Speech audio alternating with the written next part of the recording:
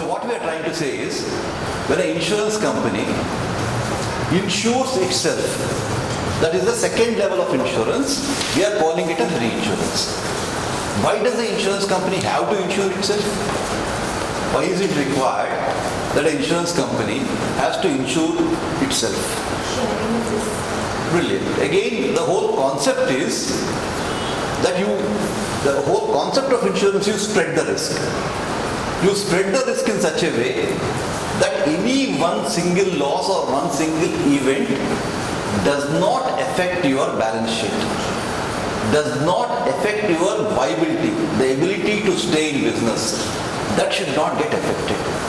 To just give an example, you have Reliance Jamnagar.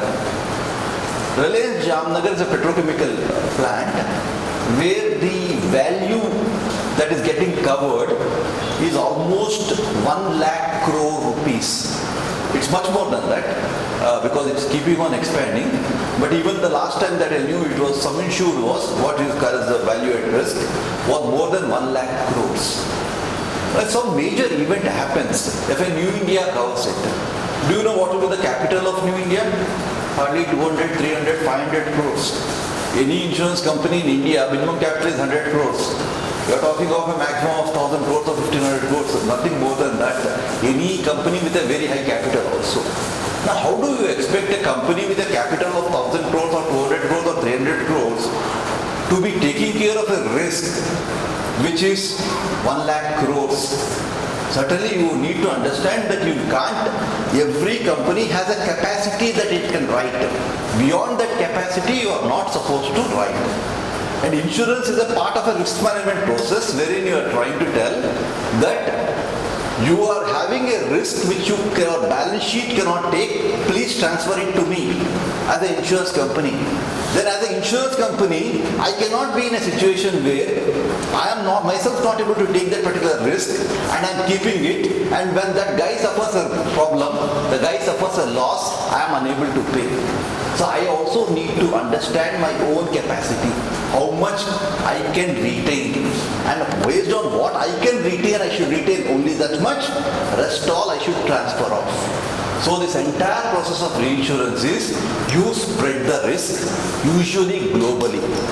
That is the reason why if you have a major earthquake in Gujarat, a major earthquake in the National Capital Region, a major earthquake in Assam, a major flood in Chennai, a major flood in Uttarakhand, a major flood in Mumbai, a cyclone in Orissa, none of these events really badly affect an insurance company. Fundamentally because the insurance is spread worldwide.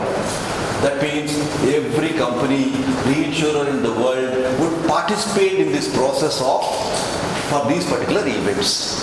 Same is the case. For example, if a California earthquake occurs, GIC Re will have a participation. So India also participates. When you have forest fires in California, you have forest fires in Australia that you are seeing, you have floods that take place in Thailand, you have earthquakes that take place in Japan.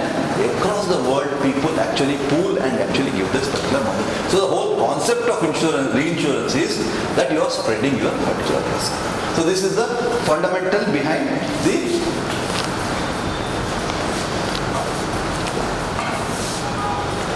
So the first chapter that we have in reinsurance, what we call as the introduction to reinsurance is the different types of reinsurance. So what we will try to look for is what are the different types of reinsurance. Before we get into it, let's introduce reinsurance. So reinsurance is nothing but insurance for the insurance companies. It's the second level of insurance. It protects the company which is getting reinsured is the primary insurance company. You can also call it as a direct insurance company. You can also call it as a cedent. Why do you call it the cedent? Because he's ceding a part of his risk to somebody else. So he's a cedent.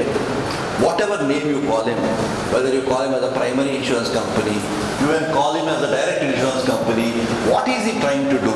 He is trying to protect himself against unforeseen or extraordinary losses. He is trying to, you don't need to write down all this, you can take these slides with you. What you need to write down is something which is beyond what the slides are talking about. if there's something that I'm talking, because none of these slides are answers. These slides are only pointers. So you have to write much beyond what is there on the slides. So that is the only part that you need to write down, not what is already there on the slides. Okay, now coming back to this, it makes a very, very important point that it is trying to protect the primary insurer against unforeseen and extraordinary losses. What is this extraordinary means? Basically, it means when you talk about risk, you talk about frequency and severity. We are not really talking about the frequency losses. We are usually talking about the severity losses. These are extraordinary losses, severe losses, catastrophic losses, large losses. This is what you are protecting yourself. For small losses, for frequency losses, you can price yourself. You can price your product in such a way that your pricing should take care of the risk. Whereas when it's an extraordinary loss, when it's something beyond a very severe loss, something that happens once in 10 years, once in 100 years, please understand, if you have a loss which occurs once in 100 years, when you talk about a Mumbai floods or a Chennai floods, we say return period is 50 years of Chennai floods. What do you mean by that? We mean a flood of that intensity occurs once every 50 years in Chennai. When I say Mumbai floods is once in 100-year event, I mean a return period of 100 years of that intensity happens once every 100 years. Now I hope all of you will agree that you can only spread the premium. You can't ensure to cover that particular thing, that 1 year, 100-year event. You spread that premium across the years. So that's the reason why those extraordinary losses have to be protected by somebody else. That somebody else will be the reinsurance company. So this is the first thing that you need to understand. Second thing is the guy who is providing this reinsurance is called the reinsurer.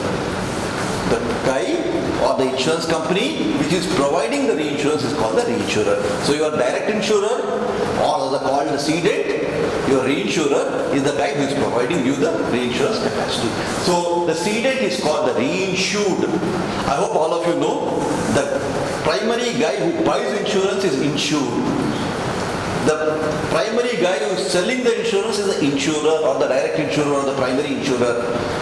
The guy who is actually buying reinsurance is called the reinsured. So what you are trying to say is, so welcome back. So it's the same students again, year after year. Okay, that's good. Yeah. So coming back, so the person who is actually buying reinsurance is the reinsured.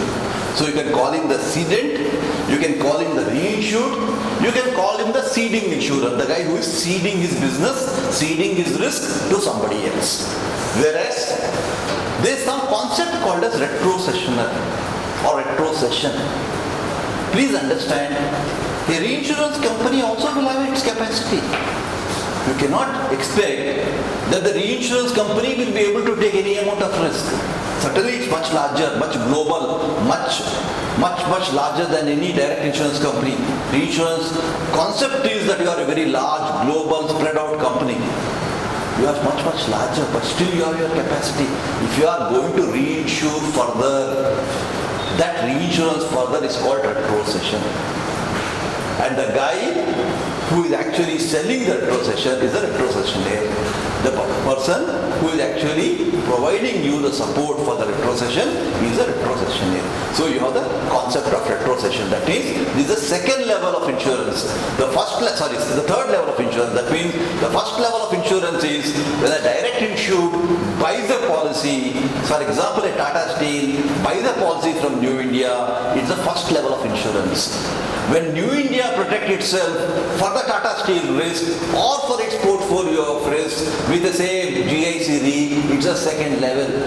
When GIC Re buys it from Munich Re or somebody else, it's the third level of reinsurance. Though I have given you examples as if one person, one reinsurer buys the entire New India portfolio, it's not. Again, different people participate at different levels. As we go further, you will understand that. But most importantly, you need to understand that fundamentally, the second level, that means a reinsurer, further reinsuring, is called the retrocession. The next thing is, reinsurance we need to understand is a global business. You cannot have a local reinsurance business. You can't say I'm a reinsurer for India. That's the reason why GIC is the 10th largest reinsurer in the world. Its aim is 50% of its business has to come from outside India. If you can't say that I'm a reinsurer, I'm a large reinsurer, I will do business in one country. Because the whole concept of reinsurance is spread of risk. So it is a global business. It is not a local business. And next important thing is, it reflects the true reflection of spread of risk. That is what I said. A California earthquake, a cyclone in US, a earthquake in Japan, a flood in Australia or New Zealand, a earthquake in India, a cyclone in Orissa, any of these, the risk spreads out across the world, and across the world you get money from different insurers and reinsurers which are participating in the risk. So whenever you talk about severity, one of the examples of severity is the aviation business. An aeroplane falls down. You are talking of a huge loss in terms of the value of the aeroplane itself. But you are talking of a much bigger loss in terms of the liability that you have towards the passengers and their families.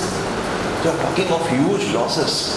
So when you have such huge losses, you can't have one insurance company taking that over. You need to have that actually spread out. Am I clear here? So fundamentally, in short, reinsurance is a global business.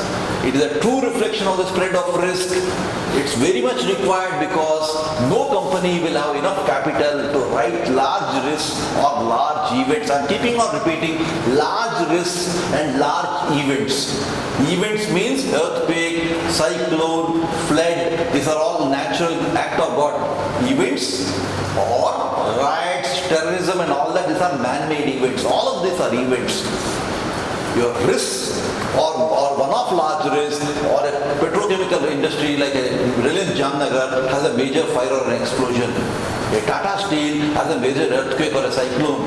Each of these are basically single risks which are affected. A single risk can be affected, a portfolio of risk can be affected in an event, or a one large loss can be badly affected. For both of the things you need reinsurance protection. Am I clear?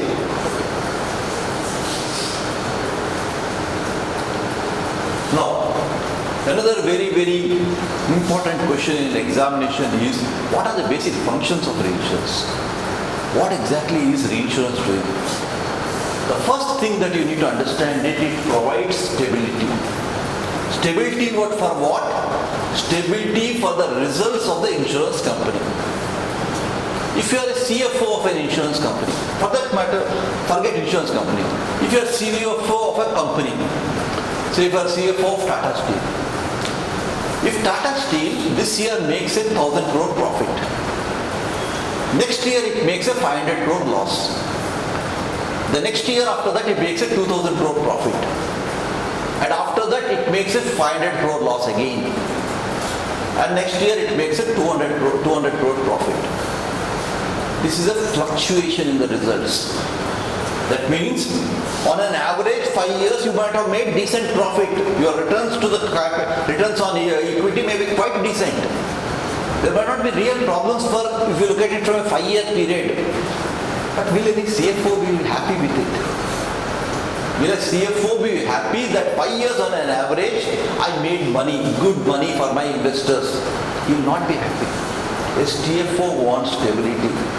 They would be more happy wherein steadily your profit is increasing year by year, your top line is increasing. I would not want a sudden 100% jump one day year and a 50% minus next year. I'm not very happy with it. Why am I not happy with it? I'm not happy with it because I can't plan my business with such results. I will never be able to plan my results because when your losses are high, in most business, you need to pump in capital. If your results are bad, your net equity falls down, you need to pump in capital. If you are pumping in capital when the next year when the results are good, it is not so easy to take out capital. Taking out capital should be in the form of some dividends or something. It's not easy to take that out. So you can't keep on bringing in money, taking out money, bringing in money. That's the reason why if you want to plan your business on a long-term basis, you need to have stability in your results. what reinsurance does is it provides that stability in your results. So first function of a reinsurance is that it provides stability, avoids fluctuation in loss ratios, stabilizes underwriting results, and thus undertakes better medium to long term planning. You are able to decide how much capital I'll bring in different years so that I'm growing my business rather than taking in capital, taking out capital, all this stuff. Bringing in capital usually, remember, is an easy thing. Taking out capital is the most difficult part of it. And hence, if you want to have a stability in the results, there cannot be a better solution than reinsurance. So this is the first basic thing that we do. When you are doing it, you can either reinsure an individual risk. Individual risk means I reinsure Tata Steel. I reinsure Reliance Patalganga plant. I reinsure a Tamil Nadu paper board limited. So these are all cases of individual risks which are large enough. My balance sheet cannot take it. I am reinsuring. I can also reinsure a class of risk. Class of risk means I have a portfolio of my property book. I hope all of you know there's a different classes of risk of business.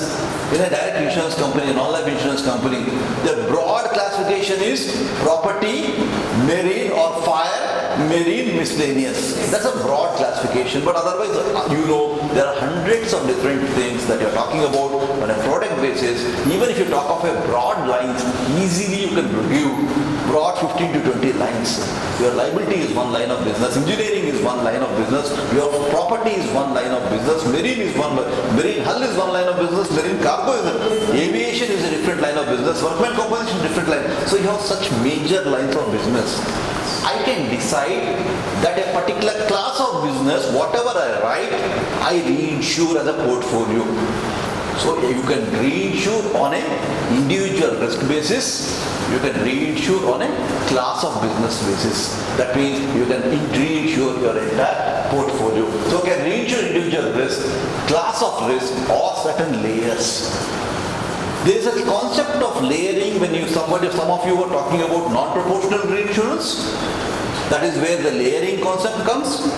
When we get into non-proportional, I will describe you how exactly layering is done. But at this stage, it is suffice to understand that you can layer the risk. That means if Reliance Jamnagar has, why Reliance Jamnagar, a smaller risk, say for example, Dr. Reddy's lab in Hyderabad has a sum insured of 1,000 crores. The layering would be, for example, if I am able to retain 500 crores, I can layer it and say 500 crores excess of 500 crores. What it means is I am retaining the individual 500 crores. Beyond 500 crores, I am giving it to reinsurance. This is called the layering. We will go into layering slightly later in a more detailed way. At this stage, it suffices to understand that reinsurance can be for specific layers also. So you can do it for a class of business, you can do for individual risk, you can do it for certain layers. And please understand, the effect of reinsurance providing stability to the results of an insurance company is most visible during Nat Cat events. Whenever you have a major Nat Cat event, the stability that the results are provided by reinsurance is very, very visible. To just give an example, when the Mumbai floods occurred in 2005, in that particular year, if there was no reinsurance, the loss ratio of all the insurance, the market that you talk about, of the non-life insurance companies, would have easily been 150%. Whereas normally every year your loss ratios are around 60 to 70%. So from a 60 to 70% in one single year, 2005, your loss ratio would have jumped to 150%. Whereas because of reinsurance, 60 to 70 became 72, 75 and all that, it did not go up. So your stability in results is very, very clearly visible whenever you have a Nat Cat event. Same is the case. For example, in those days, 2005, the market loss of Mumbai floods was around 5,000 crores. Whereas the way inflation has taken place, the way the exposure has increased in India can be really understood. The Chennai floods of 2015 were not as large as the Mumbai floods of 2005. Much smaller scale. Still you had a 5,000 crore loss. You had a Uttarakhand flood, even in a place which is not such large, you had almost a 3,000, 4,000 crore loss. You had a Jammu and Kashmir floods, where you had a easily 3,000, 4,000 crore loss. That means you can have major events today which can easily lead to a market loss of 30, 40, 50,000 crores. That is, it can be much larger. In US it will be much larger. It will be billions of dollars because the exposure is higher, the insurance penetration is higher, so the numbers will be much larger. But even in India, you will find that if such a major event, fortunately, India after 2005 has not really seen a very major event. You had almost regular events, lot of floods in many cities, but you did not have a major NatCat event. A major NatCat event is not in some Himalayas you have a major 8 Richter scale earthquake. You need to have an area where your exposure is high. For example, in the NCR region, with Delhi as an epicenter, you have an earthquake. You can imagine your NCR region has huge amount of exposure because you have all high-rise buildings across Gurgaon, Faridabad, Noida, Delhi, and if something of that sort happens, a 7 Richter scale earthquake happens, that's a major event. You have a major, Gujarat is highly industrialized, you have a major earthquake, 2001 you had an earthquake, after that you didn't have it. You have a major earthquake, somewhere in the epicenter around Baroda or Ahmedabad where you have a lot of industrialization, you can have a major 30,000, 40,000, 50,000 crores will be a small number that you talk about. So that's the reason why you can have a major impact as far as the loss ratios are concerned, and reinsurance provides you that particular stability. Second function of reinsurance is to provide capacity. As I told you, every company will have a limited capacity. Capacity is never unlimited. Capital is never unlimited. Resources are never unlimited. You will always have to work with limited resources. You have to work with limited capital because capital is used somewhere else. No investor is going to pump in and say to the people working that you have enough, any amount of capital, you ask me, I give you. Because everybody will ask, if I am giving you capital, what return are you giving me on capital? So capital is always scarce. You need to optimally utilize your capital. If you are optimally utilizing your capital, you need to understand that your capacity to write business is limited. If a new company comes with 100 crore capital, it may hardly be able to write a risk of 5 crores or 10 crores. Now, any risk, I hope all of you understand, even an IRM building with a simple risk may have a 100 crore or 50 crore sum insured. So if you have a 100 crore sum insured over here, if I can only write 5 crores, that means I can only write 5% of this risk. You can't compete in the market writing 5% of the risk. So you need to ride on the shoulders of somebody else, and that somebody else is your reinsurer who provides you that capacity. Not that reinsurer will say take any amount of capacity. Reinsurer also looks into how much freed is happening in terms of premium. Based on that, he will also provide capital because the capacity is linked to capital. That means if I am giving you a particular capacity, I am setting aside some capital for that.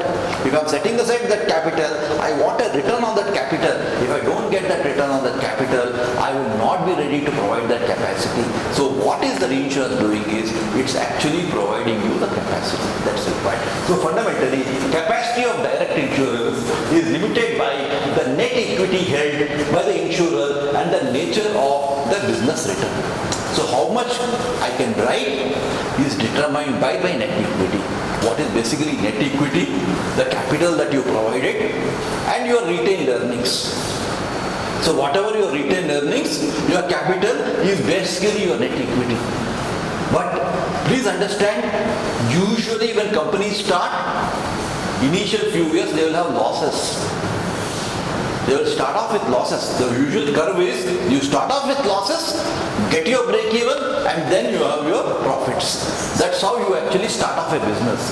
So when you are starting off with 100 crore capital, In the first of all, even your pre-operating expenses itself, setting up your office, setting up your IT system itself will eat away 15-20 crores. Your net equity has fallen from 100 crores to 80 crores even before you have started your business. First year of operations, you may have another 20 crore loss. So it's not that the earnings are there, it's actually eating away into things. It is then minus losses. So from 80 crores it becomes 60 crores. So that is that net equity. That is going to limit how much business I can do. It is that for this reason you need to understand the company which has have a larger history will be able to write much more higher capacity fundamentally because its retained earnings of every year will keep added up, and that is going to help them in terms of ensuring that they are able to write higher capacity year after year. So fundamentally understand the capacity of an insurance company to write business is limited by the net equity that it has. And second thing is, it is also not just the equity, you need to understand that the accumulation itself will limit your capacity. That means I may decide, I'm a small company, I don't want to write large risks. I can decide, it's an underwriting policy I can take. I can say, I don't want Reliance Jamnagar, I don't want Tata Steel, I will write all small houses that are there, whose value may be hardly 2 crores, 3 crores. I will only write office spaces whose value may be only 100 crores. And I am able to retain it, assume. I can decide that. But please understand that I may write thousands of such risks, and an earthquake happens in Hyderabad. In one event, 100 risks, 200 risks, you may have buildings cracked, buildings collapsing. You need to pay it. So that is the accumulation. So even if you are deciding that I am only going to write till my capacity, I am not going to write beyond, still you need reinsurance because your capacity is limited by accumulation. And because of accumulation, at least you need to buy what is known as a catastrophic excess loss so that you are able to protect yourself for your NatCat or man-made events. I give examples of NatCat events. Don't assume that these are the only events. Your riot strikes are also man-made events. They are also events. Your terrorism is also an event, man-made event. So fundamentally, either it's an act of God event or a natural event or a natural calamity or a man-made event.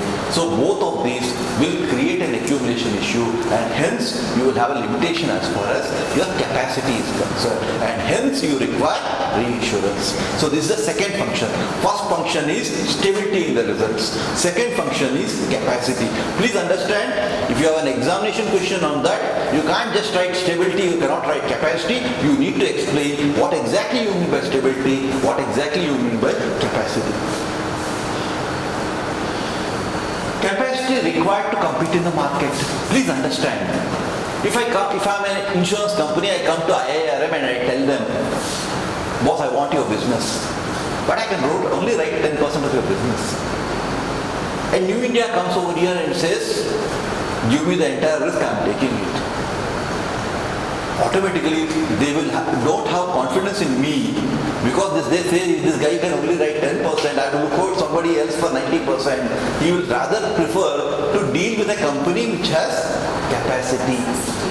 And that's the reason why higher capacity helps you to compete in the market. So you require badly capacity if you want to write business. Even I remember when the private companies came in, and because before private companies came in, only the public sector was in the market. Public sector didn't have this concept of capacity. All of us worked in the public sector, we didn't have this concept of capacity. You are thinking as if government of India is there, they are the owners of these companies, they will pump in capital whenever you require it. Now the world is telling that even government of India is not going to pump in money when you require it, and that's the reason why you need to close down companies. So when a Tata AG used to go to business to the client and used to say, I can write 50% of your business, they used to be very tough, they used to find it very tough, which was a very technically right statement to make. They are telling frankly, very clearly that this is my capacity, so don't give me more than 50% of the risk. Yet people used to think somebody who never understood what capital means and telling I can write anything and everything because they believe government of India is going to take care of them. People used to believe them. People never used to believe a Tata AG or somebody who was who understood what they are writing, what business they are doing and telling. Then people thought, oh, New India can write 100%. This guy will only write 50%. It means these people are better. So this is what is the problem in not having capacity, and that is the reason why reinsurance helps you in getting your capacity.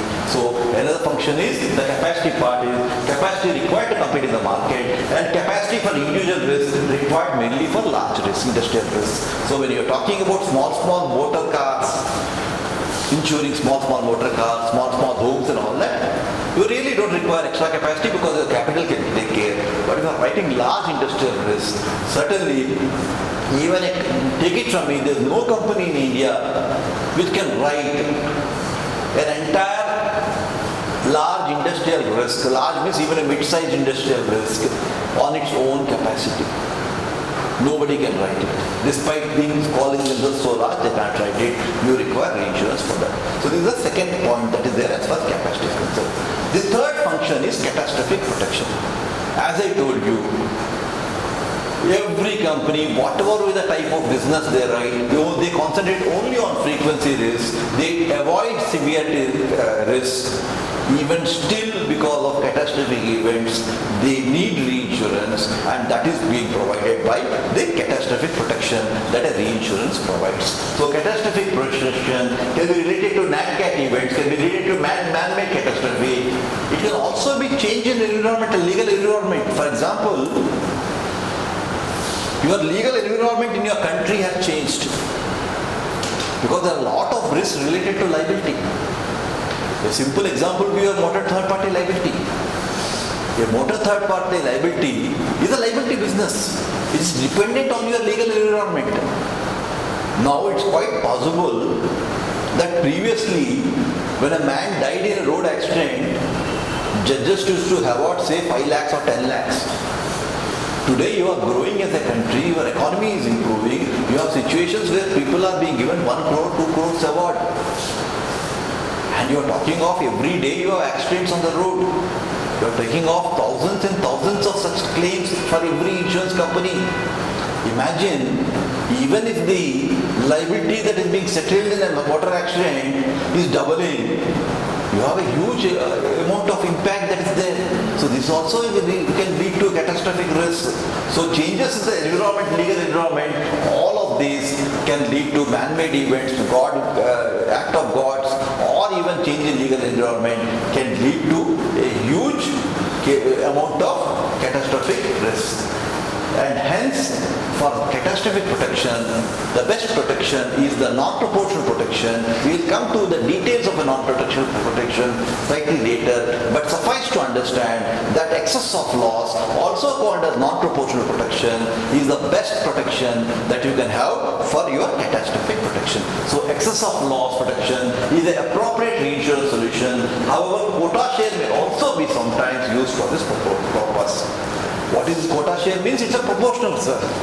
Quota share fundamentally means that I share the business, I share the risk, I share the premium, I share the claims.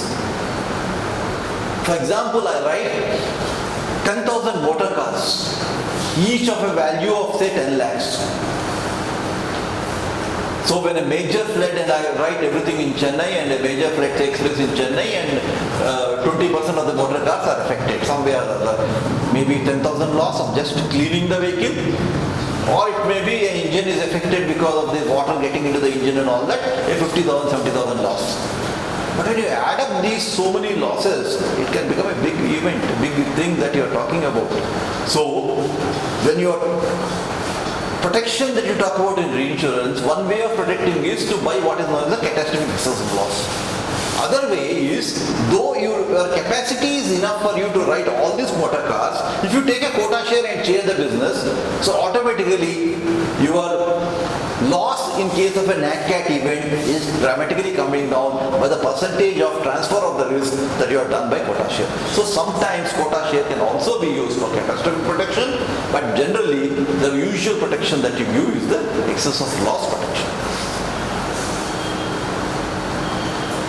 The next thing you need to understand is reinsurance can also be used for financial relief. Now, how does financial relief come in? I have one sincere request to all of you. I really don't like people peeping into the books when I'm teaching. Fundamentally, I find it a lot of students enjoy that. I never understand whether what I am teaching is on page 50 or page 50. How does it matter? Last class I was telling them that the time when you are supposed to read the book, you didn't read. The time when you are supposed to close your book and listen to me, you are looking into your books. That's something that, how does it make a difference what I'm teaching, in which page it is? It doesn't make a difference at all, is it not? So, coming back to what we are talking about, so fundamentally, it is a good tool for financial relief. How does financial relief come in? Now, when you look at this thing, you have to understand the concept of earned premium and the concept of unearned premium reserve. How many of you know what an earned premium and an unearned premium reserve is? Do you know what is the earned premium? How about you? Yeah, for example, I'll just give you an example. Suppose the policy is from 1st April 2019 to 31st March 2020. Okay? I'm taking one simple example of one single policy. We are not talking of reinsurance. When you talk about earned premium, we are talking about is a direct insurance. A direct insurance company issued one policy which was from 1st April 2019 to 31st March 2020. Now, this company, for the risk that it had returned, the sum insured was 10 crores. The premium that the client paid was 1 lakh.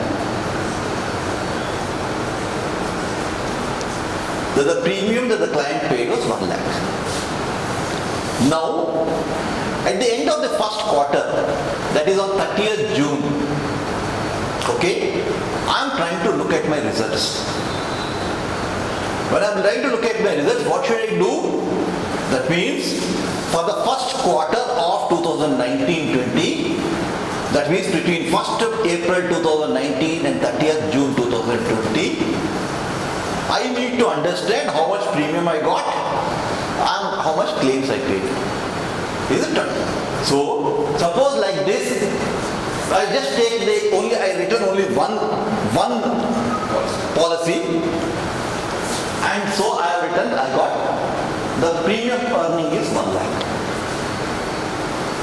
Suppose this guy made a small claim of 10,000 rupees. So, my claim ratio is 10,000 divided by 1 lakh or 10%. Suppose this guy made a claim of 1 lakh or 5 lakhs. He can make a claim much higher because based on the value. Value is up to 10 crores, he can make a claim. If he had made a claim of 10 crores, my loss ratio would be running into thousands of percentages. Now, this is a simple way in which I am looking at the premium and the claims. But is it a right way of looking at it? Because this policy is going to run not up to the first quarter, this policy is going to run right up to the next year. I can get losses any point of time. Can I assume that the entire 1 lakh has been earned by me? No. It came into my kitty because I charged the premium before the business started. It came into my kitty, but this is not my earned premium. I have earned only 1/4 of the premium because only one quarter has been over. I have only earned 1/4 of the premium. So when I consider the premium, I should consider only 1/4 of the premium, which is called the earned premium. So in this case, in the premium I should put only 25,000. But claims, can I also consider only 25%? I can't, because claims have been incurred. I already suffered it. I can still get more claims. But in the first quarter itself, that guy made a 10,000 rupee claim. So my claims continue to be the same 10,000. So what is happening is, if I got a 1 lakh premium, if 10,000 was my claim, in the original method I would say my loss ratio was 10%, whereas actually it is 10,000 divided by 25,000, because 25,000 is the incurred claim, this is the earned premium. So you should always write what is known as incurred claim by earned premium, and the number 1 lakh is called the return premium. So you have return premium and earned premium. Earned premium earns in the 1 by 365 method. That means every day you earn 1 by 365 of the premium. So like this, you write hundreds of policies. For all the hundreds of policies, the system will keep on calculating how much premium you are earning. So that is how you actually do the earning of the premium. So that means fundamentally you need to earn the premium. Every day you keep on earning 1 by 365th of that particular premium, because you have 365 days in a year. So that is how you arrive at the earned premium. Now, please understand, sometimes usually non-life insurance policies are for 1 year. You rarely have a long-term policies other than project insurance and some exceptions. Generally, insurance policies are for 1 year. But there is one class of business where policies usually run for 10, 15, 20, 25 years. Which is the class of business? This is the home mortgage business. Home mortgage business, where banks are giving loans to the home buyers. When banks are giving loans to home buyers, the loans are usually for 10 years, 15 years, 20 years, 25 years, depending upon the rest of the earning period that you have. Suppose that guy gives a 20-year loan. And I say I only give 1 year policy.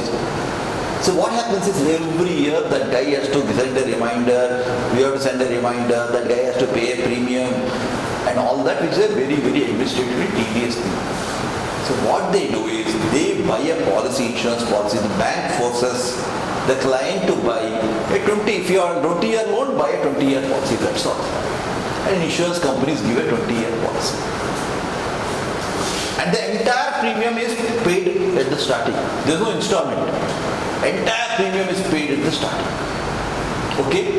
So when you pay the entire premium at the starting, and this policy is going to continue for 20 years. And when you have a policy which is continuing for 20 years, and are writing hundreds and thousands of such homes, because the bank's business is giving home loans, they give each day a few hundred loans, and each day you keep on insuring them automatically for 20 years, 15 years, 10 years and all that. Look at the profit and loss account of that particular insurance company which is writing this business. The premium will not be large. For example, the 20 years premium may be 1 lakh. From the loan they deduct it and actually give it off to the insurance company. But banks, as you know, are very, very demanding intermediaries. Banks charge huge commissions, because that is a captive business, because when I am getting a loan, I have no option but to agree to what the bank is saying.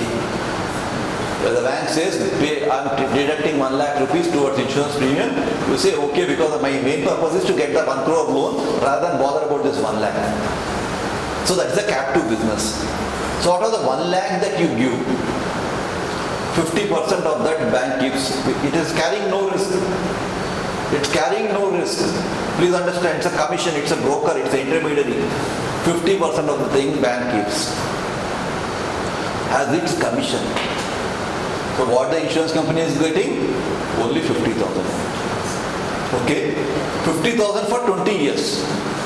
If I look at my financials, profit and loss account, and I look at the earned premium, So I got, outwardly it looks to the world that I earned 50,000 rupees for a small house that I insured, but my earned premium will only be 1/20th of that 50,000 after 1 year. If I'm looking at my profit and loss account for 1920, for the 50,000 I earned, I can only consider 2,500 as my earned premium. Because the remaining premium, I have to have it for the unexpired risk, I have to reserve it as a premium for the future. So I can only be earning 2,500. Please understand, like this I am writing thousands of risks. So your premium is, say, 2,500 in the first year. Assume home loans, home risk is a very safe risk. Actually, loss ratios are less than 10%. You don't really find many losses in the homes. That's why they are able to charge so much commission. Suppose I don't have no claims at all. Even if I do not have claims, you should have been a very profitable book for me. But look at it. What does the bank do? Bank charges it. Can I tell the bank, I only earned 2,500, I will give 50% of 2,500 to you? The bank will say, I gave you 1 lakh, 50% of 1 lakh, give it to me right now. It will not even give me 1 lakh, 50,000, it is cut and 50,000 only is transferring to me. So, my earning is 2,500, my expense is 50,000. How does my profit and loss? What I wrote was a beautiful portfolio. Excellent portfolio, isn't it? Home loan with a 10% loss ratio, and finally it will turn out to be excellent only. Because every year you keep on earning, this will keep on happening. But if you look at a yearly your profit and loss account, and as the bank growth loan book keeps increasing, you are writing more and more of new business, so your situation will not change in the first 5 years also. What is going to happen is, though you wrote a brilliant portfolio, your profit and loss account will look atrocious.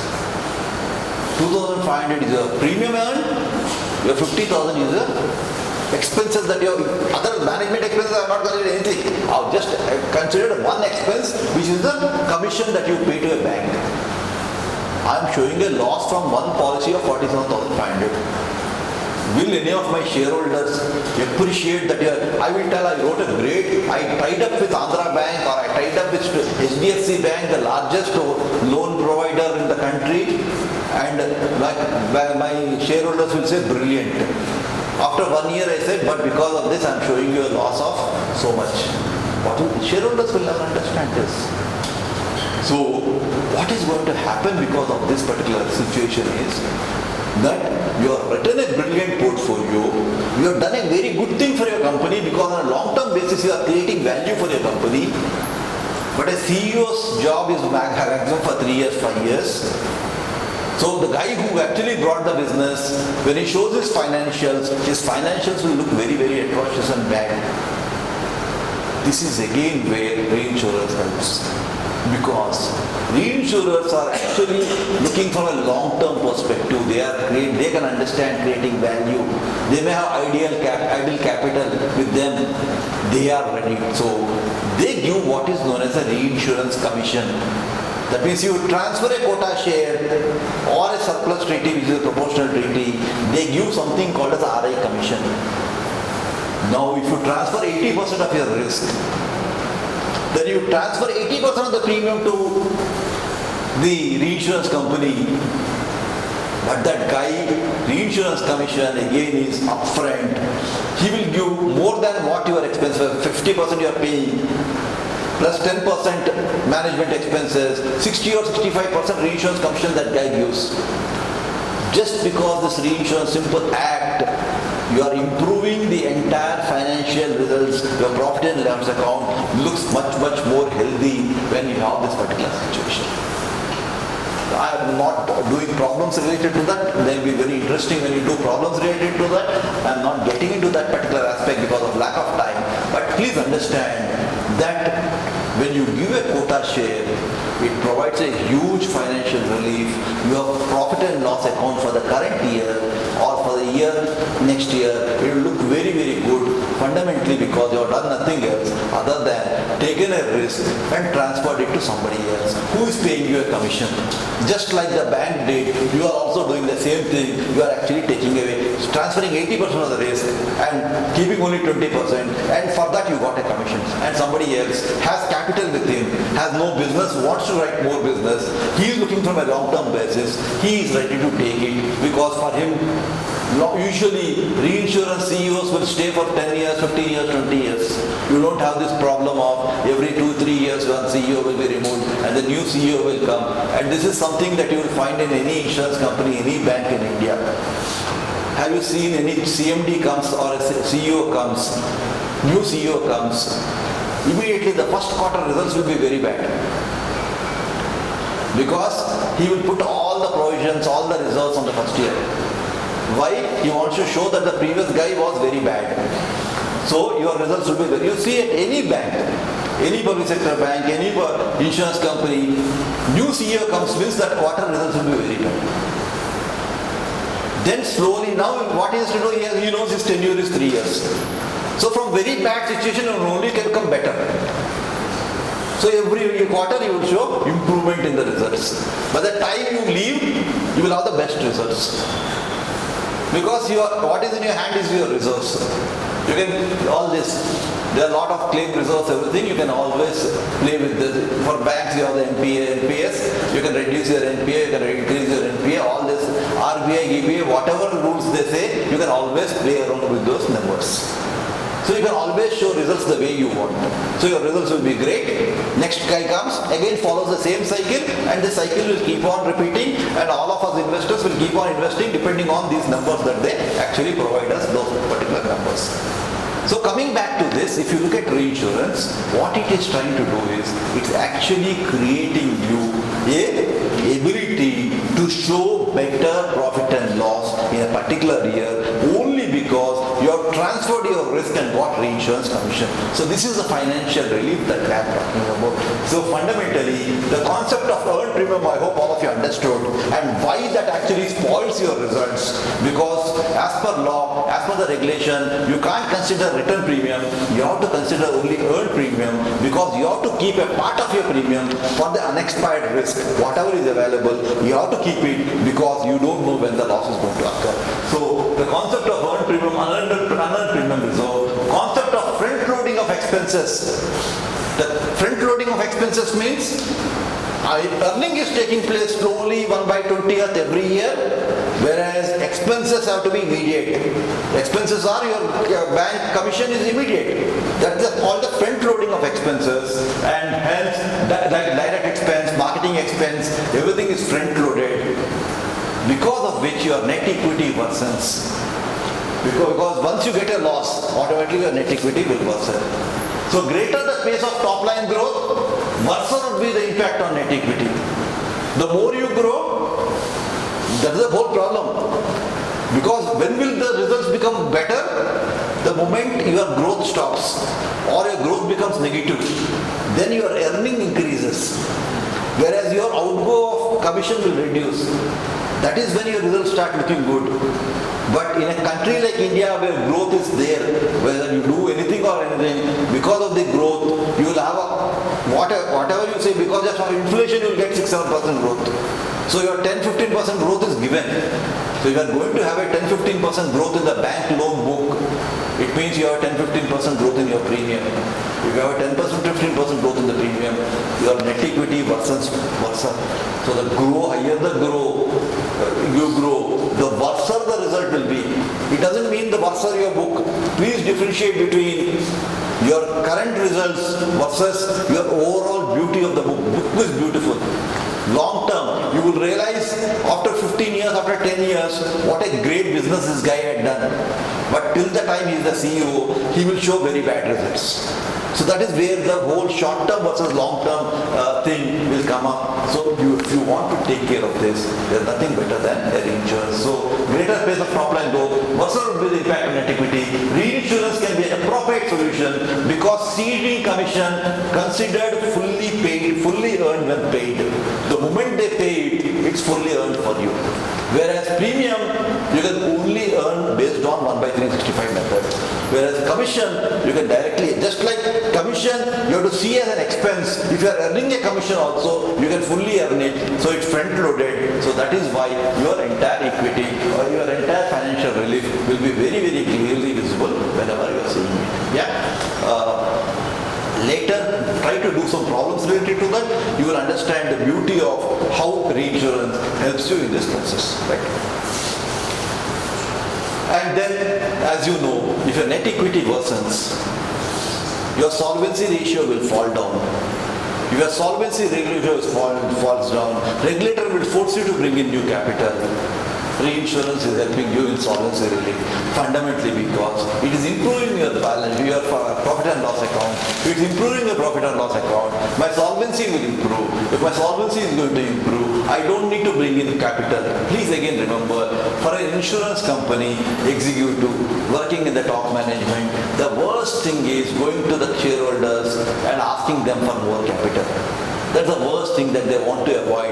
If they want to avoid, do reinsurance so that you are ensuring that you are not asking for more capital. Because the moment you ask for more capital, there will be 100 questions you have to answer in terms of why, how are you going to return me that capital? How are you going to grow my capital? So that's the questions that you don't want to answer. And hence reinsurance is a measure that you can use as a side tool to ensure that you don't ask for capital from your shareholders. Another concept is called the concept of surplus relief reinsurance, which concentrates on the time value of money and caps reinsurer's ultimate financial liability. So basically, there's another something called as financial relief reinsurance. It is not actually reinsurance. All it is doing is it's using the time value of money concept and trying to say that okay, in the example that I gave you, now you need money. As an insurance, I will pay you money. Slowly I make up that money. For that I charge the extra loading, whatever I require. So that based on, in Europe I would get say 1%, 2% return. I get in India say 5% return. I'm happy with 5% return. Give me that 5% return. I will load you now. I will pay you now and slowly I can deduct from the premium. So this is a financial relief. So there is no real transfer of risk. It's only a financial readjustment. It's more a financial job rather than a reinsurance job because reinsurance, the basic function is transfer of risk. So it's quite possible that regulators in some countries will ask you to prove that there is enough transfer of risk. Because if there is no enough transfer of risk, reinsurers will not treat it as a reinsurance deal, they treat it as a finance deal. So if they treat it as a finance deal, then that is not viewed as premium, that is viewed as a deposit account in some other way. So that's the reason why you need to prove that there is enough of financial transfer that's actually happening. So need to pass the test of adequate risk transfer to pass regulator, and hence quota share could be a good example of that. Wherein in quota share, what people do is they just use what is known as a sliding scale commission. So in a sliding scale commission, what is actually done is, for example, if your loss ratio is 70%, you give a commission of 28%. So that reinsurer will have a 2% margin. If your loss ratio increases to 71, you reduce the commission by 27 to 27, so that still you have 2% margin. 72, reduce it further. So what you are trying to do is you draw the sliding scale to such an extent that always your margin is 2%. If always your margin is 2%, is it more like a banking business or an insurance business? It's a banking business. So IRDA or the regulator will be not happy with that particular thing. So you need to ensure that you are actually doing a risk transfer. Otherwise, regulators will not be very happy, because there should be a loss in a major event and you should make money when things wrong, large losses or large catastrophic events do not occur. So these are things that you need to understand. Okay. So this is the thing as far as financial relief. And last function of a reinsurance is, reinsurers have certain expertise and provide certain services to their clients. Their clients are cedents or your underwriting of the reinsured that you talk about. They provide some expertise. What are these expertise areas? This can be underwriting support, it can be risk management support, it can be claims support, best management, best practices support and training. Please understand, reinsurers are working across the globe. So if you are working across the globe, you can easily transfer best practices of one country to the other country. They also have offices across. For example, your Infosys is writing a risk in India. Sorry, Infosys is doing business in India about a US risk. They do a lot of services for US clients. Can you not get liability claims in US? You can get a liability claims. Now, what does the reinsurer do? Reinsurer has offices in US and other countries. So they have a huge legal team. So when a claim comes, it is in their interest to support their client in ensuring that how do you handle, which is the lawyer which is best to be put, how do you understand different states or different laws, how do you understand it. So the claim support that the reinsurer support to provide could be huge. Risk surveys, risk management surveys, again reinsurers, because of the global presence, because of the global expertise, they have much wider exposure in terms of best practices in some other countries they can transfer. So they also provide underwriting support. In, for example, in life reinsurance, they do both actuarial as well as health underwriting support. That means reinsurers have doctors and with their team. So when you have specific cases where it are more complicated to underwrite, you have doctors of the reinsurers who actually support the cedents.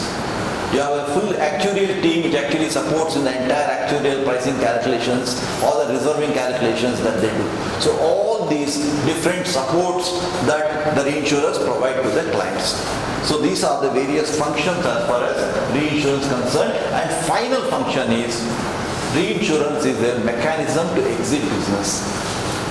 Now please understand, suppose I am a future general insurance company. I have written a lot of liability insurance. A new management came and they believe liability is a long tail business where your losses can come 10 years later, 15 years later. I don't want to get into that business. I want to avoid this business. So they will say, I will not write any new business, which is perfectly okay. That's your underwriting policy, you don't write. But please understand, you have already written the last few years, you have to service the particular clients. So that means, even when you decided that I don't want to do anything with this particular line of business, I am removing all my underwriters related to liability, I don't want to do anything with this business, still you can't really get out of it because you have to service your existing clients, because these are all long tail businesses. If you want to get out of it, you can transfer the entire book of your business to a reinsurance company so that both the premium and the claims will be handled by the reinsurance company. So if somebody wants to exit a particular line of business, then reinsurance again can be a means of exiting that business. So reinsurance is also a mechanism to exit business. Long-term liability and direct insurance struck with business, even if there's change in strategy, can transfer the entire book to the reinsurer. But it requires huge, because reinsurer will have to really understand what is the liabilities involved. So he will do a due diligence in terms of the entire book, looking into actuarial auditing of both premium and reserves, and then only concludes whether it is worth for him to be actually getting into that particular line of business. Based on that, they are going to decide that. Yeah. So what we do is, with this we completed the basic functions of reinsurers. Any questions before we get into the next topic? You said that if the reinsurer Directly? comes to pictures, Yeah. then how will these access clause apply here? Which clause? Access clause. Excess. With limitations. Huh? Limitations of the reinsurer. Will be step into the shoes of an insurer or will be act as a reinsurer? Because he will not write, he is not licensed to write any new business. So he will not write any new business. He is only servicing the existing business. It's only service. That means they already written the business, he is taking away the premium. So claims may come. Whatever claims come, he will service the claims. Like your claims adjustment company, they will do it. They will service that claim. That's all. That if you write a new business, then you will have to get into a lot of things. IRDA will not allow you to write new business. It's only a mechanism to service existing business. Somebody has got out of it, reinsurer has taken that out. That's all. Otherwise, then you need the entire paraphernalia of a insurance company to do it. Okay. Shall we get into the next topic? Yes. So, next thing is, what are the advantages to the broader economy? In the broader economy-wide context, what is the advantages of reinsurance? The first thing is it facilitates geographic diversification of risk. We already looked into that. That fundamentally any loss anywhere will be shared across the world, across the globe. That's the biggest advantage as far as reinsurance is concerned, so that it doesn't affect the economy of one country or one state so badly. If Telangana something happens, we should not have that event is actually resulting in the Telangana state getting economically weak. What reinsurance does is, it ensures that the money from across the world is coming into Telangana. Same when somebody else happens, the money from here goes over there, so that this is the spread of risk, geographical spread of risk that a reinsurance is able to provide. The second thing is, leverages specific expertise of reinsurers in underwriting pricing. The second important thing that for the economy is that reinsurers have a global expertise, have a good team in terms of pricing, in terms of reserving and all this. But in a lower developed country, you are, because of the reinsurers, where your insurance market is not grown up that much or not as much mature, for the economy it's good, because at the end of the day, reinsurers are providing all those services or all those expertises as far as this is concerned. The third thing is, it signals to customers and regulators that acceptance of primary insurance underwriting standards by an international reinsurer. For example, a Munich Re or a Hanover Re or a Swiss Re stamps a risk, agrees to participate in that risk. It is telling to the primary insured that my risk is being accepted. That means whatever primary insurer is doing is being accepted by a global guy. So it meets the global standards. Same is with the regulator. Regulator will say, if these people are participating in this, that means they have studied this particular portfolio, that particular underwriting, and based on that they are participating in it. So it signals to the regulator, it signals to the direct market that things are okay, because a globally recognized reinsurer is actually participating in that particular risk. So these are the different advantages as far as the global economy is concerned, or a wider economic perspective is concerned. What are the business characteristics of a reinsurance? So when you talk about business characteristics, it's basically, please understand, reinsurance is a mix between insurance and consulting business. No longer is the world ready to accept product as a basis for selling something. You cannot say that you have the capacity, so automatically you are getting business. Please understand, there are many direct insurers who are also global. When Bajaj Allianz is there, Allianz is a global company which is having offices in 50, 60 countries. It's not a reinsurer, it's a direct insurer. When Tata AG is there, AG is there in 60, 70 countries. So if reinsurers are telling, I am giving you the spread, I am giving you the capacity, these global players can say, we as direct players can say, we also have the capacity. So, your ability to say that my strength is my capacity, my strength is my products is no longer valid. You need to be solution providers to your clients. You need to be consultants for your customers. You need to be actually providing solutions to them. When can you provide solutions to them? When you understand their problems, when you sit with the client. This is something that I keep on telling any young student who comes in, that your biggest learnings will be with your clients. If you sit in an office, you cannot learn. You need to go to your clients to understand their problems and how do you solve their problems. That's basically consultancy. So reinsurance is not just an insurance business. It's not just the insurance of insurance companies. It's a problem solver as far as that means. I need to understand where is that single event issue which is stopping him from growing his business. Is it something that I can do because of my global expertise? If I am able to do that, that is when I get business. So first characteristic is that it is a mix between consulting and insurance. The second characteristic is the product innovation. Please understand, when you work in so many different countries of the world, you would have introduced so many products in different countries. You might have actually reinsured product introduced by somebody else. Somebody else will introduce something in Germany. I can discuss with my clients in India and say, Germany has tried this. Why can't you try this in India? So the product innovation takes a new shape fundamentally because of the reinsurance. This is the second important concept as far as characteristic as far as reinsurance is concerned, that it helps in product innovation. The third thing is the emerging risks. There are risks which are emerging. Can't be something which was emerging 2 years back, maybe not necessarily still emerging, it's already a risk that has been identified, but you can have new emerging risks that are happening. And because you are globally doing it, you will keep on having an emerging risk. For example, in the late 1990s, year Y2K problem was an emerging risk. It no longer is. But today you may find cyber risk as an emerging risk, or probably it's already emerged. Tomorrow you will find some biological terrorism, maybe an emerging risk. So every year you have something new that is coming up, and because of the global spread of this, because they can be very, very badly impacted, reinsurers have research teams in terms of emerging risks. They do spend a huge amount of money. They collaborate with research institutions to look at emerging risks, because at the end of the day, you can't make your product tight.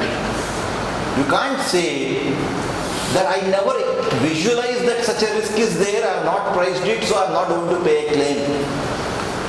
Once your contract is saying something, you have to pay it. You can't say that something has emerged, no, I never knew about it.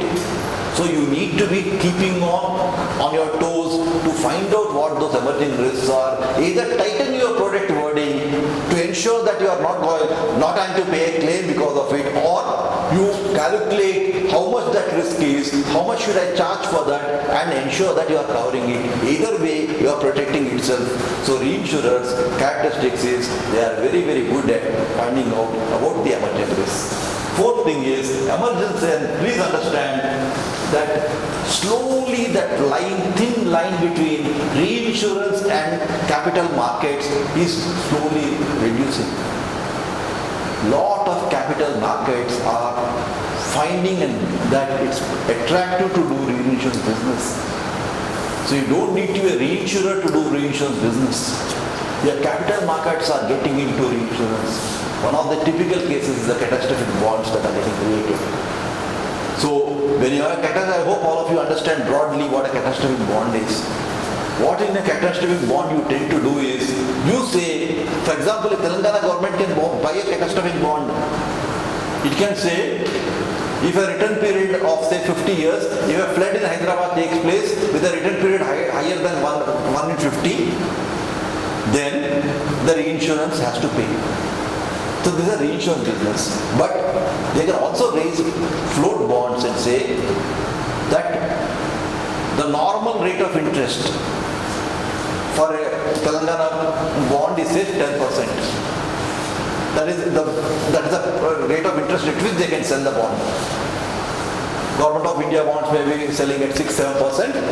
Telangana, you are not sure about the financial stability of Telangana, so they have to pay a higher return to sell their bonds. Suppose it's 9% or 10%. Now what these cat bonds will do is they will say that if no event which has been defined, say return period greater than 50 flood or an earthquake of more than 7 Richter scale happens, you are going to get an X interest. That means you are going to get 15% interest. Instead of 10, you will get 15% interest.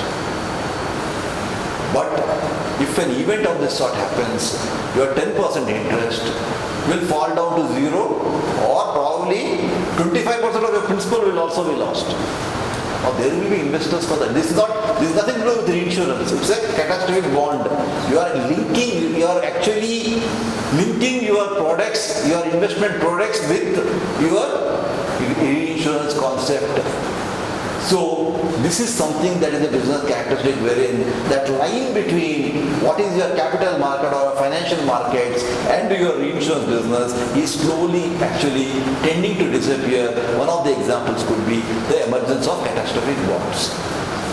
And another thing that is again the slow differentiation happening, not really appearing, is in the alternative risk transfer mechanisms that are happening.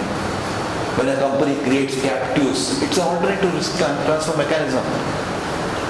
The example that I gave you, when somebody is saying that I don't want to take your risk, at a margin of 2%, 3%, I'm going to cover you. So I don't want any risk, I only am looking for, my capital is there, it is ideally lying, I want to earn something out of that capital. And for you don't want to bring new capital, so both of the requirements are meeting, you are doing it. It's not a reinsurance business, it's an alternative risk transfer mechanism.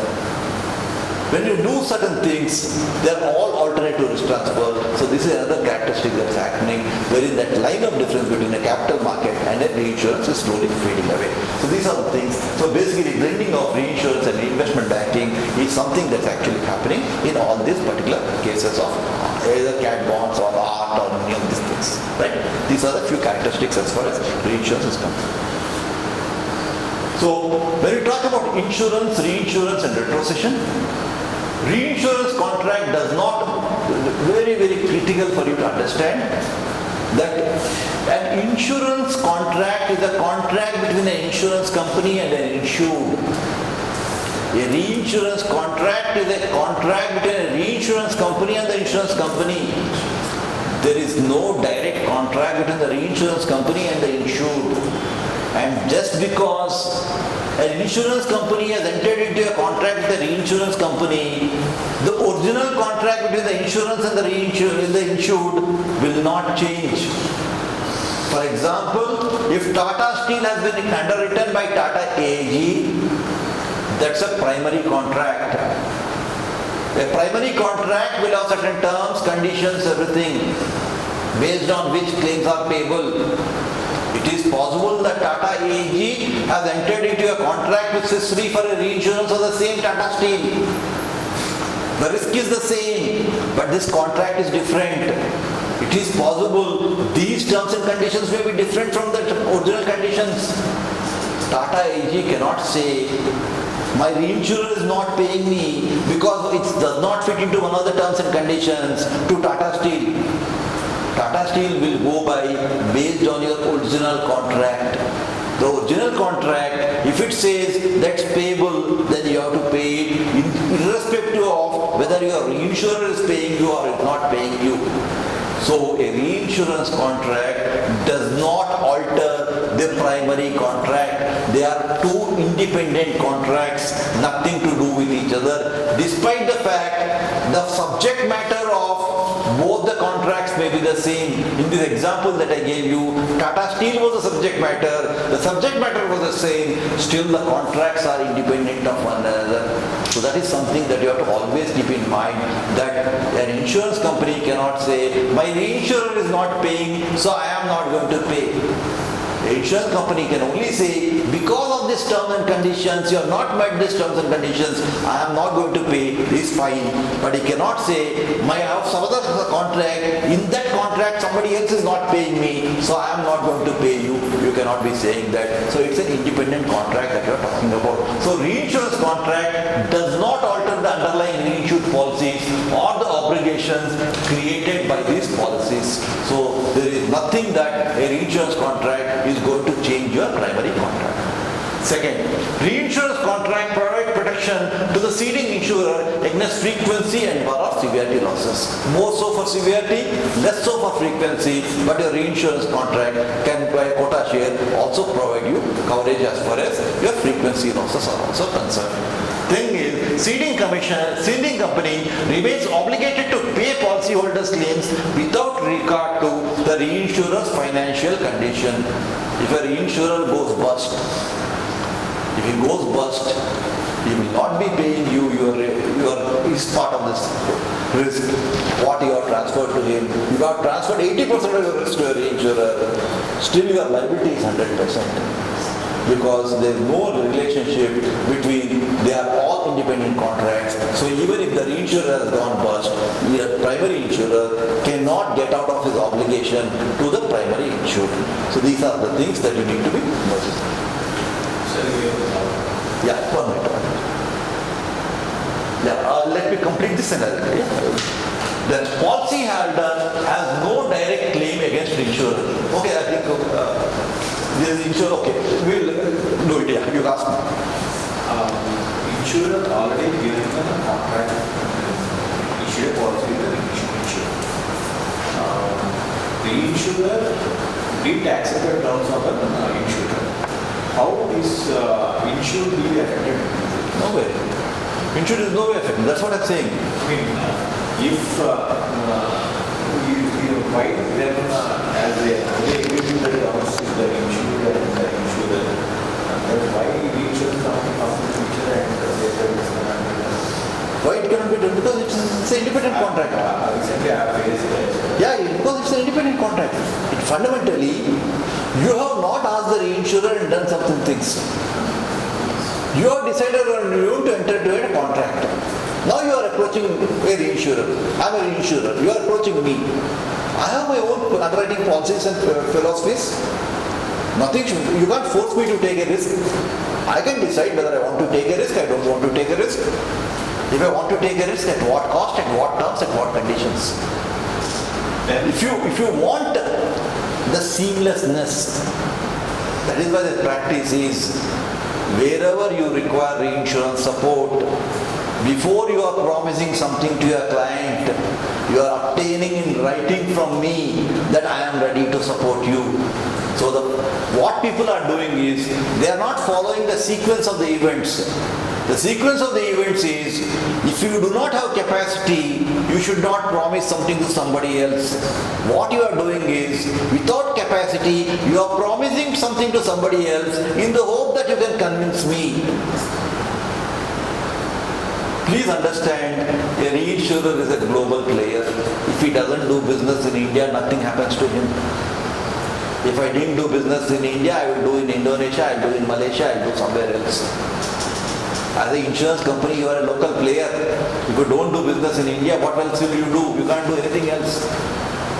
So, you need to understand that convincing reinsurers, assuming that I can convince them, may not necessarily happen. That is where the whole problems are coming. The whole problems are coming fundamentally because you need to understand your limitations when you are promising something to somebody else. If you are having a limitation, first take in writing from somebody who is supporting you, that is ready to support you at those terms and conditions. After that you promise to others. But what happens in the market is, you are sitting before a client, the client is asking you so many things, he is forcing so many things on you. You can't then go out of the room and say, I'll talk to my reinsurer somewhere in Europe, he is having a happy evening, he is not going to lift your call. So, here you are saying, if I don't promise him this, the other guy is promising, he will promise, he will get it, so I will get my business, so I will promise and I will convince somebody else. So these are the practical issues because of which you find these problems. So that's a lesson that people need to learn, is don't take anything for granted that somebody is going to just agree to whatever you are saying. It doesn't necessarily happen. And least so a reinsurance company, they are least bothered. I have worked with a reinsurance company for 10 years, none of my targets were top line. Every target was bottom line oriented. Reinsurers are least bothered whether I get more premium or not. They are most bothered whether I have created a profitability or not. Whereas your direct insurance, I have worked 20 years in a direct insurance company, your top line pressures are very, very high. You have huge top line pressure. So there's a huge mental shift that you need to create between a direct, the way you look at direct, because it's a cash flow business. Direct business is a cash flow business. Reinsurance business is a profit oriented business. So there's a huge difference in the very philosophy that you are trying to run. So don't assume that because you want to do it, because you think it's right, because you are forced by the client to promise something, you are promising and you expect that somebody else is going to accept that promise, is something that may not necessarily happen. I'm not saying that it doesn't happen. In a practical situation, you are forced, you have that particular situation, then you have to take the risk. You have taken the risk, you have to bear that particular risk. That's all. Okay?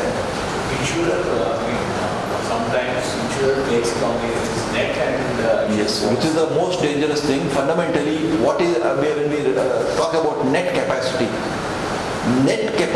is a board-driven decision. What the board is telling me is, in one single loss or one single event, I do not want a loss bigger than this. That is your net capacity. If you are taking something more because you didn't get reinsurance support, it means you have gone against your board decision. When will the board know that you have gone against your board decision? You will only when loss occurs. And you know, if God is with you, out of 1,000, only one loss will occur. If God is with you, you are in that 999. If God is not with you, you are in that one.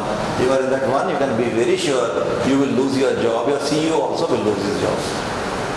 If you are not in that one, nobody will know, because in 999 cases, a lot of people do it and pray God. And that's why we say in insurance, every year you go once to Tirupati, so that God will take care of these things. Okay? So, whether you are, because that's the beauty of insurance, that all your flaws that you do will only come out when a claim occurs. Otherwise, everything will be hidden. And that's the reason why in insurance companies, it's always underwriting and claims are always separated functions. Otherwise, what mistakes you did in underwriting, you tend to cover up in claims. You tend to cover up in claims. You tend to not pay because you have done a mistake in underwriting. You will say, okay, let him go legal.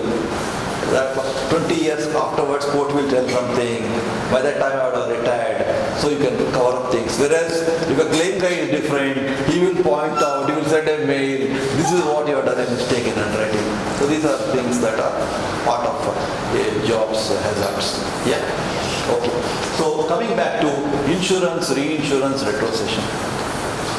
So again, policyholder has no direct claim against the insurer, against the reinsurer. So that means insured contract is only with the insurer. He cannot say, my insurer has gone bust, so now reinsurer pay me. He doesn't have any direct contract. So he cannot force. It's a different thing. Regulator may force, make arrangements to ensure that the reinsurer pays to some fund and then it pays. That's a different element. But as a contract, there are no direct relationship. There are no direct right to claim against the reinsurer. Second thing is, quantity of reinsurance ceded to a reinsurer is called cession. So what you cede is called cession. How much you cede is called the cession. Next, if cession is above the reinsurer capacity, then reinsurer may further insure a portion of that risk with another reinsurer. This reinsurer purchased the reinsurer is known as retrocession. So when a reinsurer capacity is exceeded, he is going to further reinsure, and that further reinsurance is called retrocession. So you have the second level. Now let us come into what time is your break? You started at 9. I presume it's at 10:30. Okay. Oh, it's already 10:30. Okay, then we take the break and then we restart after 10 minutes or 15 minutes. So it's 10:30, 10:40, 10:50, 10:55, 10:50 I think it should be fine. 10:50 just come back. In terms of the reinsurance, if you remember, we talked about functions, we talked about the characteristics of reinsurance. Fundamentally, different types of reinsurance mainly are facultative and treaty. And there is a hybrid between facultative and treaty called automatic facultative, or wherein you are creating some features of a treaty into a facultative account. Facultative basically means that an underwriter is using his faculty to decide whether he wants to accept a risk or not accept a risk, and if he wants to accept a risk at what price, and if he decides the price with what terms and conditions. Whereas treaty is usually done on a portfolio basis. Treaty is something called as a blind treaty. That means you decide on the macro features and then decide what are the macro features. It can be like I've looked at their underwriting philosophy, I've looked at their past results, I've looked at their underwriter, I've looked at their standing in the market. All these parameters I looked at and broadly decided that I want to participate in their portfolio. Then you can't question them at what price they are taking, because you are doing it on a portfolio basis. Whereas in a facultative, it's case by case basis. In every case, a facultative underwriter is going to look into it. This is a broad difference between a treaty and a facultative. Facultative is risk by risk, treaty is as a portfolio. So first what we do is, we will first look into one, the facultative reinsurance, and second, within the treaties, there is something called treaty proportional reinsurance and treaty non-proportional reinsurance. We will first start off with proportional reinsurance. Before we get into treaty, let's complete the facultative part of it. It's a much more simpler, it's more like direct insurance. Facultative is more like direct insurance because every risk the reinsurer is also looking at, which a direct insurer looks at. So almost like a direct underwriter does it, same way facultative underwriter does it. So it's nothing much to really know, because more akin to a direct insurer. So more will concentrate on treaty, but let's complete off facultative part of it so that is out of our way. So when you talk about the facultative reinsurance, the key features of facultative reinsurance are coverage for specific risk or policy, usually sought beyond the treaty capacity, or to cover large and catastrophic losses. As I told you, if Reliance Jamnagar has to be covered for that specific risk, they approach different reinsurers to accept part of that particular risk, because that is beyond the capacity of the direct insurers. That is a facultative reinsurance. That means then the facultative reinsurer will look into what do they manufacture, what are the raw materials, what are the processes, what are the process arts, what is the fire protection system, what are the process safety features, all of these aspects. Just like a direct underwriter will look before underwriting it, a reinsurer will also look at all of these. Sometimes he may go and inspect the risk, just like a direct insurer will have the risk engineer inspecting the risk, so also the insurer may be doing it. So everything that he does will be similar to what a direct underwriter does in a far more technical way. So this is a fun basic feature that you need to understand as far as facultative reinsurance is concerned. Reinsurer and reinsured negotiate terms and conditions. As I told you, in a treaty, you beforehand negotiate your terms and conditions. You form a particular treaty and that will be applicable for the entire year. After that you don't get into it. Whereas individually in a facultative, all terms and conditions are negotiated. That means just like an insured is negotiating with the insurer what price you are going to charge, what warranties you are going to put, what terms and conditions you are going to put, this is acceptable to me, this is not acceptable to me, somebody else says I will take it without this warranty. All that same process will come into the reinsurer. So you are approaching reinsurer and saying that who is ready to accept at these terms, or reinsurer may say I am not accepting at your terms, I want more premium. Then if you have alternatives, you may go to other alternatives. If you don't have alternatives, even with a more premium, you may come to him. Somebody may say, your excess, which is the deductible part, is only 10,000. I don't accept such small excess. I want 1 crore. Then the loss between 1 crore and 10,000 will lie on the net of this. So these are differential terms. So every case, a reinsurer and a facultative has a right to decide his terms and conditions. It is best that they match. That is the best situation. 90% of the cases they match, because otherwise it becomes very complicated. But it doesn't mean that they have to match. So that is the negotiation process that happens, wherein you are trying to ensure that whatever you offer to your insured is something that a reinsurer is also offering you. Then there will be no mismatch. So when you pay a claim, automatically the same terms and conditions are there. So you get a claim from the reinsurer. That is the best scenario, but it may not necessarily happen in every particular case. Underwriting by reinsurer done at risk level. In a treaty, it was done at a portfolio level. Here it is done at a risk level. That is every risk, as I told you. They will look into every aspect: process safety, plant safety, fire protection, flood protection, your storm, wind perils protection, earthquake protection. Everything is looked into, just like a direct insurer will look into it before he is accepting a particular risk. So at a risk level, underwriting is done. Next thing is lead terms, and please understand, it is not that when I give you an example, GIC Re has insured, reinsured, or Munich Re has reinsured, it doesn't mean that GIC Re will take the entire risk or Munich Re will take the entire risk. Usually it is all shared. GIC Re will say, I will take 20% of the risk. Then Munich Re will say, at GIC Re terms, I am taking 10% of the risk. Hanover will say, I will take 5% of the risk. Swiss Re will say, I will take 10% of the risk. Like that, you will have so many people giving, total will add up to 100%. So the guy who actually sets the lead terms, on whose basis others are following, he is called the leader. He is also called as a lead reinsurer. So guy who is leading, that means he quotes the terms. There may be more than one people who are quoting the terms. They can all be quoting the terms. They are the lead markets.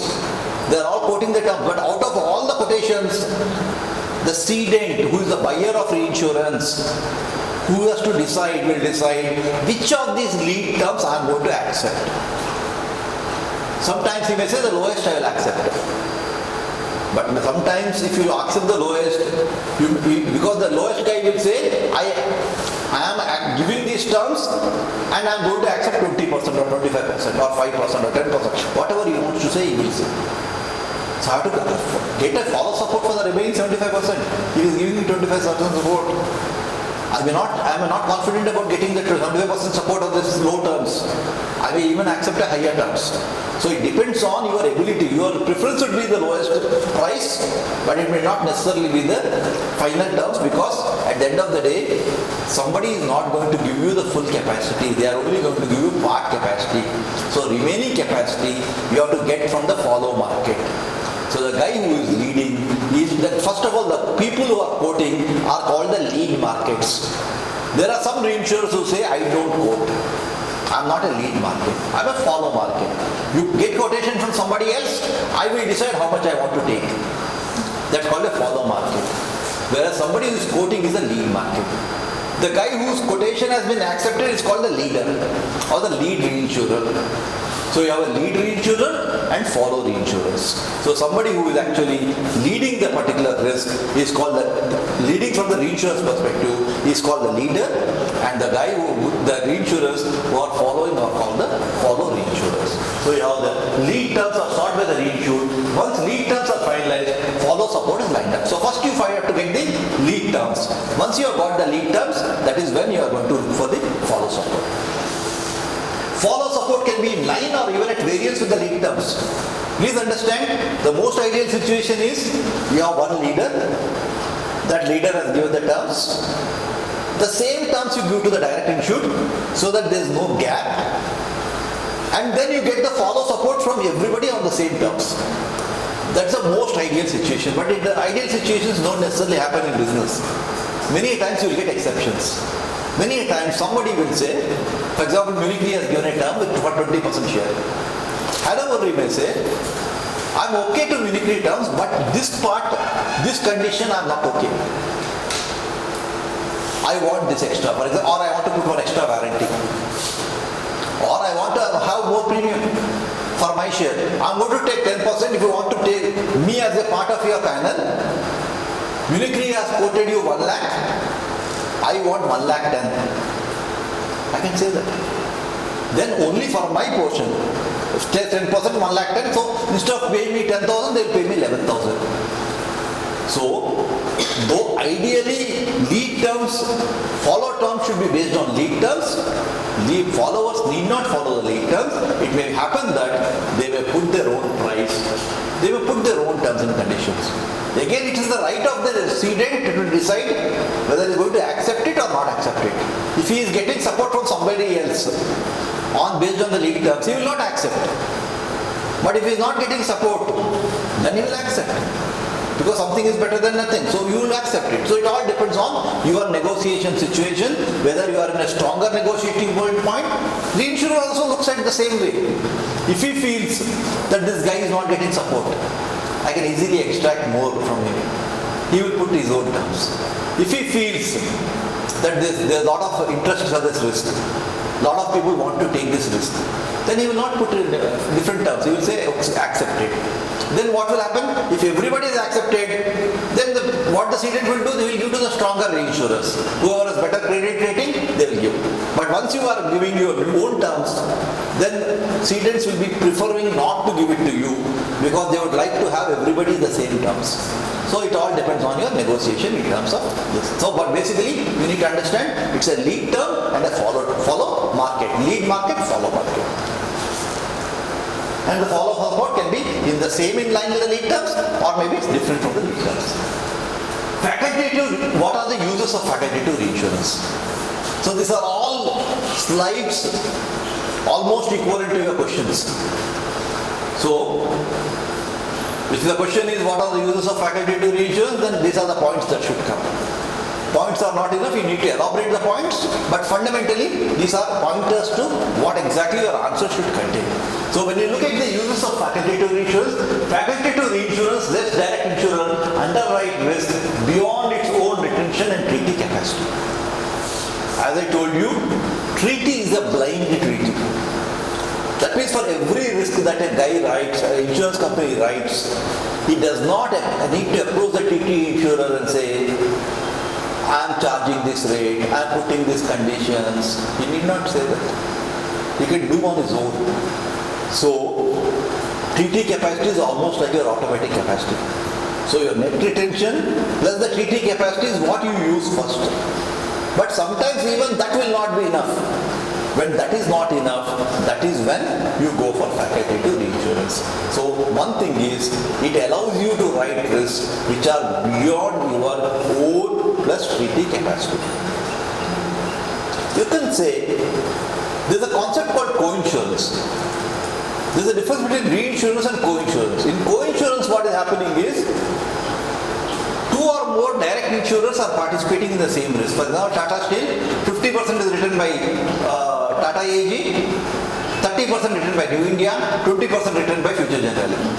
This is called coinsurance. You can always say that instead of reinsurance, you can directly do a coinsurance up to your capacity so that your capacity plus treaty capacity is all you use. Facultative guy acts smart. Facultative guy will ask for more premium. Why do I go there? It is also possible that happens in the market, but please understand, all the direct insurers are your competitors. You would rather prefer to take the full risk and keep with you so that the competitors do not have any information about that risk, and do a reinsurance who is your partner. A reinsurer is a partner, a co-insurer is your competitor. So you rather share the risk with your partner rather than with your competitor. And that is why whenever you get a chance, you would rather prefer to keep the 100% risk. Who gets co-insurance is determined by the insured. Insured will. If the insured says, I'm only going to give you 50%, you can't do anything. But if the insured says, I'm giving you 100% and you say, no sir, I can only take 50%, give the remaining 50% to somebody else. That means I am allowing a entry to my competitors. I would rather prefer that I write the entire 100% and do reinsurance, and that is what the capacity that the reinsurer is giving you. Because they are partners, they are not competitors. They are not competing in the direct market. They are not competing with the same client. Somebody else is. I would rather prefer to partner with them rather than with co-insurers. So another important aspect is there are a lot of treaty exclusions. For example, in a treaty they will say, you can write. You don't need to tell me. You don't need to come to me. You can write your own whatever you want to write, provided you are within the terms and conditions of the treaty. Suppose the treaty will say transmission and distribution lines not to be covered. Suppose the treaty says mining risks not to be covered. These are all called treaty exclusions. That means some of the higher hazard risks, they will just say are excluded. You can't write them. So for that again, you can use facultative reinsurance because they are treaty exclusions. You can use it for facultative because facultative guy anyway is looking at every risk. He is going to price every risk. He is going to look at terms and conditions for every risk. So it doesn't matter for him whether it's a high risk or a low risk because he has an ability to price it.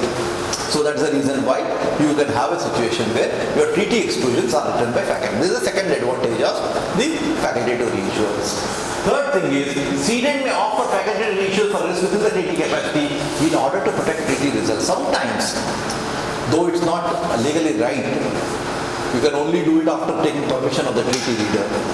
Sometimes you can say, there's a risk in, say, for Adani Power in Gujarat. Now this is, I think if I'm not wrong, 600 megawatt, there are 8 units, 4,800 megawatt in one single complex.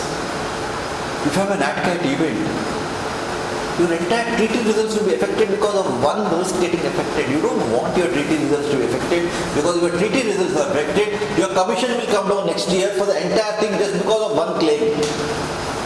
So many a times what people will do is, they will say Adani Power, though I can put it in the treaty, I don't want to put it in the treaty, I will write it separately, just to protect my treaty results. I know it may happen, may not happen, but if it happens, one risk is spoiling my entire book of business. You have to tell the treaty readers that I'm doing it for this reason, they will agree for that, but you need to tell them and do it. So fundamentally, sometimes it is also used, though it is within your treaty capacity, you may take out some higher risk, higher severity risk, and then put it into facultative, so that your book of treaty is not badly affected because of one or two claims. Treaty can be affected because of large number of claims, but one or two claims should not affect your treaty results. Because then next year, getting capacity becomes difficult, getting proper commissions become difficult, your terms and conditions become more difficult. You don't want to spoil your entire book because of one or two risks. So those risks you take out and put it as a part of facultative. Because facultative is every case one by one. So you don't need to worry. If you lose only that one particular risk. Whereas if treaty, your terms are getting hardened, then every risk you will be affected because of that. So your portfolio will be affected because of that. Cedent may buy facultative reinsurance to protect its own net exposure. Normally facultative reinsurance, please understand, when you have a treaty reinsurance, then you have your net, you are having something to your net. Remaining part you are transferring to reinsurers. So what you have to protect is what is to your net. You don't protect what you are transferring to the reinsurer because that is his headache, not your headache. But sometimes some people theoretically protect facultative for both their exposure as well as reinsurer's exposure. This is theoretically happening, but practically it doesn't happen because no reinsurer would like it ceded to the small guy. Reinsurer is a very large company, a small guy to decide protection for himself, for him also. So fundamentally, it's usually for net result, but sometimes they say to protect non-net as well as treaty and reinsurance exposure, unless contract terms are contrary, facultative will perform first before treaty performs. So normally because facultative is risk by risk, usual condition is first facultative will perform, then only treaty will perform, whenever you are doing this. Yeah? Next question is advantages of facultative reinsurance. This type of reinsurance advantages to ceding company, since it can pick and choose as to which risks are to be reinsured and which which risks are not. As far as cedent is concerned, because it is risk by risk, it can decide which risk you want to reinsure, which risk, whereas in treaty, everything that falls in a, for example, a fire treaty, every risk which falls within the parameters of the treaty, you have to compulsorily cede as per the agreement. You have no choice. Whereas facultative, you can decide which risk to cede. If it's a better risk, I keep it myself more. It's a worse risk, I try to cede out. Not that somebody else is fool to take a bad risk, but at least there can be perception change of difference between the risk. I may think something as bad risk, somebody else may think something as good risk, and that is how all your investment happens. So the same way in the insurance, that you can have a situation where you can choose what risk you want to retain, how much you want to retain, how much you want to transfer. So this is the advantage as far as cedent is concerned. Second thing is, it is advantageous to reinsurers because they can apply underwriting judgment case by case and may accept or reject. This is not so in treaty. For reinsurers also it is good because they can decide every case whether they want to accept, they don't want to accept, if they accept at what price, if they decide the price at what terms, what conditions, they can do it. So this is the advantage for the reinsurers. What are the disadvantages of facultative reinsurance? Yeah. We decide insurance, facultative or First, always it will be going to the treaty. Because you will always prefer a treaty because you don't need to answer anybody, you don't need to ask anybody.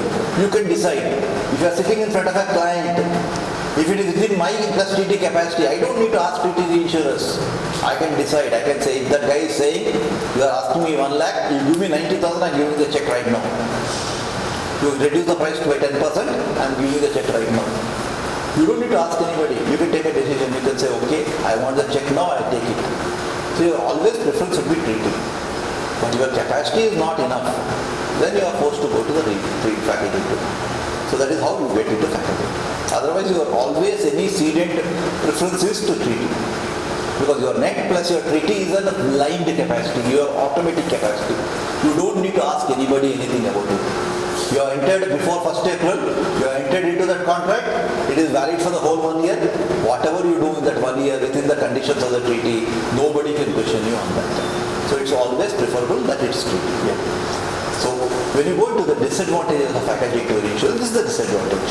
First, the formalities involved in obtaining cover in such way is much more expensive in comparison to treaty. Treaty one time for the entire portfolio of buying and it's all over. In facultative, every risk you have to get it inspected. You have to send a report to that guy. The facultative reinsurer will ask you 10 questions. You will tell there is a sprinkler. Then he will ask you sprinkler as per what standards. How are they maintaining it? Who is the agency? They will ask you so many questions. You have to answer all those questions. So it's an expensive process compared to a treaty where you can decide. So this is one basic disadvantage as far as facultative is concerned. Second, lot of inconveniences in the procedure involved. Please understand, getting business is not an easy business. You need to understand, and you are a client, you know, when an insurer is coming to you, you will call 10 insurers. You will tell one insurer, the second insurer is giving me for less. If you reduce, I'll give you. Then this guy will reduce. After reduces, you tell that second guy, this guy has given me less. So if you reduce, I'll give you. Like that you will bring it down. After you bring it down, then you will know that beyond this I can't bring it down. Then you will now get into wording. How do I expand my coverage? Normally what happens? You decide your coverage. After you decide your coverage, you come to price. All these insurers thinking that this is the coverage, they are pricing and reducing and coming to it. Now once you know that you can't reduce price further, now you say price, okay, I've managed math. Now how do I expand my coverage? That guy will be, now imagine, this you are doing like a direct insurer, client.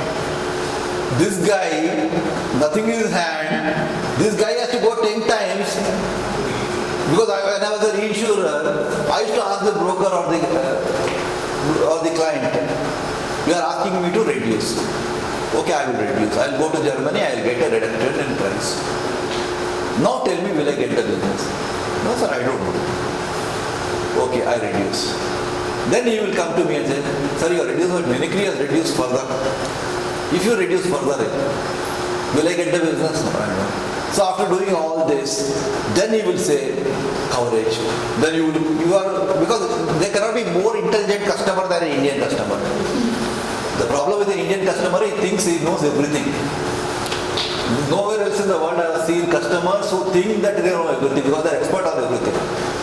So they think that they can first get the price and then get the coverage. Whereas first you have to decide your coverage and then talk about price. Because price is dependent on coverage. You are blocking a price and then expanding the coverage. My people in Germany used to really blast at me.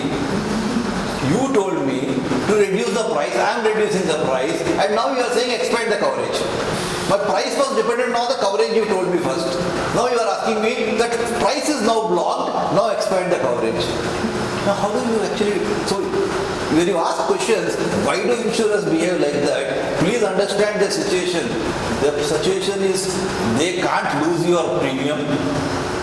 So they have to smile at you even when you are asking them to stay out for 2 hours, they have to smile at you. And they will talk to the reinsurer, the reinsurer is blasting, he is not least bothered. He doesn't know who you are. He is not bothered about any Indian client.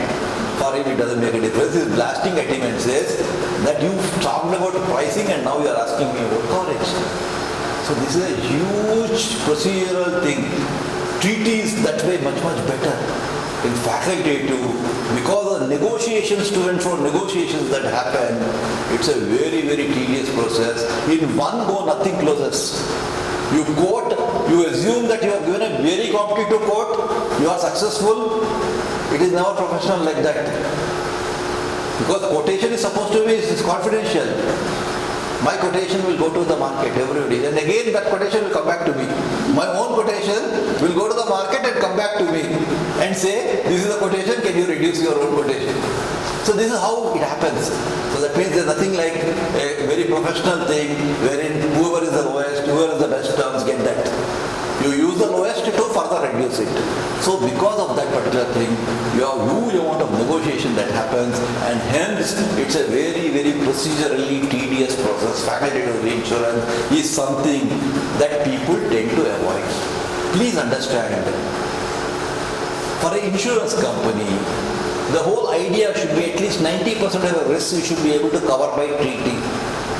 Hardly 5 to 10% of the risk you need to go to the facultative reinsurance. So that the majority of the things you are able to do it in a routine way, you don't need to go through all this particular procedure. So this is the second thing. Lot of inconvenience is in the procedure involved. The insured is left insecure in the time required for the management, for the arrangement of facultative cover. You ask him, he will, suppose the policy is renewing on 1st April. When will he give the check? At 10 p.m. he will make people wait till 10 p.m. Is it not? 10 p.m. he will say, okay, New India, you are the luckiest, greatest man, and that guy also will think, I'm the greatest man to have got this check. Now that guy at 10 p.m.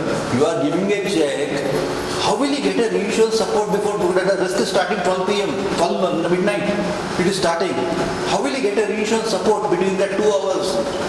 So, till the morning that guy will be not sleeping. He has a check in hand, which means the cover has started.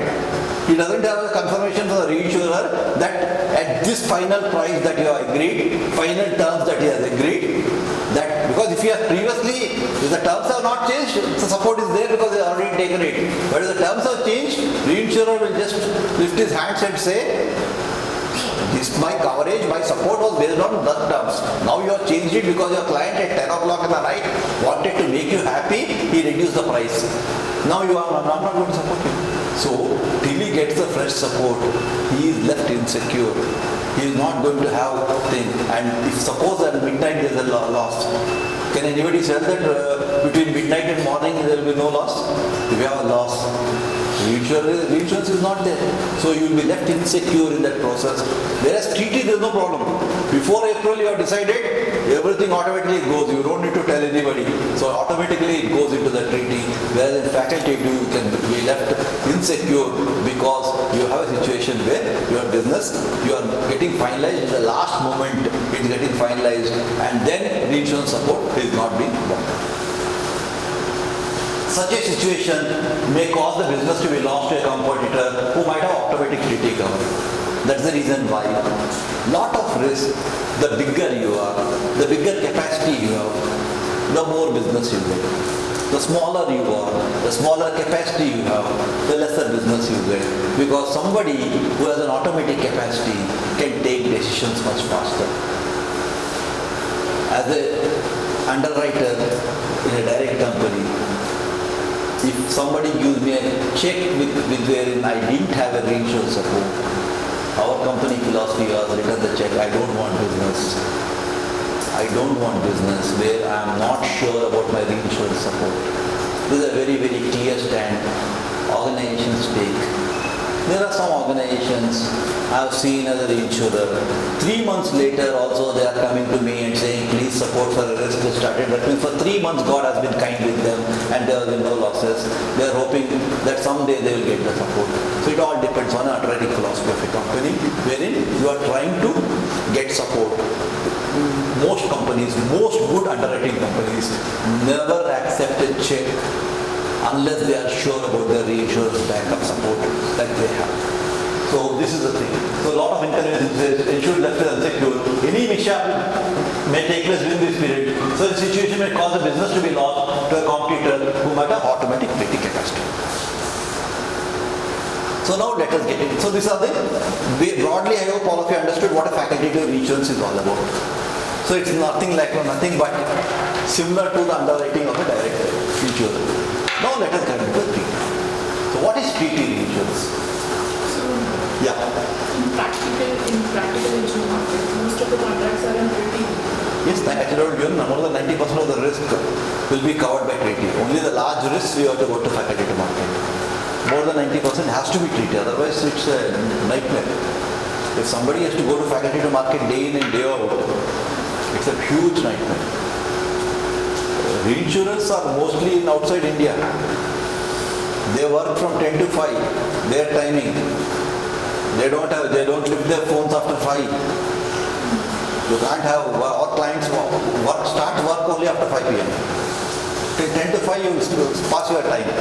Our work will start only after 5 p.m. 5 p.m. to 10 p.m. we will work. And we will tell the world that we work 24, we are there 24/7. As if that's the greatest thing to do. Okay, so something of that sort. So fundamentally, treaty has to be your backbone. That's the key. Your concentration also will be on treaty. Facultative is nothing but your direct insurance. There's nothing is so reinsurance about it. It's more treaty which is the more important thing. On a portfolio basis, how do you cover it? So that's the whole concept.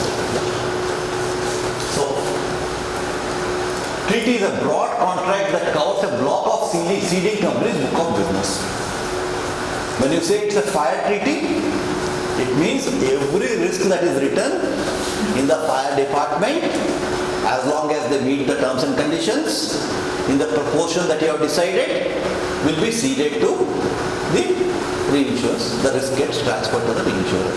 So that is what a treaty is all about. It's on a portfolio basis, on a broad class of business basis. Automatically covers all risks of the ceding insurer that are within the specified class of business, of course subject to terms, conditions and exclusions. So there is nothing like in a contract, everything except for what has been said to be not covered. Except for the terms and conditions that are there which have to be followed. Next, reinsurer does not review all the individual risks being accepted. It's a blind treaty. As I told you, in a treaty, reinsurer does not have a right to say, why did you charge this premium? You should have charged that premium. He cannot say, why did you put this condition? You should have put that condition. Why did you not put this warranty? He cannot say that in a treaty. Because as long as the parameters that have been given in the treaty are followed, the reinsurer is duty bound to accept them. He cannot question it. Next, reviews underwriting. So how does he take a decision whether he wants to give a coverage? Because this is a macro level decision. It's not a micro. Facultative is micro level of decision making. Treaty is a macro level of decision. How do you decide? You decide based on the underwriting philosophy. That means I understand the philosophy of New India. I understand the philosophy of Tata AG. I understand the philosophy of Royal Sundaram. I am looking at their underwriting philosophy, not on specific risk, whether fire protection is there, whether sprinkler is working. These are all micro level things. I don't look at treaty like that. I look at it as a portfolio. On a portfolio, how is their philosophy? How has been the performance of the portfolio over many years? Do they stick to their philosophy? It's not important just philosophy. There are many things which are on book and in practice you do something else. It doesn't help, it doesn't really give confidence to the reinsurer. Reinsurer will not hesitate in walking out of a risk of a client whose philosophy is talking something else, practice is something else. You can easily know. To just give you an example, when I joined a private company which was run by, which had a commercial director, one Britisher, one of the underwriting philosophy says we don't write petrochemical risks. It said we don't write petrochemical risks. I was reporting to that Englishman and I just went to him and said there was some proposal which came for Haldia Petrochemicals. I did not even complete the sentence. I just said Haldia Petrochemicals. That man said, Atma, petrochemicals are under declined risk. Why are we wasting our time even discussing something which is on declined risk? That is following philosophy means. Following philosophy means not that, okay, for us, philosophy means yes, it is there, but sir, it is profitable, sir. As long as you can make money, it's okay. Philosophy, that's fine for the book, for telling somebody else. That is not philosophy. So what reinsurers look for is, what is your philosophy? Do you really follow what you are saying in your book to be your philosophy? So these are things that they are at a macro level, they are trying to look at it. What is the capability of the underwriters that they have? How experienced are the underwriters they are using? Or is marketing taking precedence over underwriting? In any company where marketing takes precedence over underwriting, reinsurers will not be very happy, will not be very comfortable. Fundamentally, in the company that I worked, even a CEO, a managing director, could not accept a risk which I had rejected as an underwriter. That shows the underwriting driven philosophy of that particular company. Only a managing director can request you, can't direct you. So whereas some companies, you have a situation where the marketing decides, you will not even ask an underwriter, they accept and then you have to adjust it. So it all depends on that. That is the parameters that you are trying to look at when you are looking at whether you want to accept a particular client, you don't want to accept, at what terms and other things. So it's a macro level decision. Underwriting philosophy, standards, capability of the underwriters, historical loss experience, and the pricing philosophy. There is something called as a walkaway price. You need, because in insurance, what are you selling? You are selling a promise. If it's a product, you know exactly what was your cost price and you can say, I don't sell below my cost price. In insurance, you are selling a promise of something that may or may not happen in the future. So whatever you charge may be a profit or could be a huge loss. But are you having a walkaway price philosophy? Very, very crucial. Are you saying that below this I am not going to go? Whatever be the market pressures, whatever be the market thing. So each of these are a macro level decision that a reinsurer makes when he is actually giving a treaty, because at the end of the day, what the reinsurer is giving is, he is handing over his underwriting pen to you. If as a reinsurer, I am actually giving you a treaty capacity, I am handing over my underwriting pen to you to sign, because for my capacity I am handing over for you to do business. So he needs to be sure about their whole philosophy. At a macro level, he should be convinced about those things. That is what be the basis for which for deciding a treaty capacity. Very clear? Once the treaty is signed, any amendment? Yes. any contract can be amended. For any amendment, both the parties have to agree. That's a basic principle of a contract, that you can't have a one-sided amendment. That means the reinsurer decides after signing a treaty that I want to change this, he cannot change it.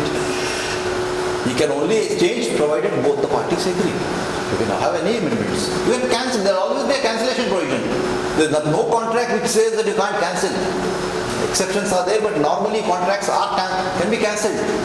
So if you can have a notice period and say, I am no longer happy with it, I can cancel it. So there are, like any other contract, it is another contract where you can have amendments. Usually amendments are done through endorsements in a direct policy. So is the case over here. You pass an endorsement to your contract and then amend it. That's not a problem. So now we will come into the types of reinsurance contracts or reinsurance treaties. So fundamentally, you can divide reinsurance into two ways.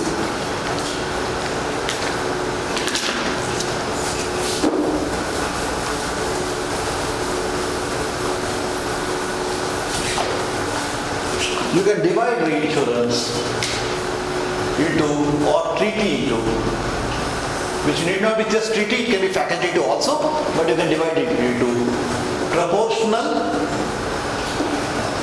and non-proportional. Okay? The basic difference between proportional and non-proportional is, in proportional you share the risk. In proportional you share the risk. That means, if you take 20% of the risk, you are retaining 80% of the risk. That means 80% is retained, 20% is transferred to the reinsurer, which naturally means that 80% is the premium has to be retained by the cedent, 20% will go to the reinsurer. 80% of the claims will be retained by the cedent, 20% will go to the reinsurer. If we do 50-50, 50% will be retained, 50% will be transferred. So premium also 50%, claims also 50%. So fundamentally, everything is done in proportion. The risk is divided. That is why it's called proportional in a particular percentage. So whatever the division for the risk, for the premium, for the claims, same proportion will apply. That is what a proportional reinsurance is all about. What is a non-proportional reinsurance? It is not proportional. Usually non-proportional reinsurance comes in what is known as excess of loss. That means you are saying that a reinsurer will come up above a particular loss limit. Above a particular limit, if a loss occurs, then only reinsurer will come in. It means in a non-proportional, all your small losses, frequency losses are being retained by the cedent. Only the larger losses are getting transferred to the reinsurer.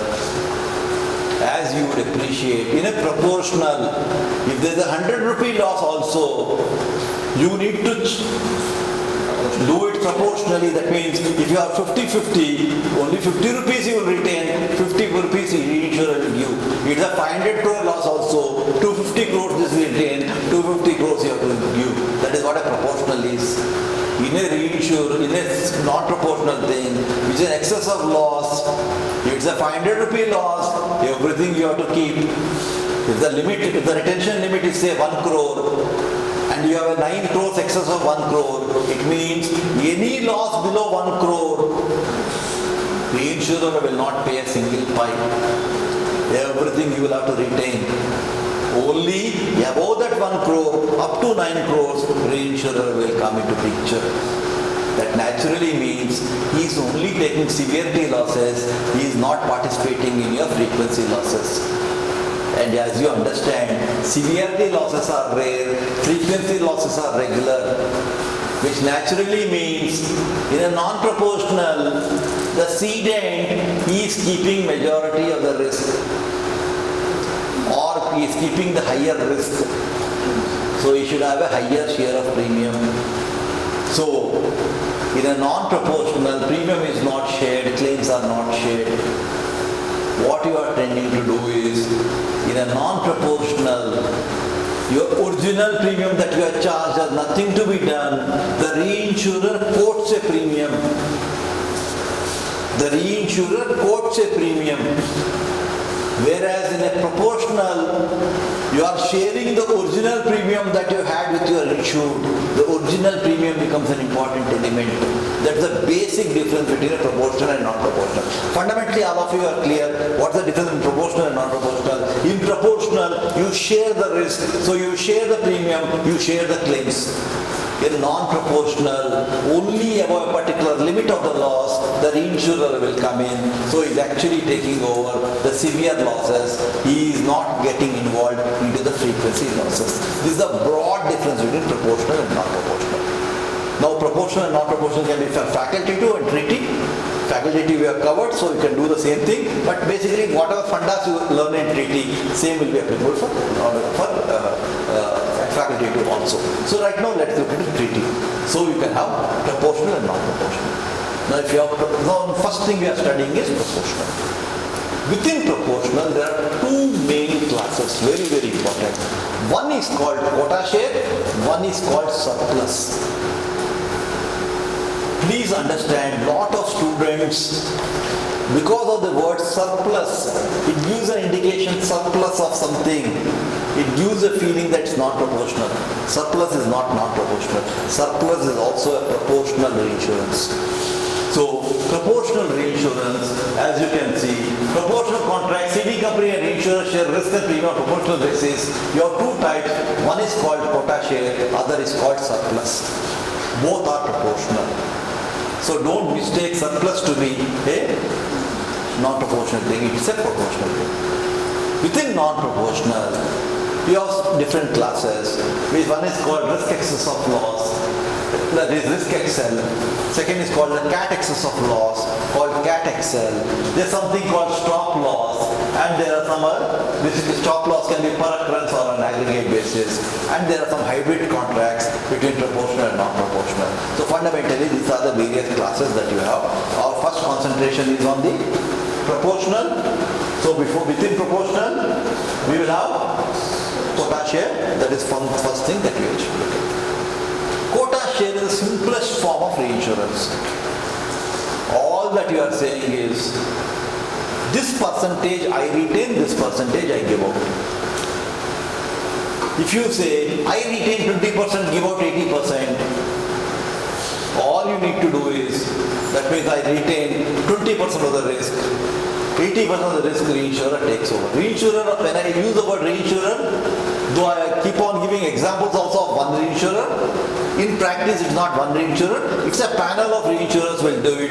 They will say out of 80%, 10% will be taken by one, 20% will be taken by one, 10% will be taken by one, 5% will be taken, like that till that 80% completed, the people will share that particular thing. So what we are trying to tell is, it's a panel, but always in the class I will keep on using reinsurer as if it's a singular, but always remember it will be a panel in practice. Okay? Because the concept doesn't change. If you are sharing it, in the same proportion you will share it. So but what we are going to read off as if it's a one reinsurer who is getting it. Yeah? So fundamentally, what you need to understand in quota share is, you are exactly deciding the percentage and saying how much of the percentage you are retaining, how much of the percentage you are transferring. So that is what is a quota share reinsurance. So fundamentally, simplest form of reinsurance, each policy is shared in fixed proportions.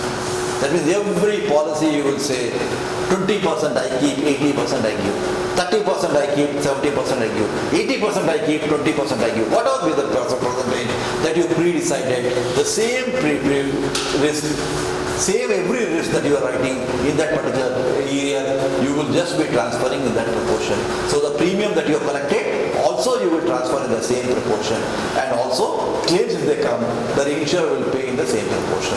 So this is the whole concept as far as quota share is concerned. There cannot be anything simpler than that. It is the simplest form of reinsurance. Indemnified the ceding company for a specified percentage of loss on each risk covered by the agreement in return for receipt of similar percentage of net premium paid to the ceding company. Settle, and as you would understand, it is so simple. that whether I write say 10 risks. Risk number 1 I got 1 lakh premium, risk number 2 I got 2 lakh premium and all that. And I am retaining 20%. I can either do 1 lakh into 20%, 2 lakh into 20% and all that. Or I can just do a simple accounting transaction where you say total premium for the quarter is this much. I retain 20%, 80% I transfer to that guy. So it's a simple accounting principle wherein I don't need to do risk by risk basis. I can do just an accounting transaction. It's as simple as that. I retain 20% premium, 80% of the premium I just transfer it back to the reinsurer. Claim also I do it in the same thing. So the advantage of quota share is settlements at the end of quarter can be determined by applying the proportion to the aggregate premium and aggregate claims. You don't need to do case by case basis. The entire thing you can just do it as a pure accounting thing. Last thing is, drawback is the reinsurer will left with same proportion of even small risk. As you understand, fundamentally what is the insurance business all about? Insurance business is about taking risk. Broking business is about being an intermediation. If you are going to transfer every risk, a big proportion to the reinsurer, the regulator will ask, in a small risk, why are you transferring to a reinsurer? I can understand large risk you are transferring to a reinsurer is perfectly fine. But small risk, for example, you are writing a small shop where the sum insured is 10 lakhs. Your premium is hardly 500 rupees. Why are you transferring even 80% of 500 rupees to that guy? Can't you keep a 10 lakh loss? So this is why regulators, most countries, even Indian regulator IRDA, they hate the word quota share. They don't like quota share because even small risk you have to transfer it out. Though it's very simple, it is not a very effective method because even the small risk which you can retain, you are having to transfer it out to the reinsurer. So this is the biggest disadvantage as far as quota share is concerned. Can be administered as a treaty or facultative basis. I told you quota share can be on a treaty or a facultative also. Useful for new and small insurers with very limited underwriting capacity. When you are starting new, you want to use the expertise of reinsurers. Your capacity is low. In all those cases, quota share is a better thing because then you can grow your business and then usually IRDA also, if you are just starting, it may be more lenient in quota share, whereas if you are a big company, they will usually not allow you to go for quota share. Okay? And then next is excellent for providing solvency relief to direct insurer. As I told you, quota share can be a good mechanism for providing solvency relief because you are transferring the risk. When you are transferring the risk, the amount of capital that you require will be much lesser. So that's the advantage that you have as far as solvency relief is concerned. Quota share is an excellent methodology for solvency relief. Now let us come into a slightly more complicated case, which is the surplus treaty. Now, when you say surplus treaty, as I told you, it's a proportional reinsurance. But in a surplus treaty, you have a concept that you decide how much you are going to retain. As a cedent, you decide what you are going to retain. That is your net retention. Suppose I decide that I want to retain 10 crores. That becomes your net retention. 10 crores becomes your net retention. Based on your retention, the reinsurers provide something called number of lines. In surplus treaty, you have number of lines. Suppose reinsurers say I am providing you 9 lines support. What they mean is, if you are retaining 10 crores, 9 into 10, which is 90 crores support I am providing. Am I clear here? So that is what a number of lines means. In a surplus treaty, you have the concept of number of lines, wherein if you are retaining X amount, if there are n number of lines, X into n will be the amount of support that the treaty reinsurer is providing you. So, if X is the support, is the retention that you have, Nx is what you are getting from the reinsurer, So n plus 1 into x, that is x plus nx, is what is your total automatic capacity, because as I told you, treaty is blind, so you don't need to go approach the reinsurer. So till n plus 1x, you can automatically do your business. So that is called the total capacity. Total capacity or total automatic capacity available will be your retention plus the treaty capacity. So that is how a surplus treaty will act. That means you first decide your retention. For example, I take an example of Tata AG. If Tata AG decides that their retention is 10 crores, as you know, every day they will be writing large number of risks. They will be writing one risk which is 1 crore sum insured. If it's a 1 crore sum insured, their retention is 10 crores. What will happen? Today they return 1 crore sum insured. The retention is 10 crores. They can retain the entire thing, so they will retain 100%, and reinsurer will not get anything. They write a 5 crore risk. Again the retention is 10 crores. They will retain 100% and reinsurer will get. Suppose this guy, reinsurers are given 9 lines. Okay. That means they are given 9 into 10, 90 crores capacity.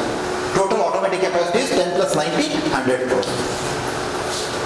Now third risk they write is 20 crores. So what do they retain? They retain still 10 crores only.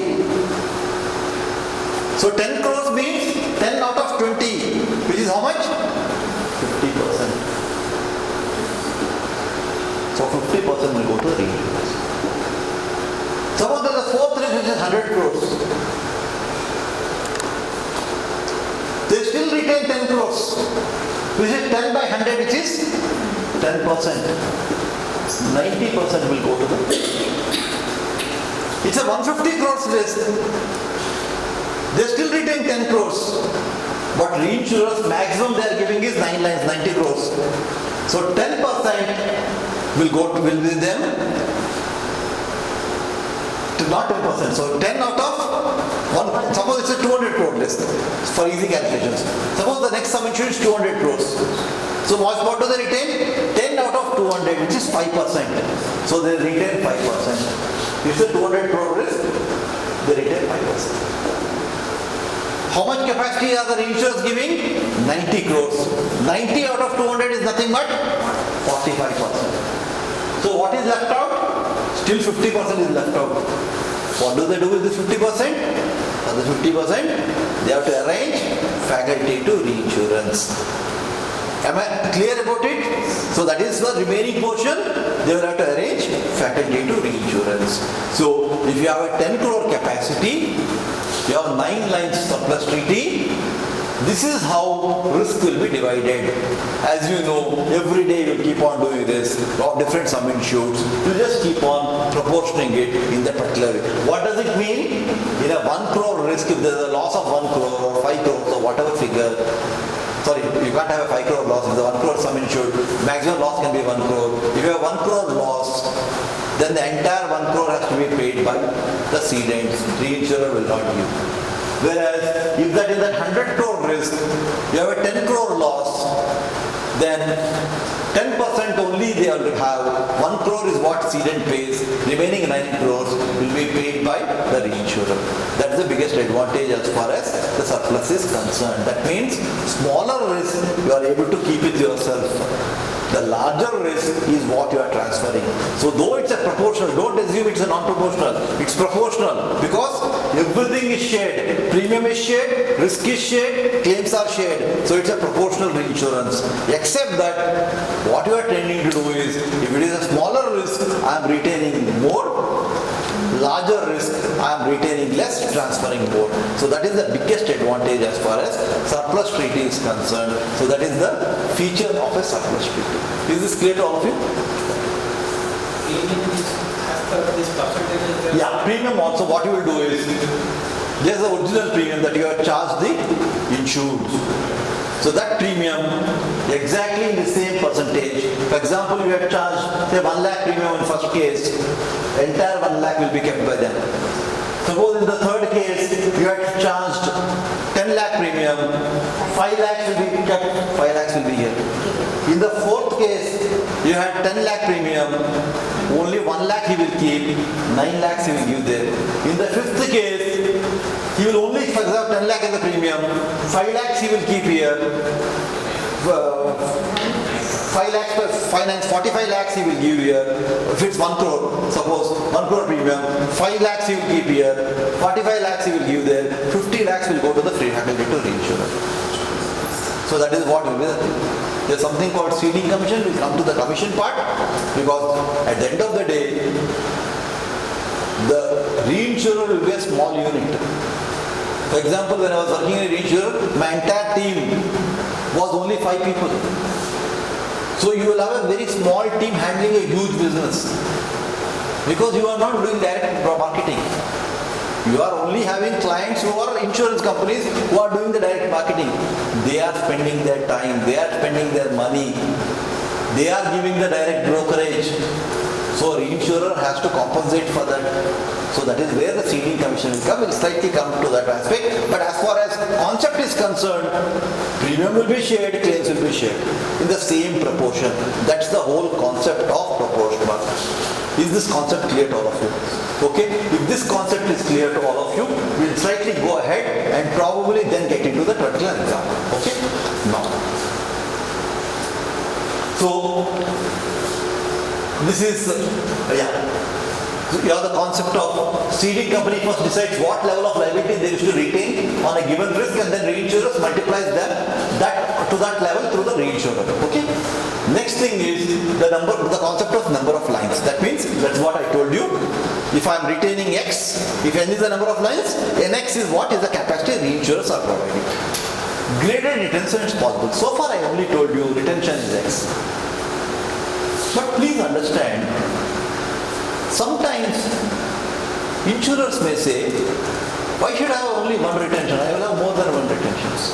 That means I can decide if it is suppose a office building or a residential building where the risk is low, I will retain 20 crores. Instead of 10 crores, I will retain 20 crores. It's a steel plant where the risk is slightly higher, I will retain 10 crores. It's a pharma plant, risk is much higher, I will only retain 5 crores. It's a petrochemical, I will retain only 1 crore. So, that means based on the segmentation, you are deciding how much you are going to retain. One way is the simplest way, I decide any risk I will retain 10 crores. 10 crores is only an example. It can be 100 crores for a company like New India or something. It can be 5 crores for a new company. It's only an example I am giving you. But please understand, if it's 100 crores for New India, 9 lines means they will get 900 crores capacity. That is how their ability to write more business, compete more competitively will be there because their automatic capacity is 1000 crores against a small company whose automatic capacity is only 100 crores. So they are able to write larger risks. That's the advantage that they have. Now coming back to this, to the example that I was talking about, what was I saying about? Yeah, graded retention. Please understand that if you decide that based on an industry segment, I am going to change my retention, reinsurers will not have any problem, provided you are not doing it your whims and fancy. You have to tell them beforehand, before you enter into a contract, for what is your gradation of risk. For example, you can say, I can have category 1, category 2, 3, 4, 5. In category 1, I will say residential buildings, office buildings, some engineering workshops will come. Category 2, automobile manufacturing, some steel manufacturing will come. Category 3, pharmaceuticals, chemical plants with flash point less than 32, like that I classify. Category 4, I put petrol stations, I put some aluminum plants, something of that sort. Category 5, petrochemical risk, cracker manufacturing, like that. So all all the industry segments, you are actually classifying them. And beforehand you share that philosophy with the reinsurer and say, it's category 1, I will keep 20 crores. Category 2, I will keep 10 crores. Category 3, I will keep 5 crores. Category 4, I keep 2 crores. Category 5, keep 1 crore. Then reinsurance capacity also is number of lines, 9 only. So in category 1 case, 20 into 9, 180 crores. So total automatic capacity of 200 crores you are getting.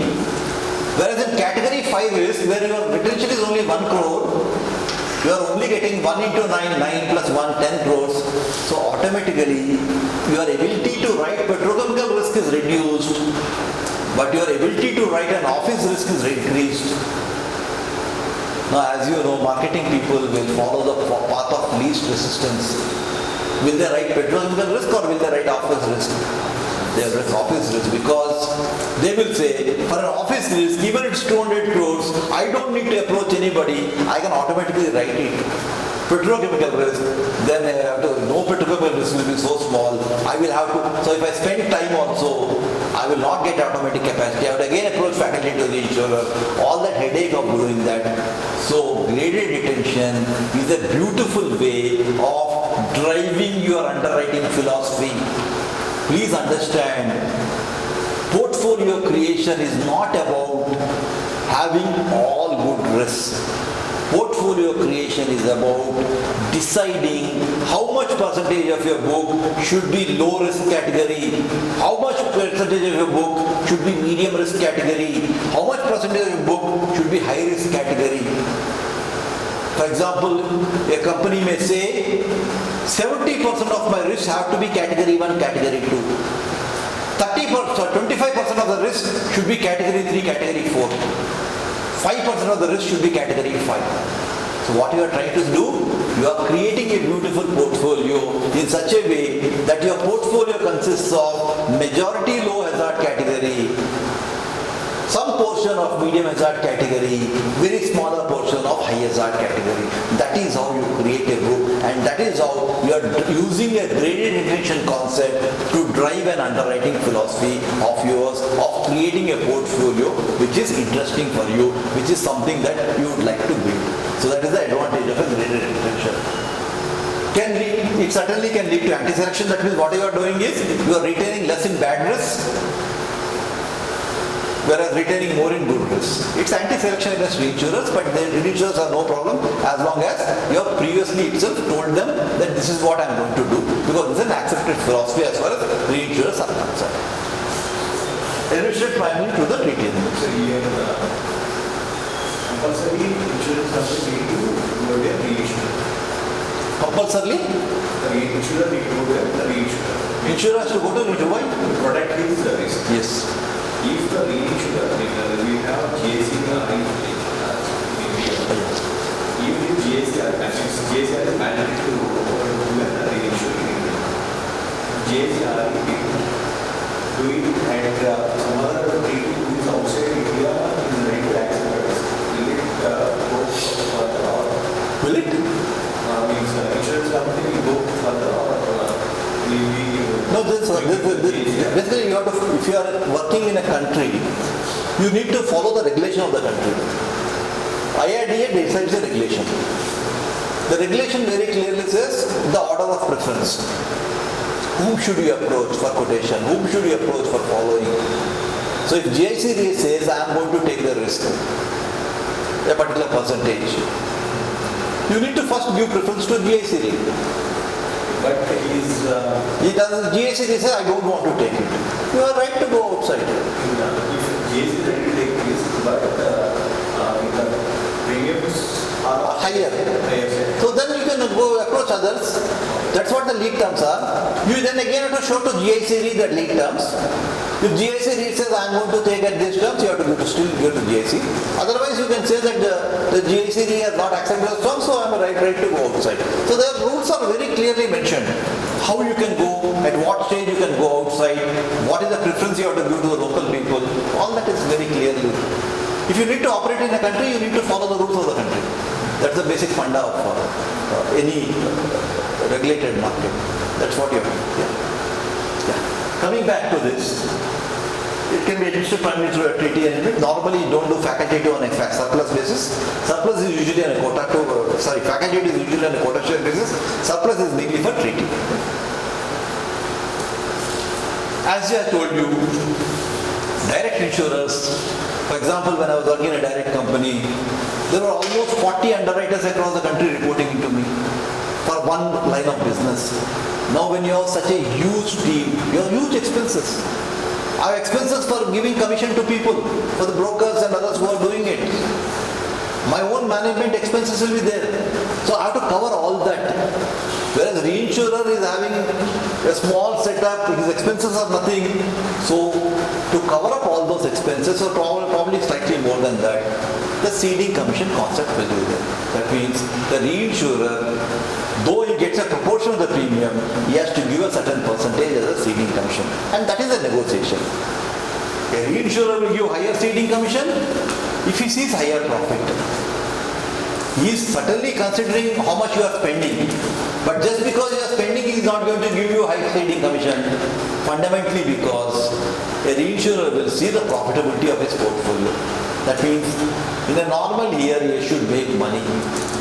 In an abnormal year he is ready to lose money. If you are going to say in a normal year he will lose money, in an abnormal year he will lose more money, then that is not business. Which is what most clients want people to lose money, and abnormal year lose more money. So forget the abnormal year. So this is something that will not happen. So fundamentally in a normal year you make money. Based on that they will decide that. That's a negotiation point between the insurer and the reinsurer, wherein you are trying to understand what is the commission that you are going to do. So basically covers direct insurance expenses to a direct commission, marketing expenses, management expenses. Ceding commission can be on a gross premium or a net premium. At the end of the day, you can just decide on the gross premium you can do it, or net premium is after the brokerage you can do it. Either way you can arrive it and then arrive at that particular ceding commission. So this is the concept of ceding commission. What are the benefits of treaty reinsurance? The benefits of treaty reinsurance are no need to offer each and every risk to reinsurer for reinsurance protection. It's an automatic protection for the reinsurer. And it is an administrative convenience. All this we have seen. Whatever disadvantages of facultative are advantages of treaty. What are the reasons for quota share? New insurance company, lack of capacity, experience, credibility, so they take quota share. Existing insurer who branches into new fields of business, because he doesn't have expertise in that area, he takes quota share with the reinsurer and does do it. Suppose a loss ratio is out of control, you can take quota share, but it's only theoretical, because if your loss ratio is out of control, unless reinsurer believes he has some special capability of reducing the loss ratios, he is also not going to accept. Nobody is going to accept loss-making business. So theoretically yes, but practically difficult, because reinsurer also knows the numbers, he also knows the loss ratios, so he is not going to keep a loss, something to start off with. There is nothing wrong in paying losses. No reinsurer will be having a problem in paying losses. But you can't start off a business hoping for loss. You can't start that. So you always hope for a margin. If things are going wrong, you will make a loss. If things are better than what you had expected, you will make more profit. That's the whole business happens. So that is something that you have to always remember. And then transferring business to parent company. Another reason why quota share is done is, quota share, the beauty is you are transferring huge, top line will be huge. Sometimes, for example, Bajaj Allianz. The parent company is a German company called Allianz. You want to transfer it to Allianz. There cannot be any better way than the quota share. So this is the advantage to a parent company or a foreign company you want to transfer. The best way is to quota share. Having said that, regulator is not going to allow it. There are limitations on what you can transfer to a parent company. So there are regulations related to that. If the regulations are weak in some countries, people do this particular way, wherein quota share is the best method for transferring it to your parent company. Advantages of quota share, all these are exam type things wherein every slide will have something where what are the advantages of quota share means. Simple to operate from ceded point of view, no anti-selection against reinsurer possible, simplifies administrative work and reduces cost, Ceding commission helps in improving financials. I showed you the example. Solvency relief, I showed you the example. More top line for reinsurer. If portfolio is profitable, it adds substantially to the bottom line also. The advantage of proportional reinsurance is your top line is very high. That's why whenever you do proportional reinsurance, your top line will be very high, margins may not be very high. Non-proportional reinsurance, your top line will not be high, your margins could be high.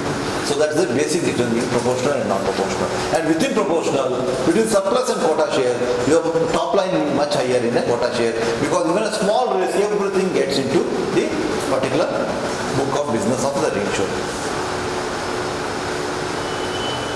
Disadvantage of quota share, ceded to cede even small risks, commissions high for reinsurers, cedent cannot anti-select because everything in the same proportion you have to give, cannot place treaty exclusions, and this could lead to errors. Please understand, because it is so simple, when things are too simple you tend to do errors, because you have made your system in such a way that every risk that is coming, 80% are transfer.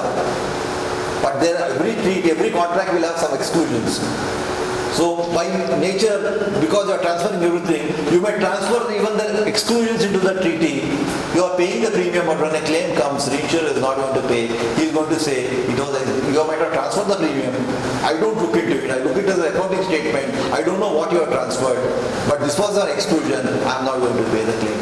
So there is a possibility of errors when you do because you have to set your systems in such a way that you are ensuring that wherever there is an excluded thing, premium should not go into that. Otherwise, you can tend to make a mistake. Yeah. Let us look at an example. So, this is one of the examples wherein I said, category 1 risks are office, dwellings, etc. Category 2 are supermarket, cinema, house, etc. Category 3 is steel plants, engineering workshops. Category 4 is warehouse, plastic goods, manufacturing. Category 5 is pharmaceutical, manufacturing, petrochemical plants and all that. This is okay. And the retention in USD, million USD is, for category 1 is 1 million USD. Category 2 is 0.8 million USD. Category 3 is 0.5 million USD. Cat 4 is 0.2 million USD and Cat 5 is 0.1 million USD. This is the graded retention that I talked about. Now,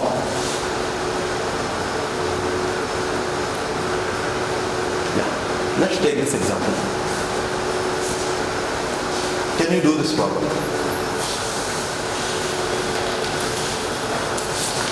The occupation is a supermarket.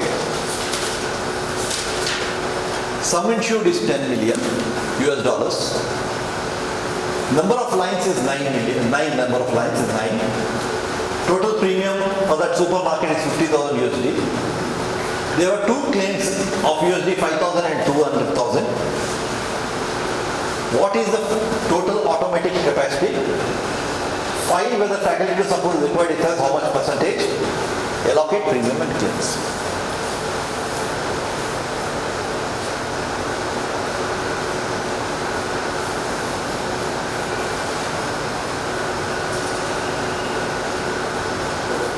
Start.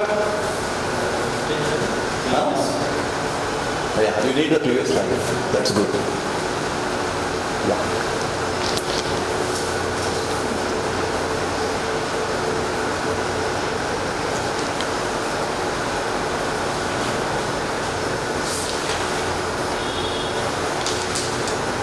Okay. All of you noted down the retention?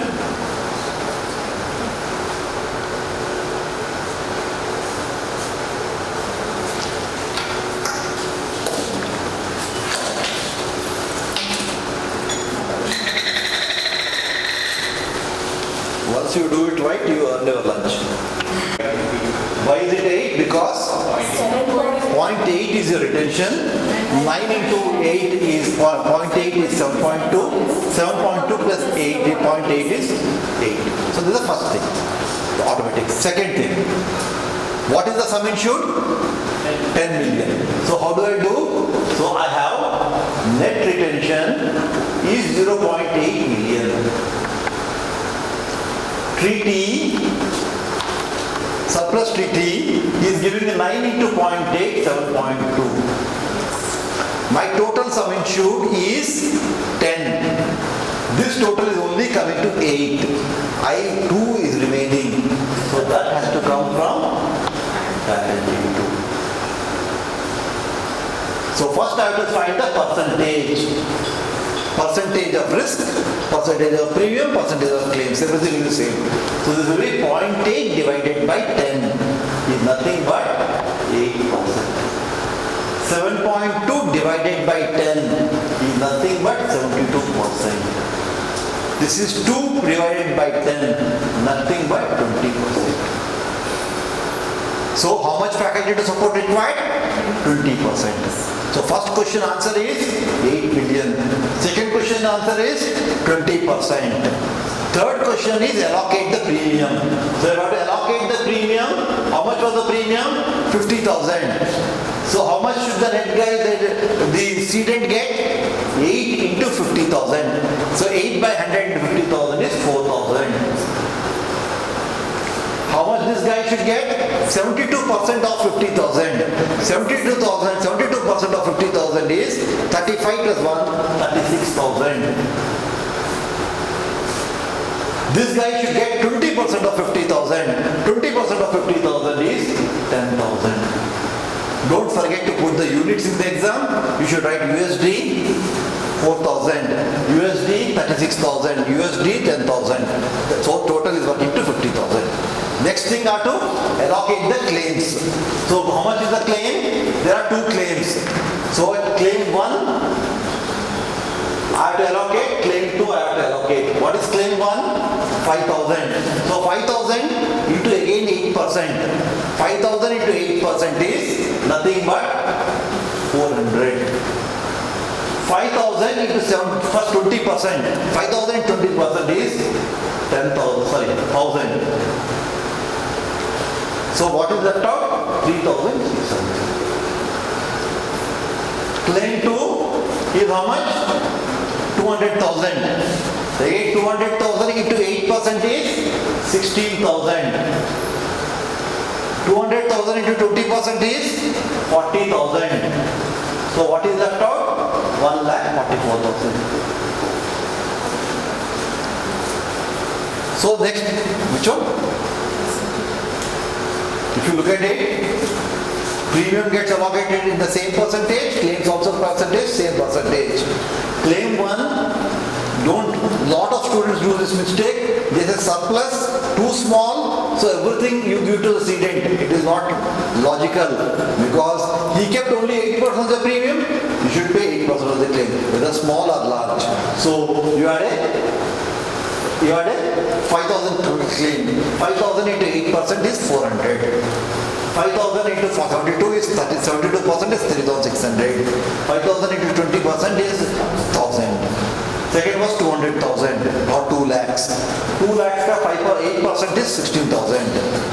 2 lakhs ka 72% is 1,44,000.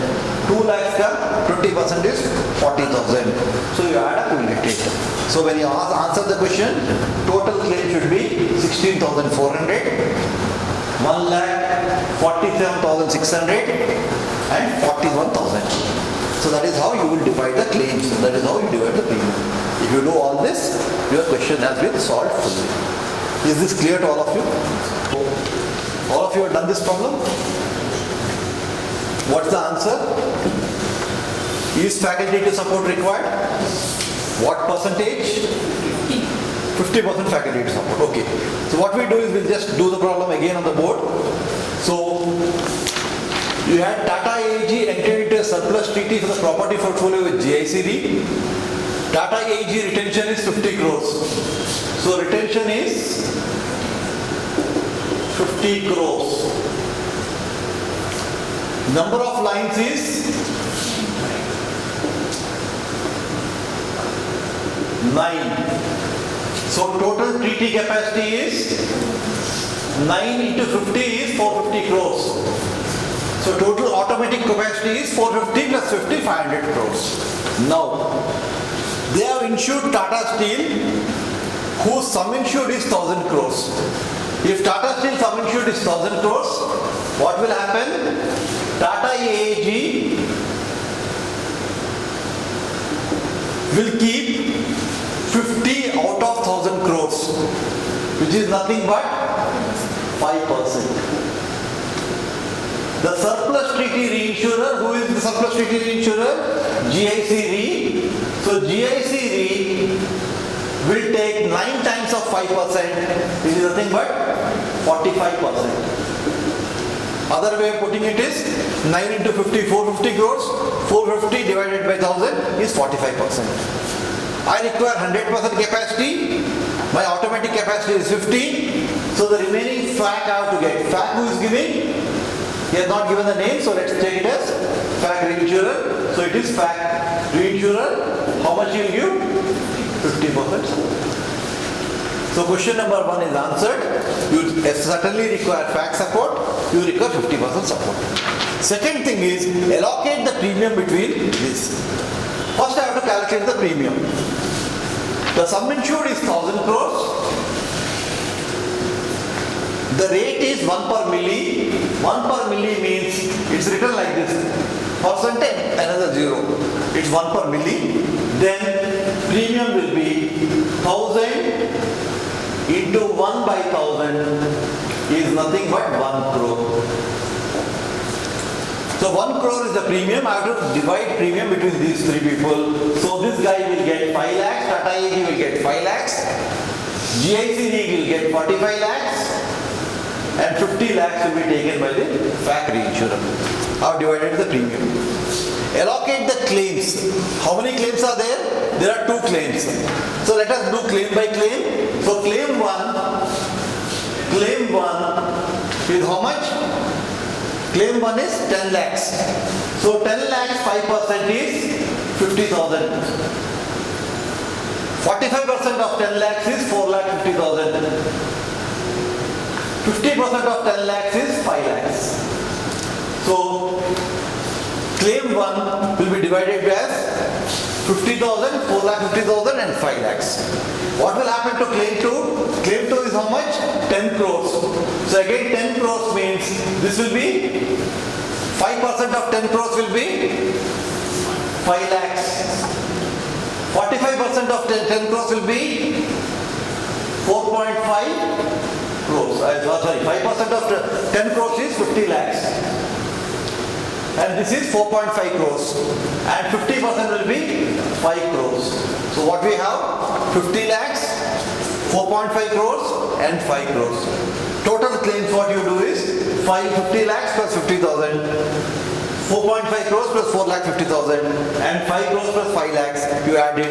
That will be the total claim allocation between the three. That is GIC Re, the cedent Tata AG as well as the FAC reinsurer. Sir, I have a doubt. Yeah. Premium calculation. Yes.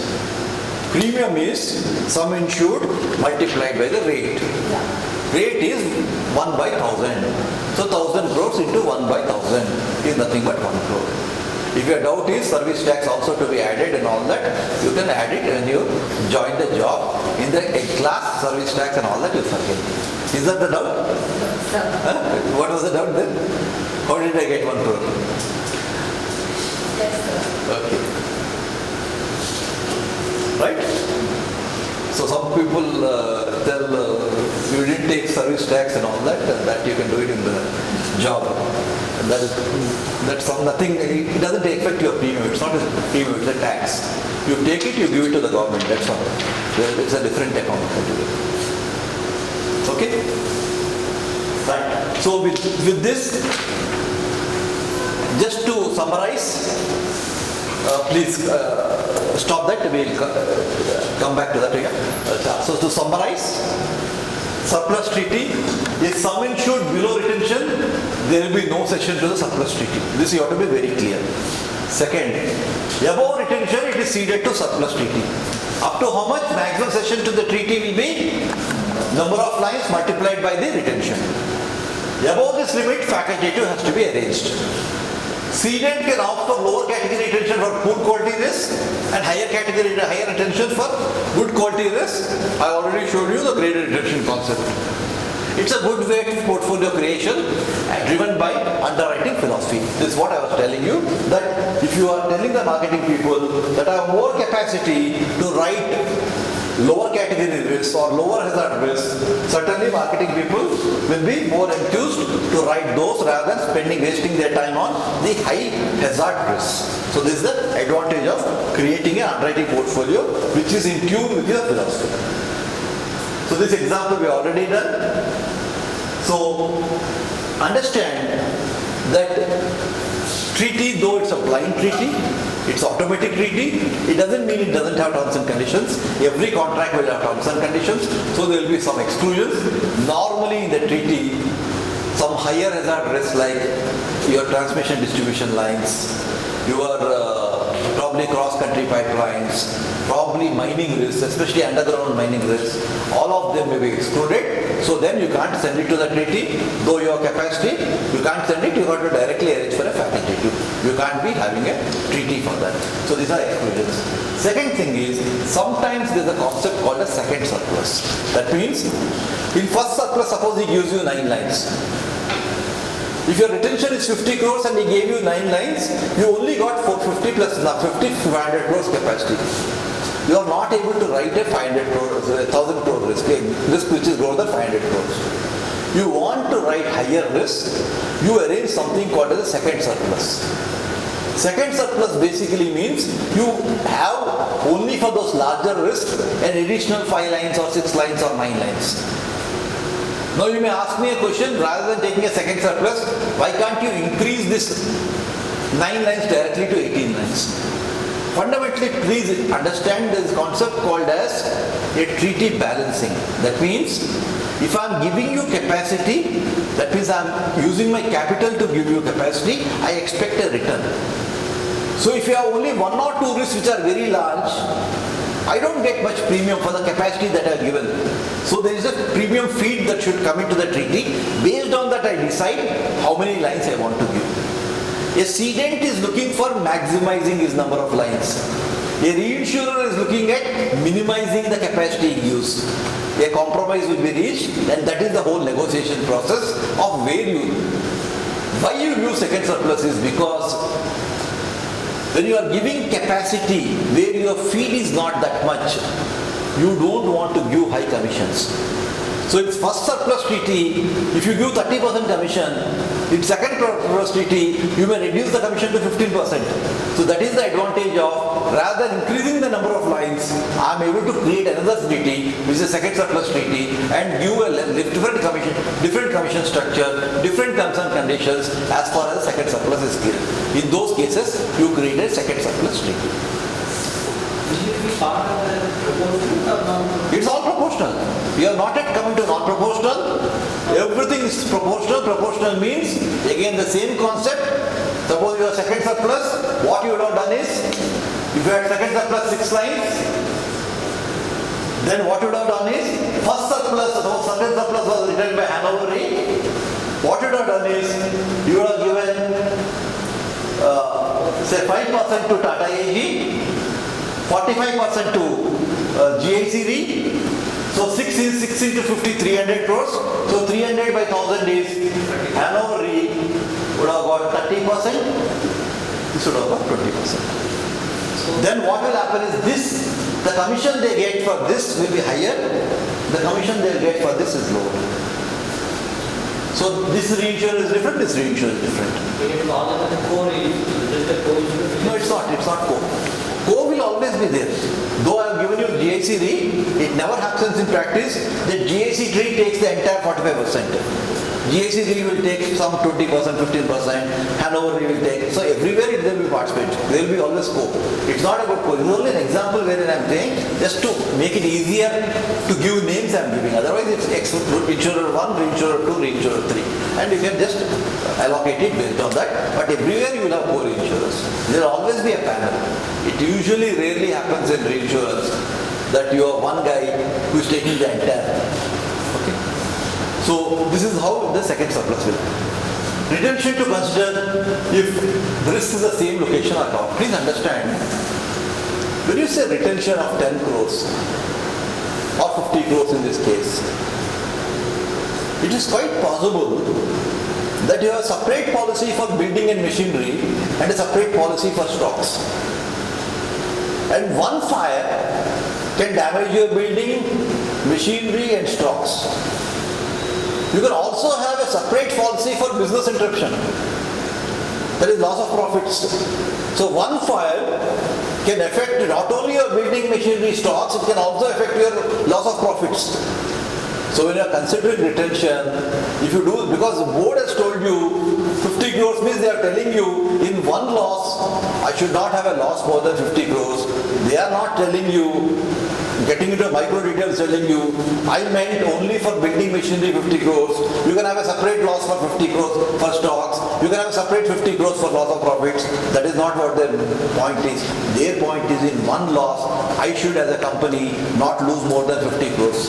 If they are telling me that, certainly when I am considering retention, I can't look at it in piecemeal basis. I need to understand in one particular loss how much will be affected. So if there are more policies than one, I have to consider everything and plan my retention based on that. I can't just say, mechanically apply and say, okay, one policy I put 50, another policy 50. Only when the claim comes I will understand that in one single fire I have lost 150 crores. I should not have that situation. So you need to consider all the other policies that are there relating to the same location that you are talking about.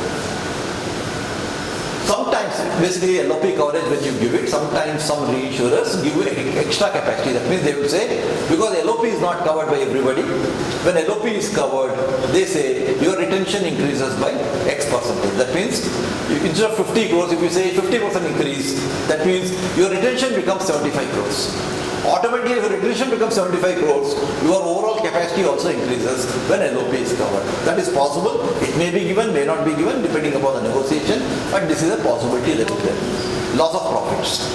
Business interruption in insurance terminology is also called loss of profits policy.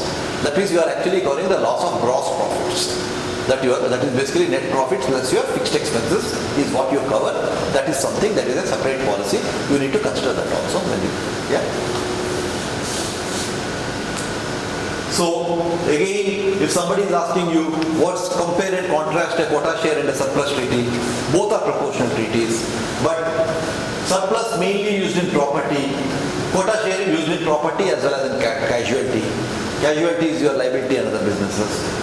Sharing percentage is variable, whereas sharing percentage is fixed. If you look at it, depending on the sum insured, every risk you calculate. System calculates it, but actually every risk the system calculates, there will be a separate percentage that comes in quota share. It's a standard percentage across applied. So unlike in a quota share, I told you can just do an accounting statement without even bothering about the risk.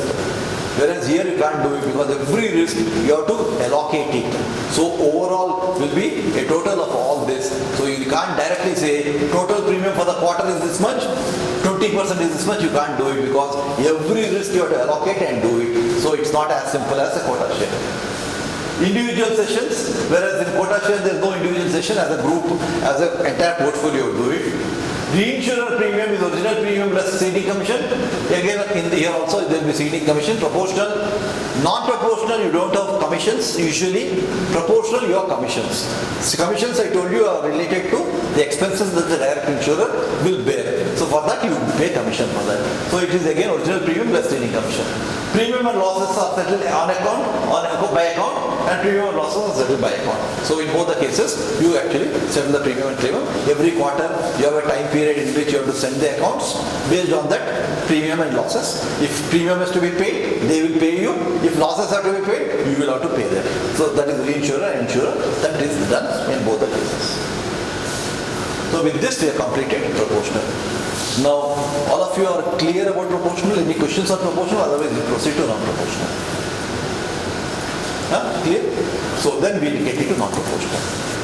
Now, non-proportional reinsurance is also known as excess of loss reinsurance. It is the same terminology, it is the excess of loss reinsurance. Excess of loss means excess of a particular loss amount. That is what you are trying to cover in a non-proportional reinsurance. So, requires ceding company to pay all losses up to some maximum amount.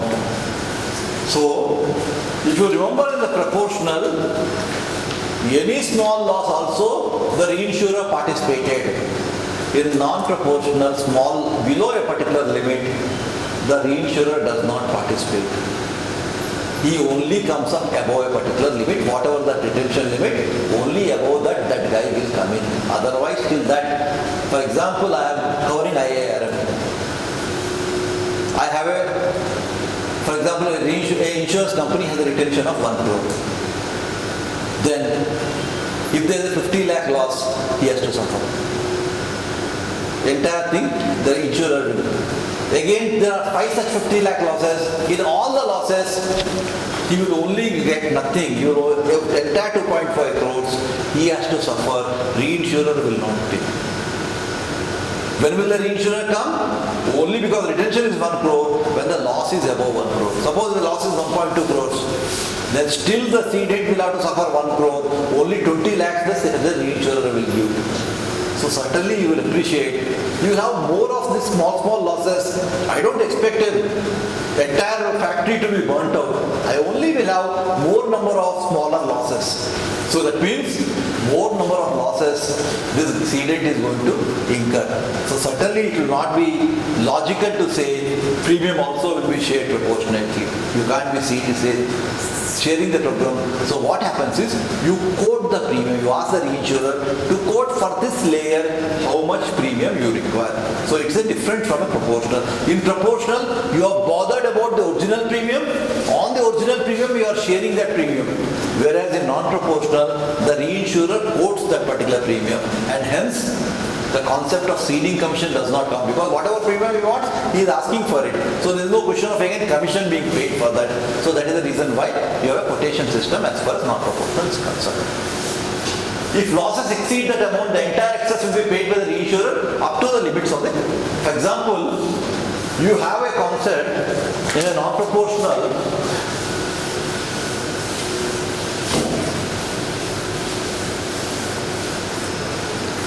I will come into the layering part. For example, it says 9 crores excess of 1 crore. This is small xs. Excess is written as xs. Okay. 9 crores excess of 1 crore means any loss up to 1 crore, cedent will have to bear. Any loss above 1 crore, up to 1 crore cedent will bear. The remaining will be borne by the reinsurer. But up to what, for example? Up to 9 crores. That means total loss not more than 10 crores. So if there is a 10 crore loss, the reinsurer will pay 9 crores, the cedent will suffer 1 crore. It's a 5 crore loss, the reinsurer will pay 4 crores, cedent will suffer 1 crore. It's a 2 crore loss, reinsurer will pay 1 crore, cedent will suffer 1 crore. It's a 50 lakh loss, 50 lakhs entire thing borne by the cedent. So this is the whole way this particular thing works out, the excess of loss. So fundamentally, the limit is there. For example, it is a 20 crore loss. Then reinsurer is only going to pay 9 crores.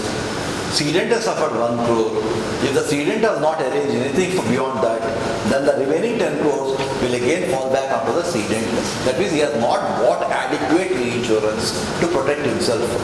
That means he is actually violating the board given retention limit. Again, all these retention limits are board given limits. You can't violate these limits. If you are violating, your job will be at stake. So fundamentally, you can't be violating it. It's not only job at stake. Many a times, if you are not having adequate reinsurance protection, your company may have to just close down.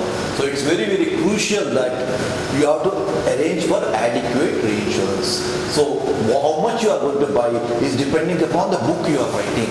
That is the analysis that you need to be doing. So fundamentally, this is the way it is written. So it can be only up to the limit that they are covering.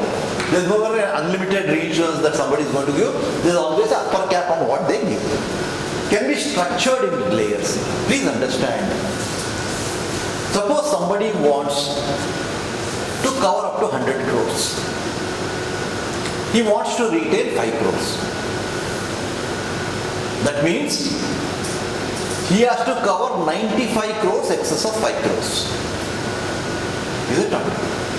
Now, if he has to cover 95 crores excess of 5 crores.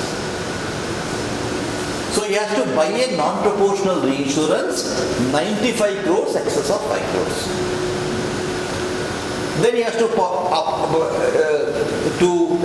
reinsurers who are the lead markets. They will be quoting for this particular thing. But usually in practice, you divide this 95 excess 5 into layers. Why do you divide it into layers is fundamentally, it is much more easier to place. When your layer size is large, it is much more difficult to place the business. Whereas if you divide it into layers, then you can divide it different layers between different reinsurers. That's the reason why you usually layer it. So that means you split it into different layers. I will tell you how to split it, but can you attempt splitting it? Before I tell you how to do it, can you just on your own, 95 crores, if excess 5 crores, you split it into 3 layers. Can you just split that into 3 layers? Try it. It's not easy because you might not have understood the concept, but just try it. After that I tell you.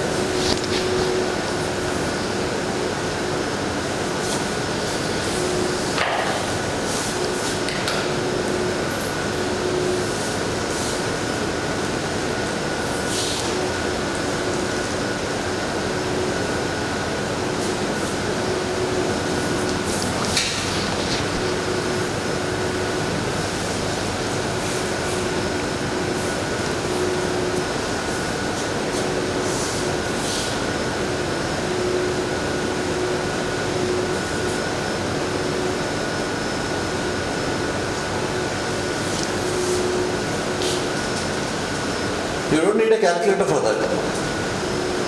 You can do nothing with a calculator in this.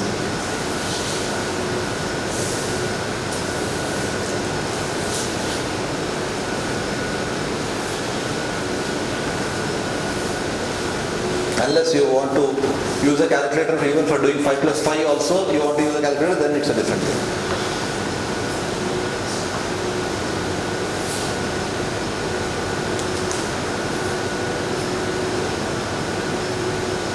I feel we were better off without calculators. We don't I find nowadays students, children, for even a simple thing like 25 plus 25 also they will have to have put the calculator into that. Okay, you are done it? Yeah, can you tell the layers? 5 crore excess, 5 crore. 5 crore excess. Layer 1 is 5 crores excess 5 crores. Very good. 40 crore excess, 10 crore. Layer 2 is 40 crore. 40 crores Excess 10 crore. excess 10 crores. Very good. And then 50 crore excess, 50. Layer 3 is 50 crore excess, 50 crore. brilliant. You have seen it somewhere? You prepared before? Huh? We have secondary calculator. Okay. You have looked at that end, okay. Any of you have done that? I have just done the layers. I have not done the excess limit. I have done the layers. Okay. You have done it? Okay. This is a right example. No. The right solution. Please understand. The crucial thing is when you do layer 1, and this is not the only example, you can do it any way you want. This is one of the examples of the layering. You can do it in many different ways. But first thing you need to remember is, whenever you create layer 1, first write this 5 crores. This is your retention. So the layer 1 should have a retention of 5 crores.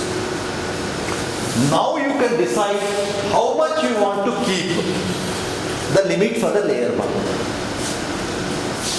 How much you want to keep the limit for the layer 1. Please understand, what does layer 1 do? For example, the thing he said 5 crores excess 5 crores means the reinsurer who is participating in this will have to pay any loss excess of 5 crores up to this particular limit.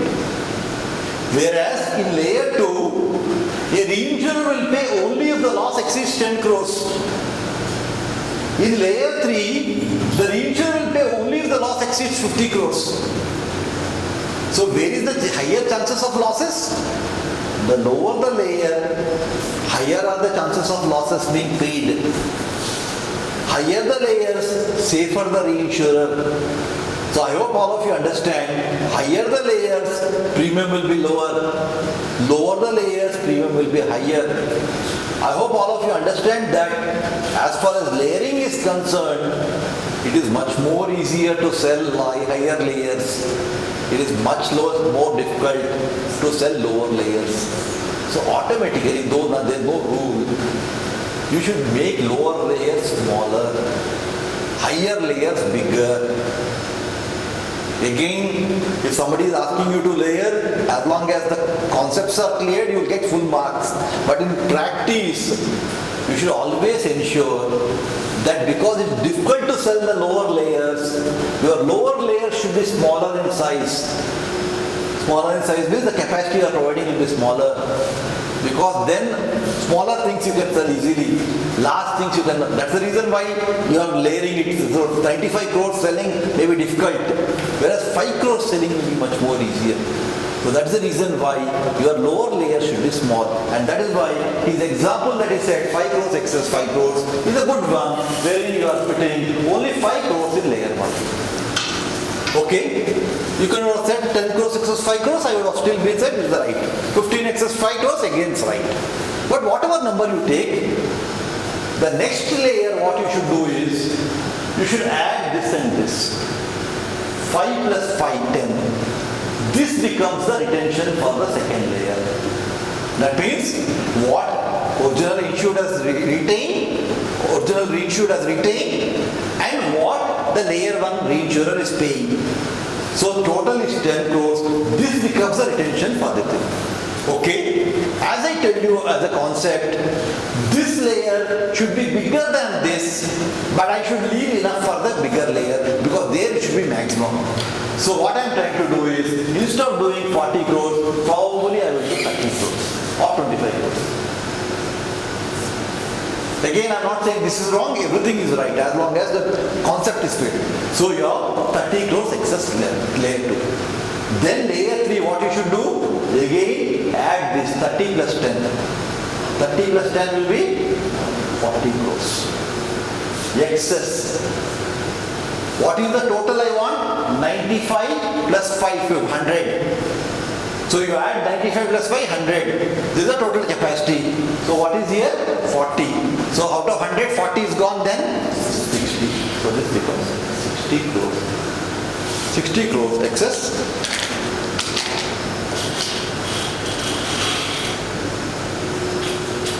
Why is this right? Because 5 plus 5, he brought 10 here. 10 plus 40, 50 here. 50 plus 50 is total 100. That is how you check whether you have done your layering right or wrong. So first thing is, I am repeating, when you start your layer 1, always this retention should come here. Then create something above that. What that something is your choice. But concept is, make it small. Because difficult to sell lower layers. Whereas easier to sell higher layers. Everybody wants to participate in the higher layers because the chance of a 40 crore loss is much less compared to chance of a 5 crore loss. So that's the reason why everybody wants the higher layers. But then premium will be lower. Somebody wants to take more risk because he gets more premium, he will go for the lower layer. So lower layer you make it small.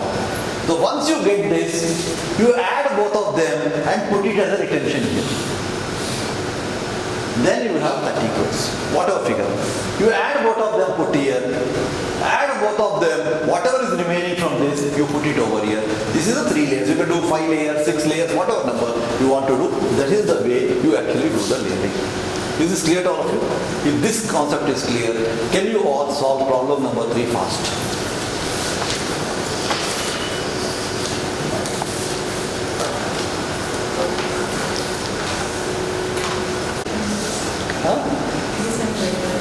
Then it may be right or wrong, we will look into it. That's why teacher job to tell whether it's right or wrong. Student job is to do. Yeah, tell me. Tell me. 1 minute. Yeah. 100 CR, excess of 100 CR. 100 crores, excess of 100 crores, okay. Next layer I have done is 150 crores. 150 crores, excess of 150 crores. 200 crores. I thought I'm using the simplest possible language. I'm speaking in English. I said, here, add this and bring it here. Why can't you follow the steps that I'm asking you to do? I said, first, what was the question? 900 excess 100? 900 crores excess 100 crores. Bring this 100 crores here, write excess here, put some number that you decide here. Preferably this number should be small. As you are going, the number should increase. That means this layer size should increase. So put some number here, perfectly fine. Next step is add 100 plus 100, bring it here, 200 crores. Next put some number, she put 150, higher than this, perfectly fine, no problem. So it is become 150 excess of 200. Then what should I do for layer 3? I should add these two. So 200 plus 150, it should become 350 crores. What's the number that, okay, you tell me.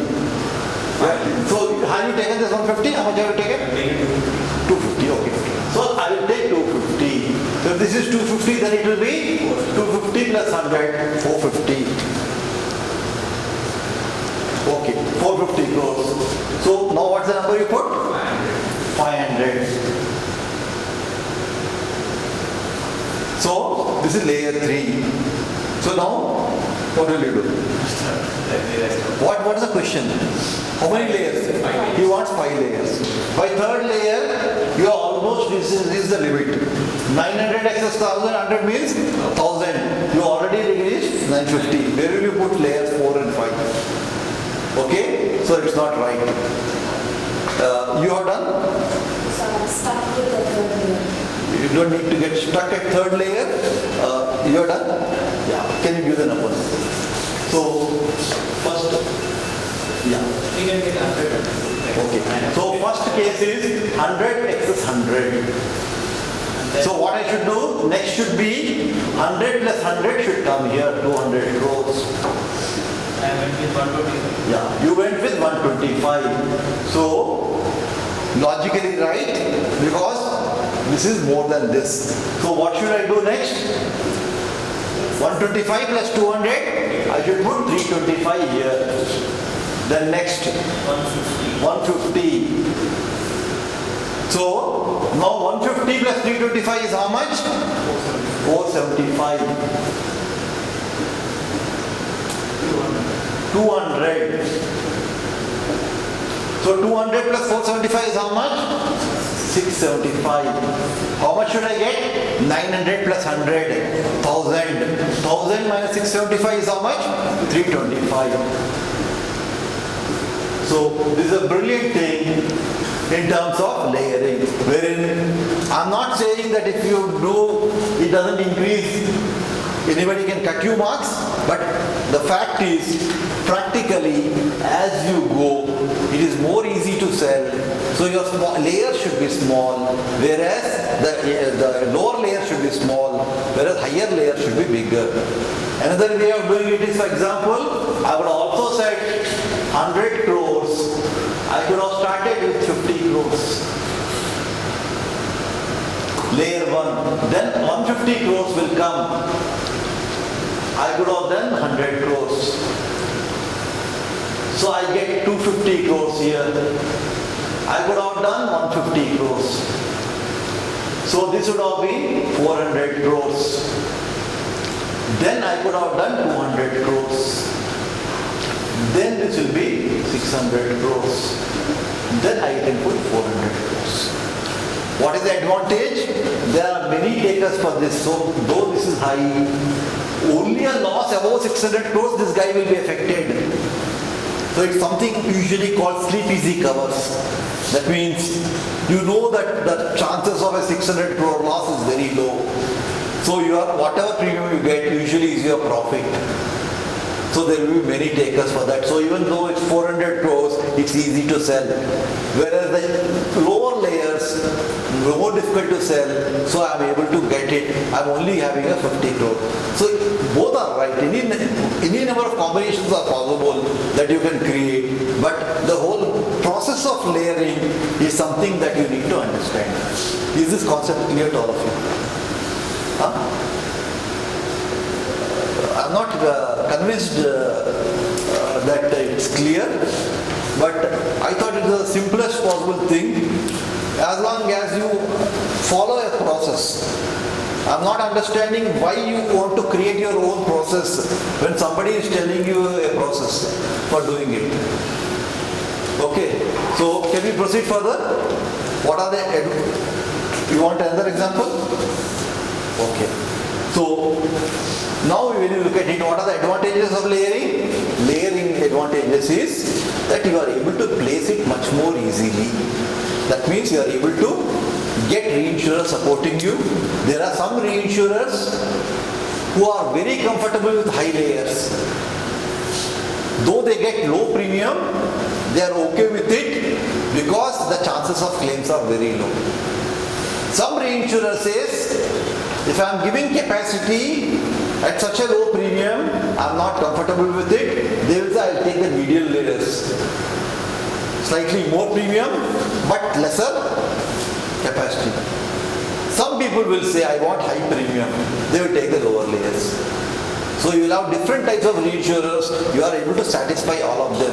Whereas if you are saying 950, 900 excess 100, some people who say I am only coming ready to go, attach myself above 300 crores or above 400 crores, all those people will not participate because for those people, any loss above 100 crores, they have to participate, they are not interested. Whereas when you are layering it, you are making it attractive to different people in different ways. That is the reason why you tend to layer this non-proportional risk. Right? So layering is possible, can be structured in layers. Reinsurers will participate across the layers. Somebody can say, I take 10% across all the layers. Somebody say, I only participate in the last layer. Somebody may say, I only participate in the bottom layer. It is for the cedent to decide depending on, sometimes in practice what happens is, if everybody wants only the top layer, then bottom layers will be unplaced. Then the cedent may say, I am not going to give like this, you participate across. So it depends on the situation. Sometimes, though you are layered it, you may say, participate 10%, if you want 10% on the highest layer, take 10% on the lowest layer also, across. So like that, they will negotiate and get it. So that is the advantage of this layer. Am I clear? And please understand, in non-proportional reinsurance, there are mainly risk excess of loss, catastrophic excess of loss and stop loss. So we will be looking at each of these. What is the risk? What is the difference between risk excess of loss, cat excess of loss and stop loss? Yeah, why are people, before we get into that, why are people using more increased use of non-proportional reinsurance? They are simple to operate. Because in this case, you are quoting a premium, you are getting your premium, you are going into the loss only when the loss is exceeding a particular limit. It has nothing to do with your original premium, original terms and all that. You are quoting your price, so it's a simple to operate. Next thing is relatively inexpensive to purchase. In proportional, what is happening is you have to share your original premium. Here, because those people are coming at a higher layers or higher exposure only, so certainly premium will not be proportional, premium will be much less. So it's inexpensive to operate. Allow reinsurer to charge specific rate rather than take a proportion of the original premium. Non-proportional reinsurance used also to protect a direct insurer from individual large losses. That means I insure Tata, that means I as an insurance company insure Tata Steel, I can take a non-proportional for Tata. Next, like I said, in a surplus you could take a proportional. You could also say that my capacity is 500 crores. I will buy, and the sum insured is 1000 crores, I will buy a 500 crores excess of 500 crores. so that I don't share the original premium. I am only what I am trying to do. I am trying to only cover if a loss exceeds 500 crores. Now usually you don't buy in a treaty for each risk. You don't say I buy for Tata Steel, I buy for Reliance, I buy for my book of business. That means I say if any loss in my book of business exceeds a particular limit, I am going to get covered by the reinsurance. Usually I hope all of you understand that we want to protect our net results only. That means, if you remember, I told you, for example, in the example of surplus that I gave you, Tata AG retention was 50 crores. They had a TT capacity of 9 lines. That is 450 crores was given. I hope all of you understand, my exposure, worst case exposure is only 50 crores. Because remaining the reinsurers are going to give. So for the risk, this is called the risk excess of loss, I need to protect this 50 crores. That means, the board not only told me that my retention has to be 50 crores for surplus treaty, it also tells me what is known as the ultimate net loss that I can suffer. It will say, okay, but you protect it with a excess of loss so that my ultimate loss is not more than 10 crores. Then what do? You buy a risk excel, which is basically covering every risk. Though it's covering a portfolio, if any risk, any loss is exceeding 10 crores, I will have a layer 40 crores excess of 10 crores, so that that risk excel is going to protect me in terms of them. Is this clear to all of you? So when you do it for individual large losses, it is called as a risk excel. Also, you protect from the accumulation of losses in a single event. That means, each loss may not be large, but if there is a flood, 1,000 motor cars will be flooded. Each will have a loss. When I add all of these losses, they may become a big amount. So when I buy what is known as a catastrophic excess of loss, CAT XL, it will protect me for events.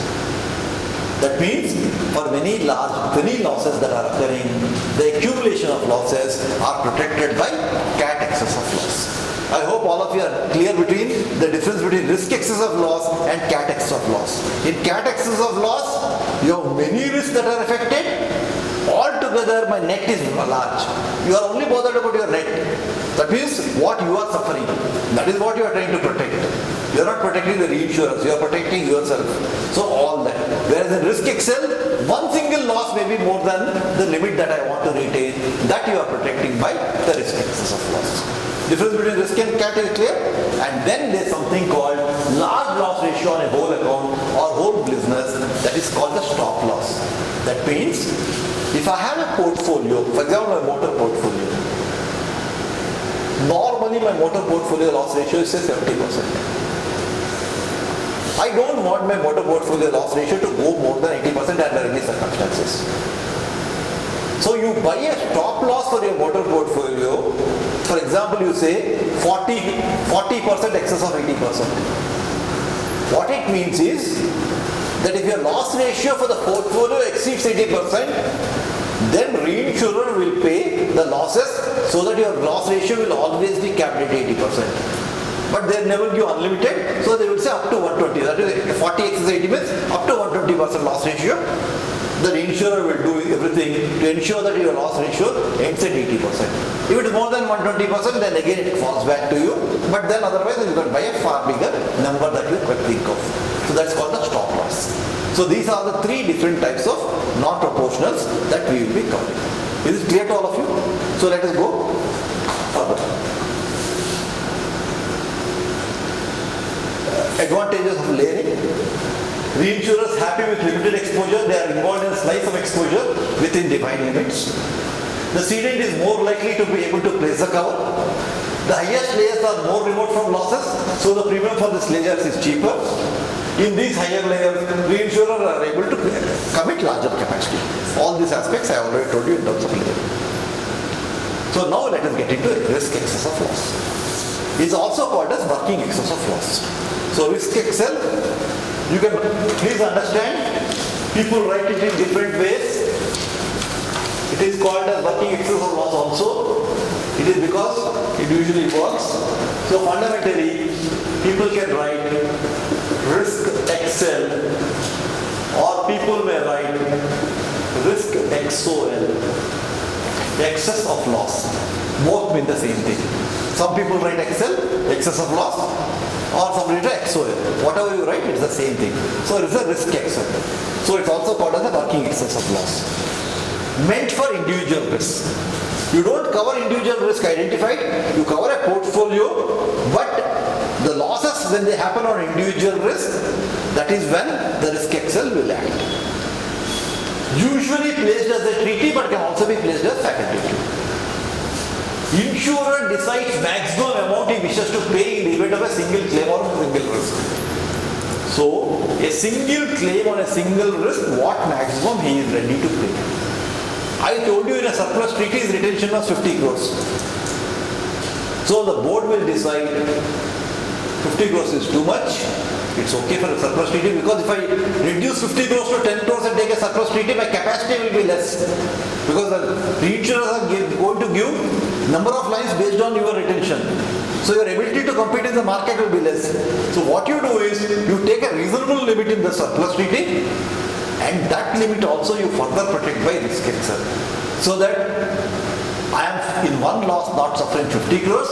If I buy a 40 crores excess of 10 crores risk XL, I will only suffer 10 crores. I will not suffer the entire 50 crores. The remaining, so that means whatever be the loss, the treaty reinsurers will pay. My worst case is only 50 crores.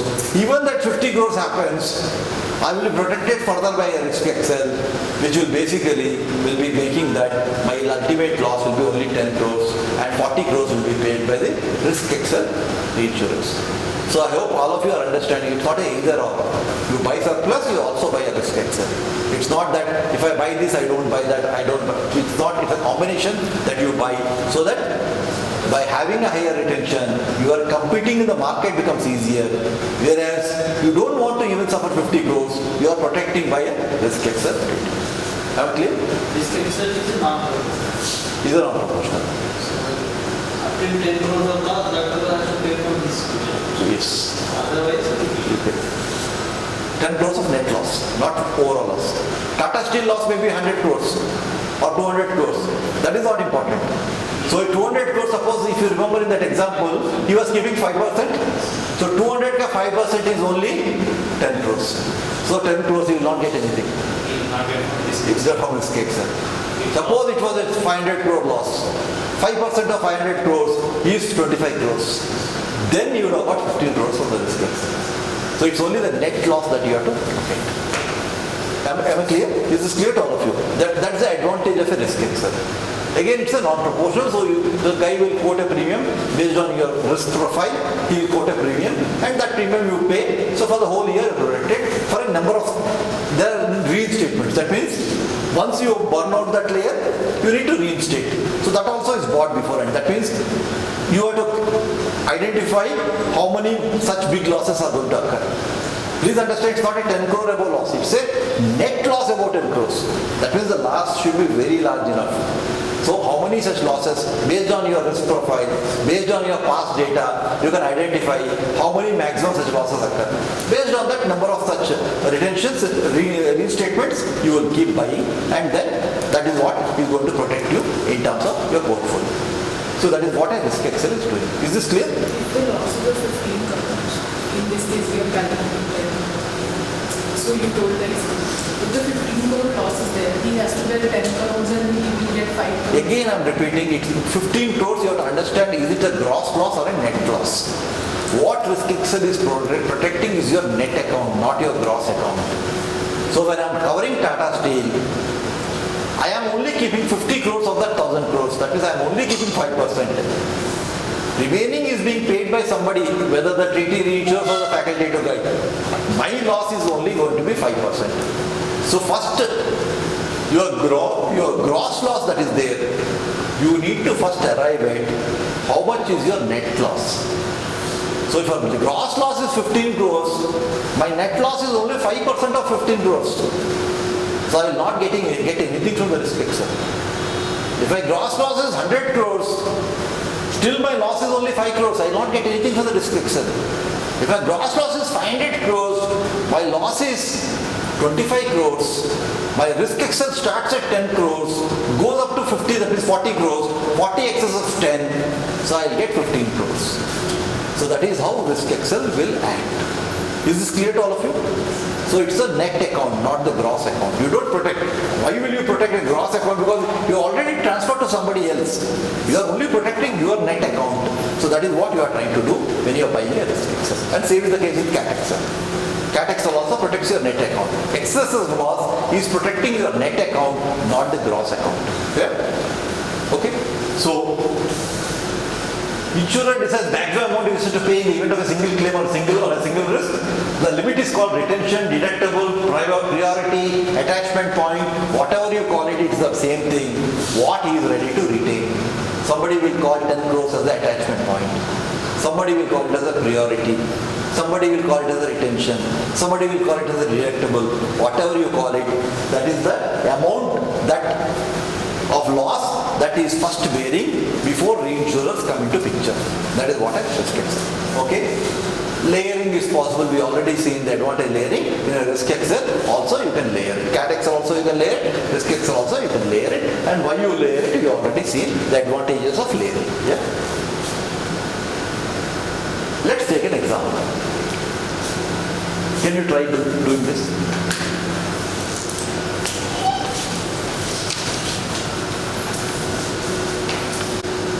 As you would appreciate, rate would be lower for the higher layers. It can be split between reinsurers. That's what layering is all about. So what are the characteristics of a risk excel? First characteristic is, it is rated based on exposure or burning cost. All pricing is either experience pricing or exposure pricing. Experience pricing is based on the past experience, you price it. This is also called as the burning cost. That means, basically burning cost means, based on your past experience, the pure risk rate, that means how much premium I have to charge to just pay for the claims. Not considering management expenses, not considering commission, none of them, not considering my profit. What is the pure risk cost? That is called the burning cost.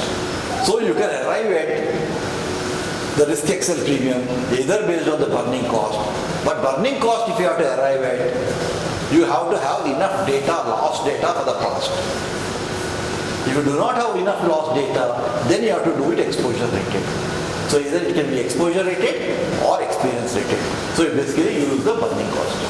So no concept of ceding commission, logical, because you are quoting your premium, whatever premium you want you are asking, so there is no question of again paying a commission further. Premium settled by annual adjustment of deposit premium. Again understand, I am buying a risk excel cover at the starting of the financial year, before 1st April. For a book my client is going to build in the next 1 year. So, he will give me what is known as an estimated GNPA or the gross net premium income. He doesn't know how much premium he is going to do. He will only tell me estimate of how much he is going to do. Based on that estimate, I am arriving at a premium. Now suppose he told me that he is going to do 100 crore premium and I arrived at a premium and I charge for the risk excel. Instead of 100 crores, suppose he does 200 crore premium. Is my risk exposure increasing or not? Certainly it's increasing. He told me 100, he's doing 200. That means he's doing much more business. He's doing much more business, chances of much more losses are higher for me. So certainly I need to adjust based on the actual numbers. So while I collect a deposit premium based on his estimate, at the end of it, I need to adjust based on the actual numbers. That is the adjustments that are done as far as the premium is concerned. Relatively cheaper. As you know, Excels are relatively cheaper because you are only covering larger losses. Till smaller losses, all are taken care by the cedent himself. Losses settled individually because for individual risk, every individual risk will settle. Retention is per risk building location. Please understand, though I told you in the same case like previously that I told you, when you're talking about retention, please understand that in one fire, if there's an industrial gala, you might have many industries burnt. Similarly, if there's a case of a mall, there's a fire in a mall. You may have a McDonald's, you may have a KFC, you may have a Bata shop, you may have a Nike store, you can have a Marks and Spencer's. All of them can be affected. So please understand that when you talk about a risk excel, it is only per risk that you are talking about. The moment there are more than one risk which are affected, your CAT Excel will come into picture. Catastrophic Excel, the name will give a feeling that's only for natural catastrophes. It's not natural catastrophes. Even fire can be a catastrophic risk when you have more than one risk affected. Am I clear here? So fundamentally, CAT Excel has something called as a two-risk warranty, wherein when more than one risk is affected, two or more risks are affected, then usually CAT Excel will come into picture. So what you need to understand is, if you are a particular policy which covers separately building, separately machinery, separate stocks, when you look at an Excel, you need to consider it overall. But if there are more than one risk, like in a mall and other things that are getting covered, then even if it's a fire, it can be a subject matter of the CAT Excel. It may or may not be related to the risk Excel. It all depends on the contract that is there, wherein whether even if a CAT Excel is there, you may have a risk Excel first acting, and then remaining portion you may get a CAT Excel. So these are the things depending on what the contract wordings talks about as far as risk Excel and CAT Excel are concerned. Is this clear to all of you? Yeah. Now we are coming to the catastrophic excess loss. So when you get into the catastrophic excess loss, usually used for natural catastrophic perils like earthquake, flood, cyclone, or man-made catastrophic perils like riots, etc. Can also be used for fire peril with a two-risk warranty that I talked about. That means in a fire, if more than one risk is affected, then the CAT Excel will also trigger. So there is the CAT two-risk warranty. Retention in CAT Excel is usually much higher than the risk Excel. Risk Excel is per risk, CAT Excel is for more than one risk. So automatically, if you are keeping 10 crores for retention for a risk Excel, logic says your CAT Excel return, because there is at least two risks to be affected, at least it should be double. That means usually it can be more than that. You have a 20 crore loss, 20 crore limit or a 30 crore limit for a CAT Excel. Usually CAT Excel limit will be more higher than the risk Excel limit. Retention levels should be decided based on past experience and expected future trends. Layering is possible. CAT cover limit usually determined by CAT modeling of exposures. Please understand, how much is the cover that I should buy? It's a very, very difficult question. You can't buy for the entire exposure. Entire exposure will be very huge. For example, even I just take an NCR region, even a small company, if you insure 100 buildings, each building will be worth 100 or 200 crores. You are talking of a 2 lakh crore limit. So fundamentally, you can't buy a CAT Excel cover for 2 lakh crores. Am I clear here? So, first of all, 2 lakh crore is your gross exposure. You may be retaining only 10% of the 2 lakh crores. So your actual net exposure is only 20,000 crores. Still you can't buy 20,000 crores. You have to buy a CAT Excel cover based on your exposure for predefined scenarios. Predefined scenario could be an earthquake in NCR, an earthquake in Mumbai or Maharashtra, an earthquake in Gujarat, a cyclone in Mumbai. Why I am not using Orissa or West Bengal? Because exposures have to be higher. Your Western India has higher exposures. Your NCR has higher exposures. So your scenarios have to be worst case scenarios. You have to be prepared for worst case, then smaller losses, your coverage will be enough. So you have to do a modeling. There are CAT models. It's a software model. There are companies like RMSI, RMS India, or there's the AIR worldwide. They do modeling for across the world. How do they do it? Based on your past data of earthquakes and cyclones, you know how much loss occurs. Out of that, how much is insured based on your exposure.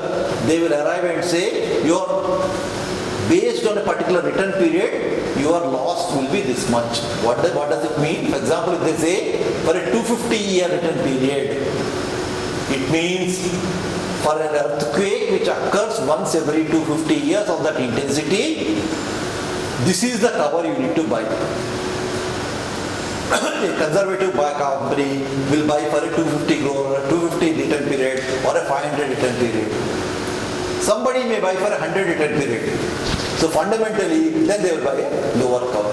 So based on the modeling of your exposures, they will arrive at a number of your net exposures. They will arrive at a number.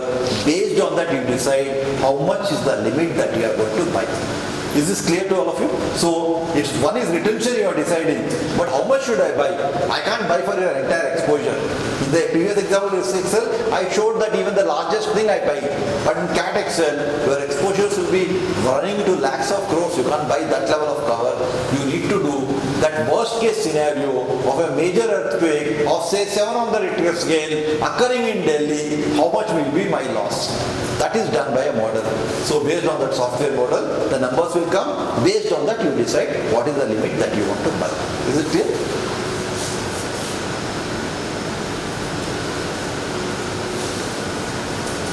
So rate based mainly on exposure, because as you would appreciate, if I need to do an experience rating, I should have enough loss data. But the very nature, catastrophic exposures are rare events.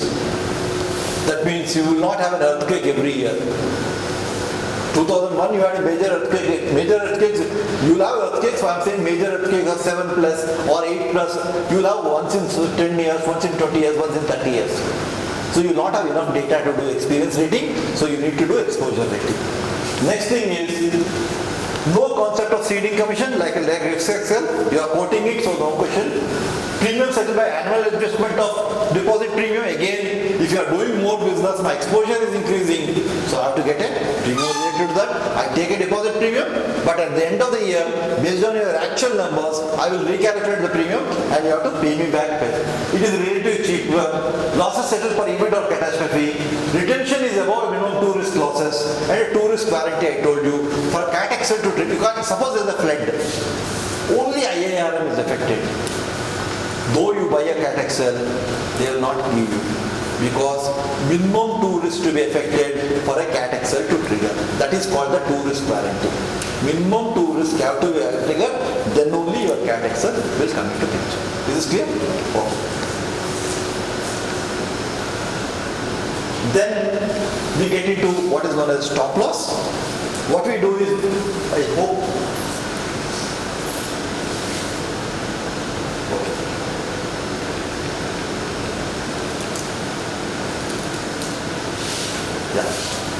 I thought I'll complete the chapter before we take the break. If you are fine, we'll complete the chapter and then take the break, so that after you come back, we'll try to see whether we can do the problems. Yeah. So, stop loss. Stop loss, as I told you, you usually do it for a portfolio.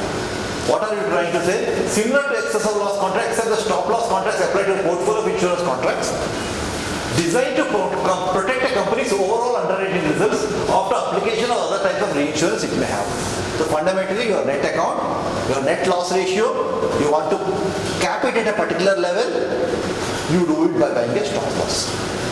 Now please understand, suppose your normal loss ratio is 70%. You want to buy a stop loss starting at 60%. Which is good. So that means you want to not have a loss ratio more than 60%. But will any reinsurer give you? Because what numbers you have, reinsurer also has those numbers. He knows that normally you are expecting 70%. Insurance or reinsurance is meant for unexpected things. That means a major Chennai, your loss ratio is based on certain events.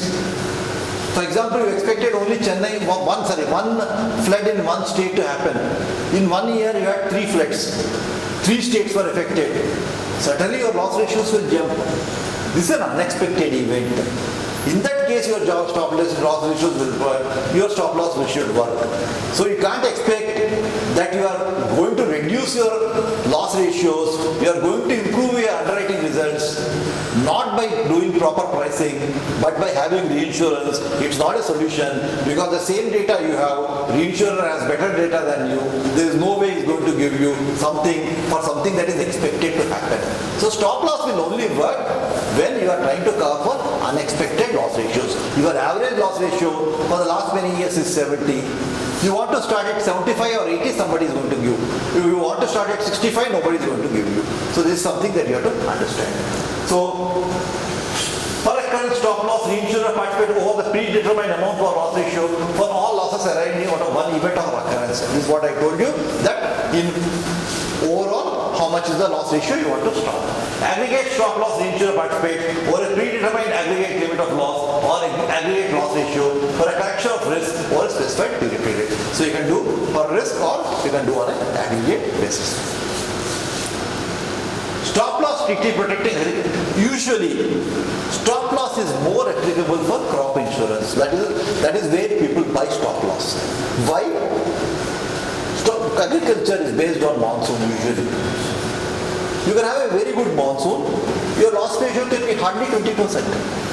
You can have a drought across the country, your loss ratio will get to 300%.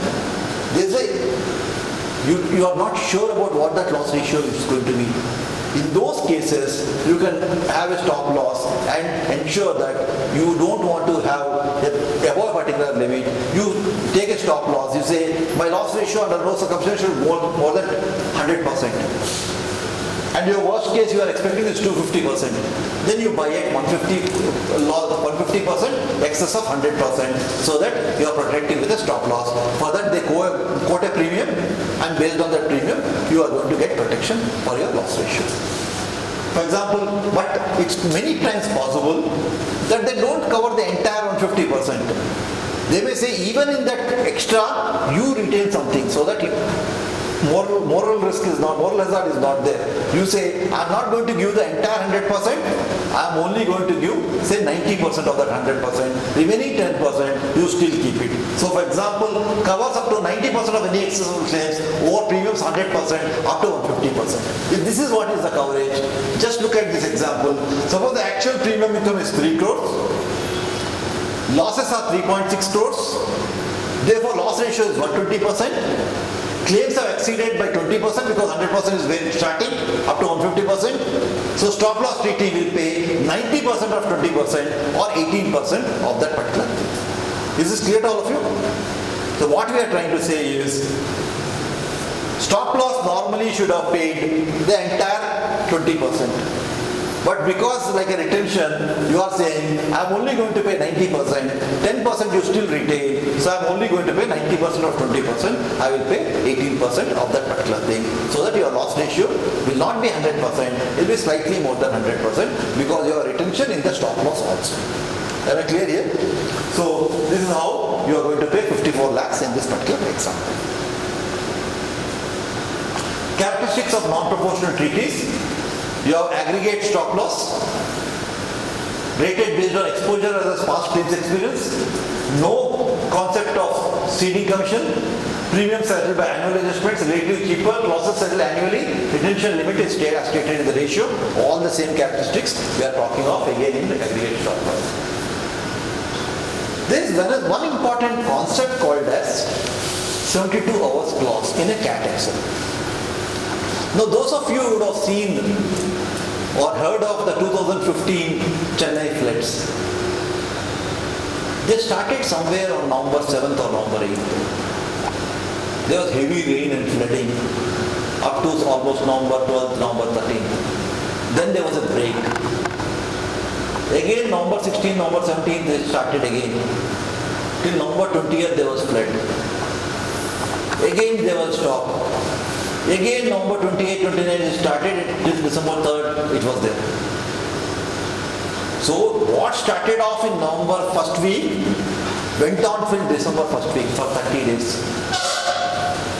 Now, is it 3 events? Is it 1 event?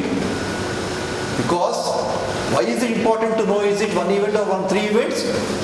Because when you are covering a cat XL, say 90 crores excess 10 crores, if it is 3 events, that guy is based on retentions, will get 3 into 90 crores. If it is 1 event, he only gets 90 crores. Whereas, if it is 3 events, he will suffer a retention of 3 into 10 crores. If it is 1 event, he will only suffer a retention of 10 crores. So it's very, very important that you need to define what an event is. Is it 3 events, 2 events, 1 events? And that is why your hours clause will come into picture. Usually called as the 72 hours. What it says is that 72 consecutive hours for hurricane, typhoon, windstorm, rainstorm, hailstorm, tornado. That means any loss which occurs up to 72 hours will be treated as 1 event. Who decides what is the starting point of that 72 hours? The reinsured.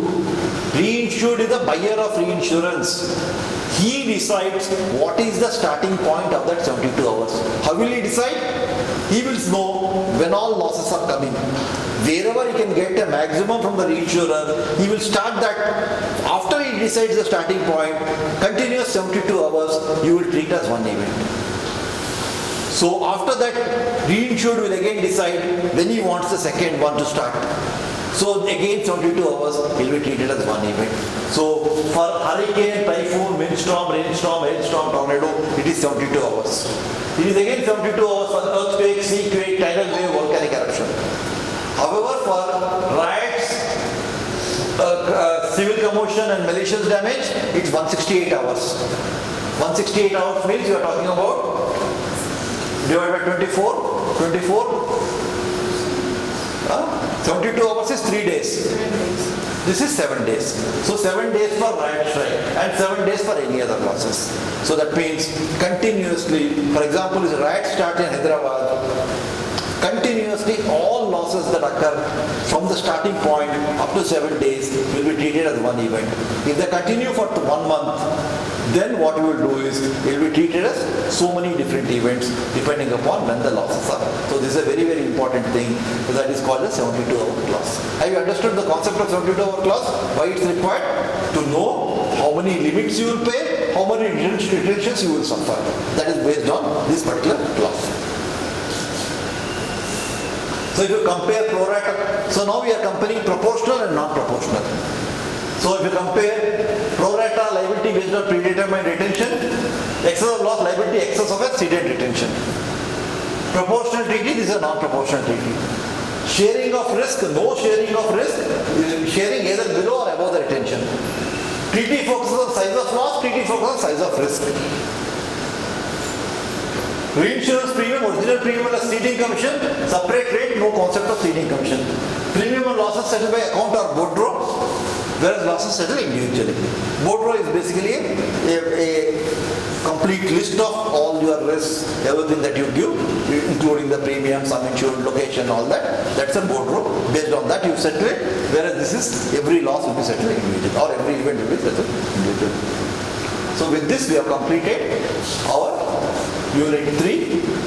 Once we come back, before we get into the wordings, we will do that problem. So we start off post T with that problem.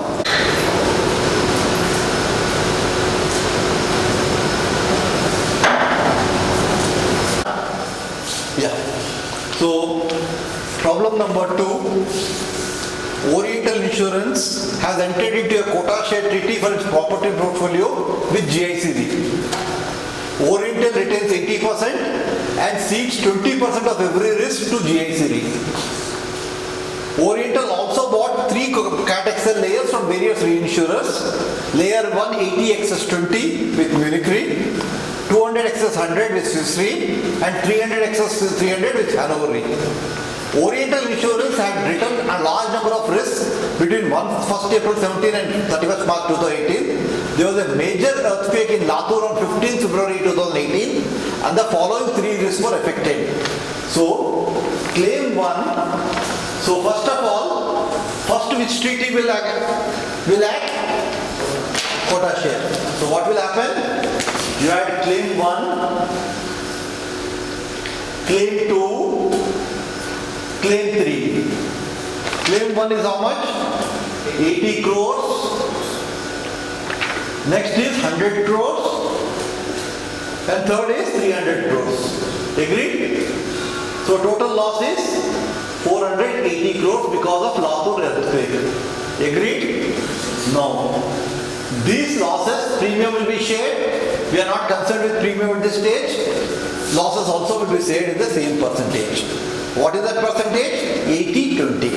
So what will Oriental have? 80%. What will GIC have? 20%. So Oriental will pay 64 crores claim in this. GIC will pay 16 crores in this.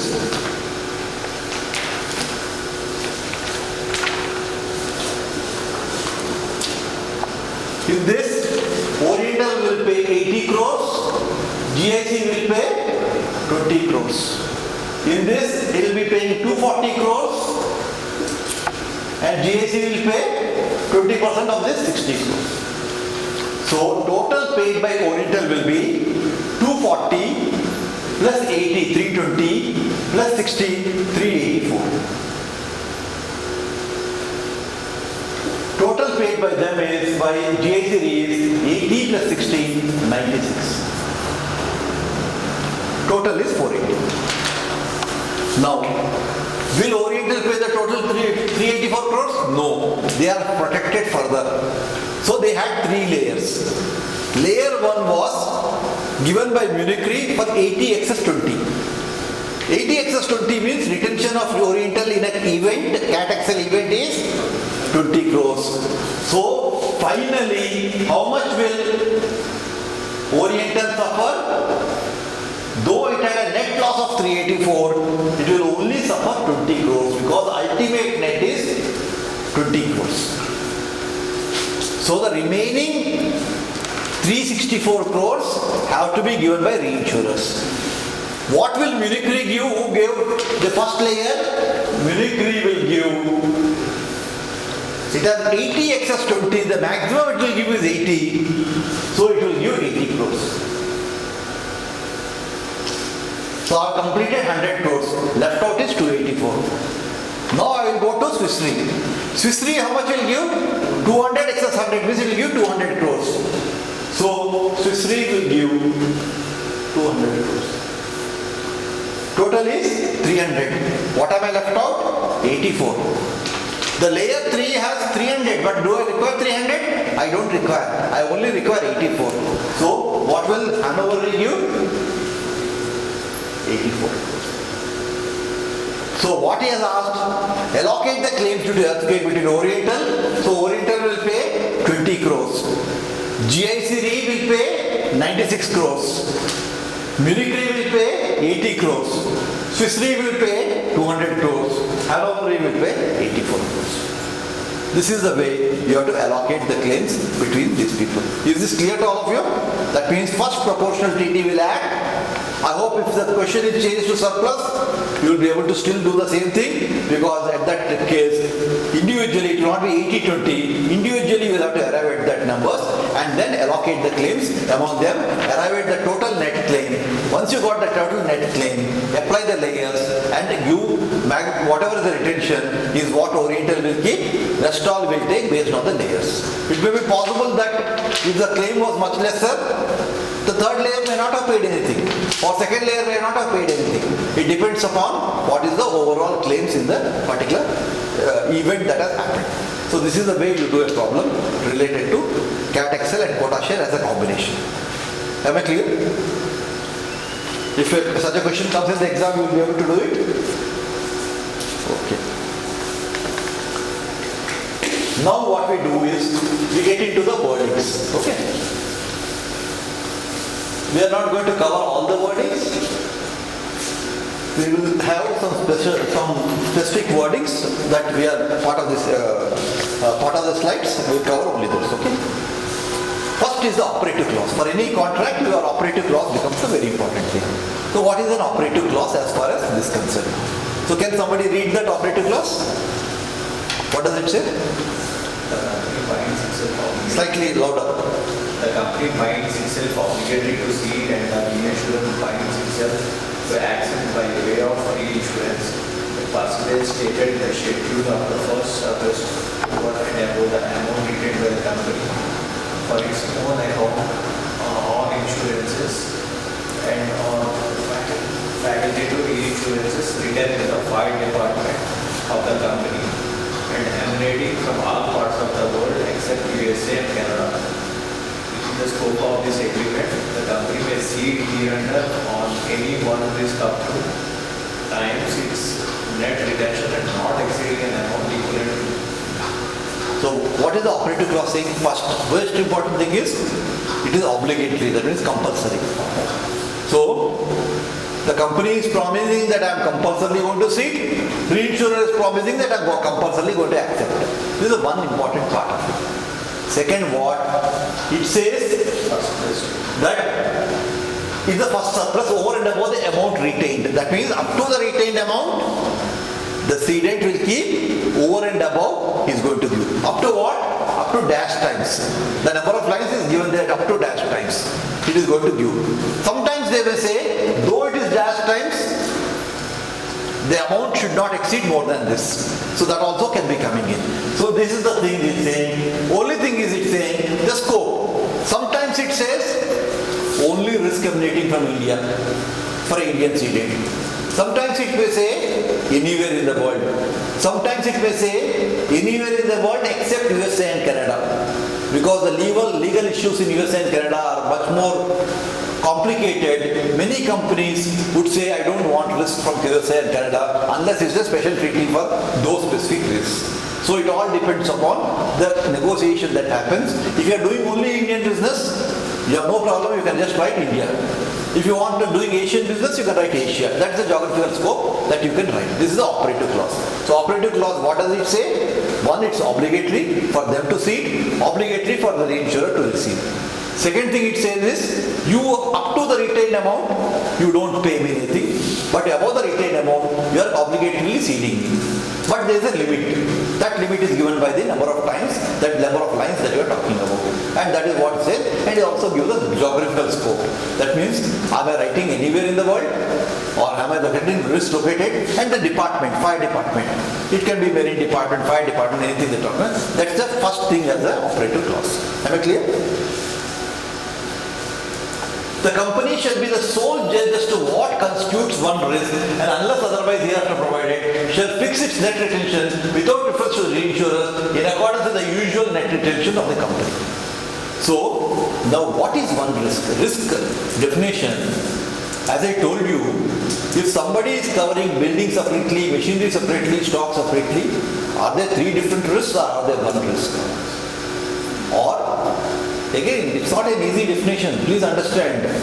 If somebody is covering LOP separately, property separately, is it one risk or is it two risks? If somebody has a steel plant here and a captive power plant here, is steel plant and captive power plant one risk or are they two separate risks? Are you going to base yourself on compound? Are you going to decide based on whether one compound wall is there or two separate compound walls are there? Are you going to say if it's more than 50 meters, it's one risk, or less than 50 meters, it's one risk, more than 50 meters, it's one risk? These definitions are not easy.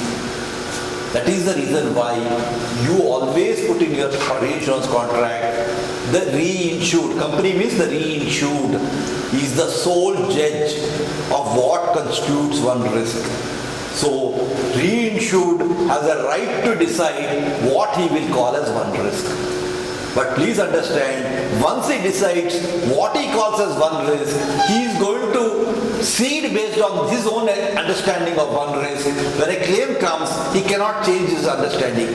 So when a claim comes, based on the way he has ceded, the same way he is going to get the claim. So the reinsured will determine what he calls as one risk. Am I clear here? So this is a very important thing that it says. And the second thing it says is, it may change this net retention depending upon the category of risk or other things based on underwriting philosophy, because that has already been, underwriting philosophy has already been shared with the reinsurers. Again, we are not going to say that this risk, because sometimes what happens is, you may even say that I'm going to upgrade the category if the risk, when I do a risk inspection, if the number of points is more than 70, I may upgrade a risk. If it is less than 50, I may downgrade a risk. That means my retention will decrease or increase depending upon whether I'm upgrading or downgrading the risk. In those cases also, as long as it has been pre-accepted, you don't need to again say, this risk, can I do this like this? Because on a philosophy basis, you have accepted that this downgrading and upgrading is possible. So this is an operative clause. Second clause is called the attachment of cessions clause. Attachment of cession clause says the liability of reinsurer shall commence simultaneously with that of the company as soon as the retention of the company on any one risk as defined by its limits, records, practice and instructions is exceeded. So that means the reinsurer's responsibility will attach immediately. It's not that you have to get your premium or something of the sort. The moment I write any risk which exceeds my retention limit, automatically reinsurer's liability will start.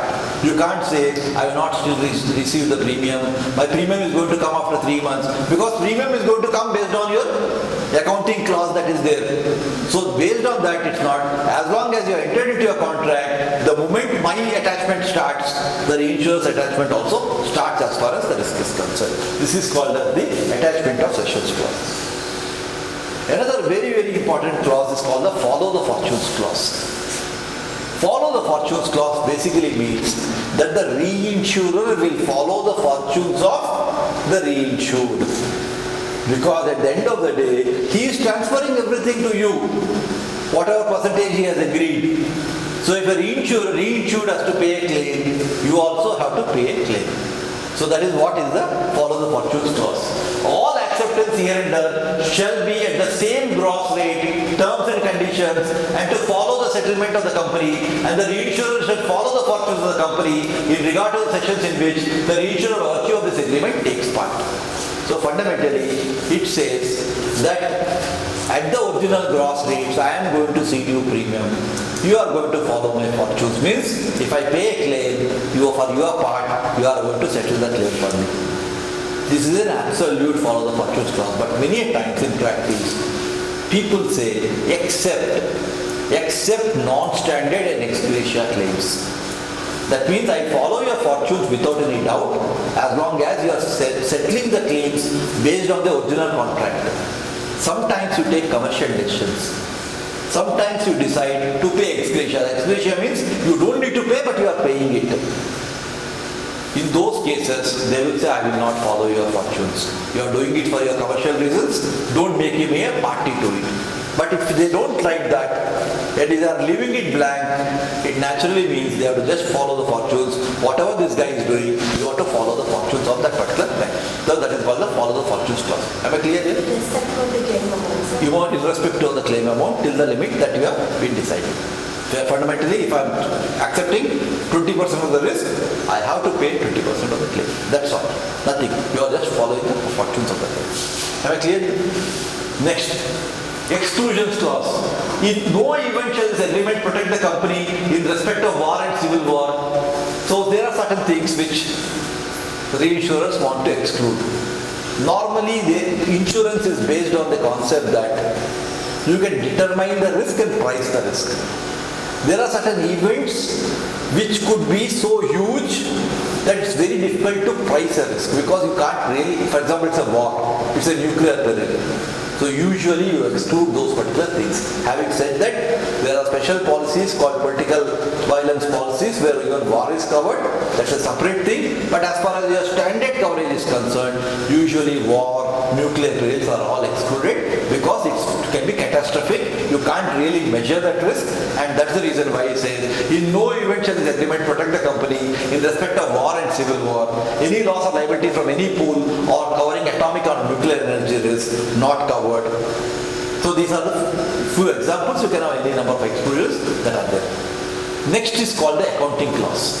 So when you talk about the accounting clause, accounts awarding all transactions under this agreement shall be rendered quarterly by the company to the reinsurer as soon as possible after the close of each quarter, which shall be deemed to be 31st March, 30th June, 30th September and 31st 31st December respectively.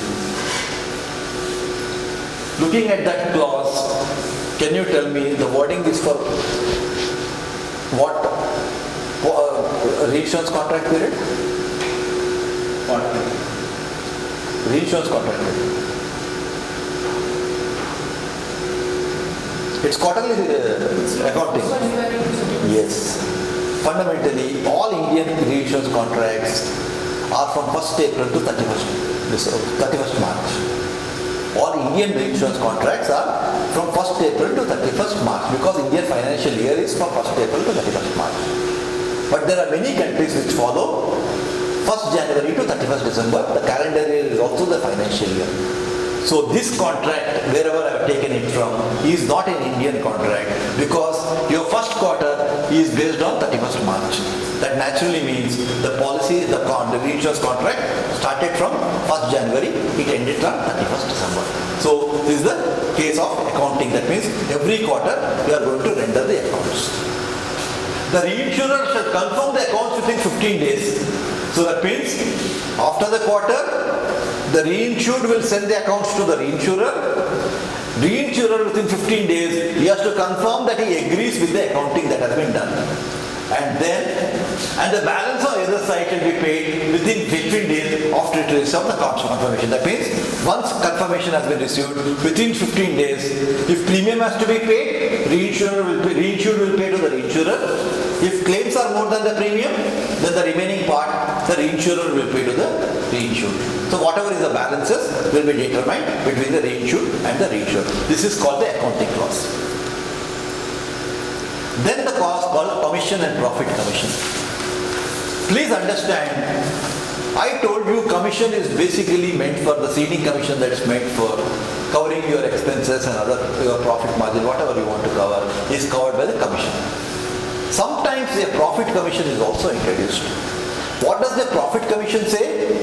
That I am going to give a particular commission, but if your portfolio is performing well and I make a profit, I will share a part of your profit as a commission. That is what the reinsurer will tell the cedent. So that is called a profit commission. So what does the commission and profit commission clause say? The reinsurer shall pay to the company a commission as specified in the schedule upon the net premium, gross premiums plus returns and cancellations, together with an additional commission as specified in the schedule on the profits derived from this. So fundamentally, it says this much percentage I am giving you as a commission. Sometimes there is a sliding scale commission. In sliding scale commission it says, if your loss ratio is less than 60%, I pay you this much commission. Between 60 and 70%, I pay you this much commission. It will be less. 70 to 80%, I pay you less. That's called a sliding scale commission. Profit commission is, at the end of the year, I will look into the profits. Based on that, I will pay you additional commission if my profits are good. So what is this profit commission? It will have, to arrive at the profits, you should have income and expenses. What is the income going to consider? Premium reserve for previous year, losses outstanding for the previous year, and the net premium for the current year.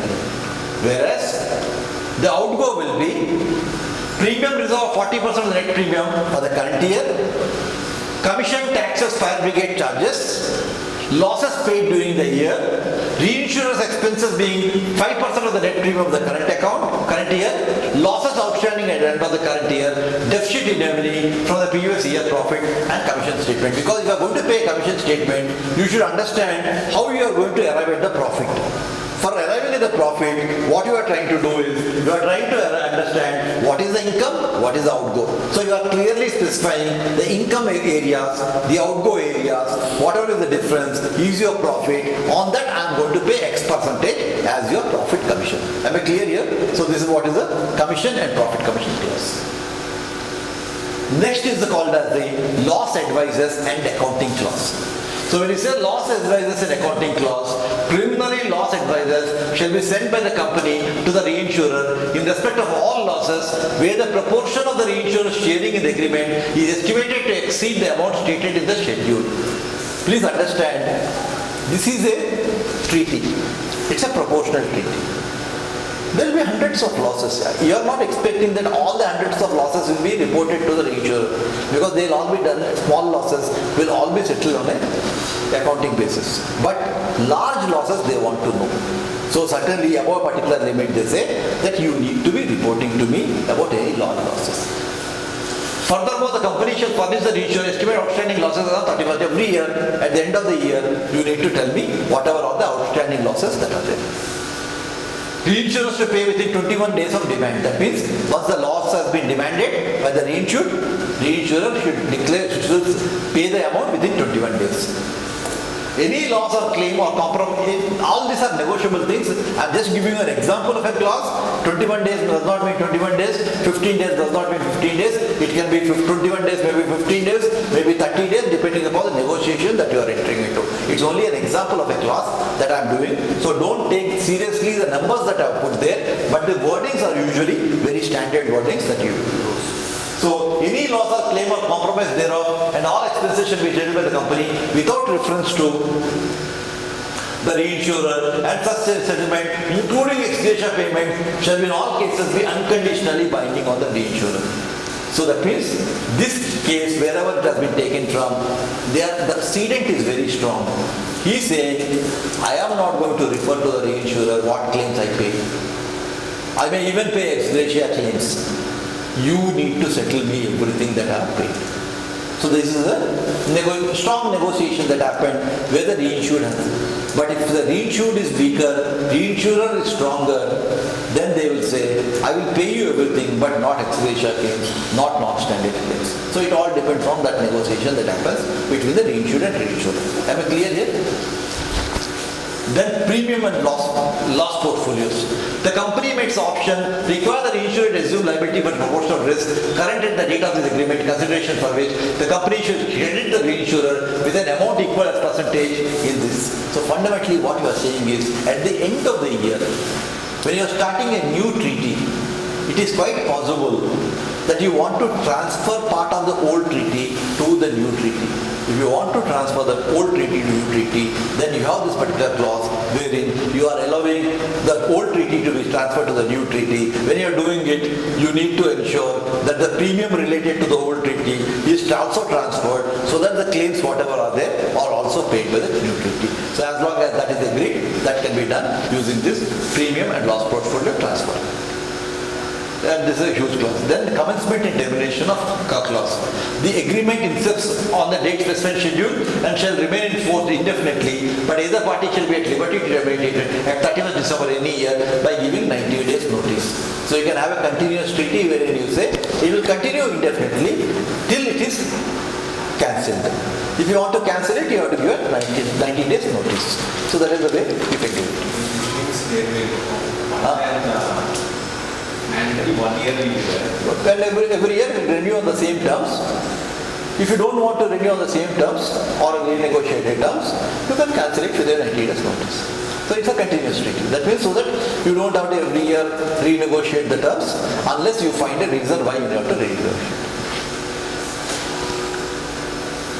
Terms of agreement. Agreement to apply for only losses occurring during a period of contract. If agreement expires or be terminated when loss occurrence is in progress, reinsurers are responsible as the entire loss or damage occurred prior to expiry of agreement. If agreement not renewed, this agreement at option of the company shall be extended. So if the reinsurance agreement has not been renewed, so it's possible for the reinsured to decide and ask for 1 or 2 or 3 months extension, then reinsurer will have to give that particular extension. Insuring clause. Now we are getting into non-proportional treaty wordings. So far we have done all the proportional treaty wordings. If you look at your book, lot of such clauses are there. You can, for your academic interest, you can look at all those clauses later. But basically all these are pure contract wordings. There is nothing much to explain other than the fact that each of these will be usually part of your treaty. So for a non-proportional treaty, insuring clause says, indemnify that part of ultimate net loss which exceeds retention. As I told you, non-proportional is covering your net exposure, your net loss. So that is what it's trying to say, that it's going to cover your ultimate net loss. Sum recoverable under this agreement shall be up to and not exceeding the limit. Underlying loss to be retained net by the reinsured, subject only to recovery under carriage. It is quite possible, for example, you had a risk excel example where they said Tata AG's retention was 50 crores. I said you buy a risk excel, 40 excess 10. And then you have this 10 crores. And that reinsurer has quoted a premium. Now what this clause is telling is, now you cannot protect without telling me again that 10 crores and you can't buy another 5 excess 5 crores. What is the problem for the reinsurer? The problem for the reinsurer is, if he is again buying 5 excess 5 or a 9 excess 1, then this guy has nothing much, no skin in the game. Is it not? He will be happily writing any risk, because what is the worst case? He is only going to lose 1 crore. Rest all reinsurers are going to pay. Whereas I have quoted based on the belief that you have a skin in the game. Even if a loss occurs, you will first suffer 10 crores before I am coming in. So what he's trying to tell is that, boss, you can't do that without my acceptance of it. If you are telling me 10 crores your retention, other than what you can recover from Cat XL, you are not allowed to again have another risk XL wherein that 10 crores also you are protecting by with somebody else, with something else. So that I do not know. At the end of the day, I got fooled assuming that you are keeping a 10 crore retention, so you are going to suffer. So I also participated in it. Tomorrow, without you telling me, you are going to reduce it and going to say that I am only going to retain 1 crore, 9 crore somebody else is going to pay. That is not acceptable. That's what this treaty condition is saying. Next thing is ultimate net loss. Some actually paid by the company, including litigation and all other expenses, but excluding office expenses and salaries. Salvage and recovery should be deducted. As you know, when you pay the loss, you don't just pay the loss. Surveyors get fees. That also should be shared. Your litigation, sometimes you go for litigation. Court fees, that also should be shared. If somebody, reinsurer is taking 80% of the claim, 80% of the risk, or a particular, in a non-proportional case, he is saying 40 crores excess 10 crores, then the reinsurer cannot say that I am only going to pay the claim amount, not what costs are incurred in survey fees, what costs are incurred in investigation, what costs are incurred in the litigation or in the court fees and other things. That also he has to share it. But there will be a claims department in the insurance company. They will also have expenses. That usually is not shared. So that is what he says. But excluding office expenses and salaries. Don't tell me I paid my claims manager X amount. That also you share in the claim. That is not payable, but other things are. Actually, this is one very interesting case that happened where lot of companies started doing motor service in-house. Is it not? You know that? Now when they pay you, when they used to pay surveyors fees, along with the claim, survey fees also could be taken from your reinsurers. But when you do in-house, it actually becomes, they don't pay anything. It's a salary. And it says except salaries. So, if you had given outside the company, you could have actually got it from the reinsurers a share of that. Whereas when you are putting inside, you are not getting anything. So this is something that actually GIC had refused to pay in a specific case, and then there was an issue, and then there was an agreement how to apportion it. But please understand that how clause wordings can have an impact on what payments that actually come to you will be dependent upon what you are talking of in a clause wording. Right? Net retained lines only protects net account. As you know, excess of loss only protects the net account. Reinsurer liability not to increase due to inability to recover from any other reinsurer, whether due to insolvency or otherwise. Now, please understand, when I am giving you a non-proportional reinsurance and I am covering your net account, in the example that I gave you, suppose net account maximum loss that Tata AG can have is 50 crores. It has given 450 crores to other reinsurers. Out of that 450 crores, suppose one reinsurer became insolvent. And he was supposed to give 50 crores, he did not give. So what is the net account of Tata AG? It's 100 crores. Now what it is telling you is because of insolvency of somebody, don't increase my net liability. Your net liability still is 50 crores. The 50 crores, remaining 50 crores, you have to get from that reinsurer or what shut. You don't take it under me, saying that this is my net loss. Am I clear here? So this is what is the net retained lines. Premium clause. Deposit premium to be paid. After expiry, deposit premium to be adjusted at rate multiplied by GNPA. GNPA is called gross net premium income, subject to minimum premium. So whenever you have a non-proportional reinsurance, there is a concept called as minimum premium, there is a concept called as deposit premium, and sometimes it's called a minimum and deposit premium. That means, I gave you an example and I said somebody did 100 crore business. He told me, he estimated that he'll do 100 crore business. Instead of 100 crores, he did 200 crores. So my exposure has increased. Now, and hence he has to pay me the additional premium at the end of the adjustment. Suppose instead of 100 crores, he did only 50 crores. Okay? So that means my exposure has reduced. So you will expect me to refund back 50% of the premium. So reinsurers, to protect themselves in such cases, what they do is they put a minimum premium. They say, okay, I will adjust the premium, but my minimum premium is 80% or 75% or 90%, depending on the negotiation. So original whatever I collected, I am maximum refunding you 10% or 15%. Even if your GNPA is less, I am not going to refund you more than that percentage. But if it is higher, I am going to accept that percentage. So that is how you put a minimum premium. Deposit premium is, first itself you have to deposit a particular amount of premium. Usually minimum premium and deposit premium are same. You say 80% of the premium, I keep it. That's called the minimum and deposit premium. That means at the end of the adjustment, wherever adjustment is done, this 80% is taken out and the remaining will be adjusted at that point of time. Because anyhow you are going to get minimum 80%, so it's better for you to take it initially itself as a deposit premium so that you don't need to refund back anything. Reinstatement clause. As I told you, suppose there is one loss, there is a 40 crores excess 10 crores layer. If there is one loss of 40 crores, the entire layer is burnt out. So you need to reinstate the layers. And this reinstatement you cannot happen after the loss. Because after the loss, if you try to reinstate, that means you have to buy again. It will be very costly. Because after a claim, people tend to jack up the premiums. So reinstatements are also bought initially itself. You decide how many reinstatements you want. Suppose you are expecting maximum I want to have 4 losses in a year. 4 large losses which can affect more than my retention. Then you buy, instead of 1 you already bought, you can buy 3 reinstatements. If you want to be safe, you buy additional 4. So that you have, though you are expecting only 4 losses, you are buying up to 5. So you will predetermine how much you are going to reach, how many reinstatements you want. So this is what is the concept of reinstatement. So in case of any portion of indemnity being exhausted, the amount exhausted will be automatically reinstated from the date of loss to expiry and pro rata additional premium will be paid.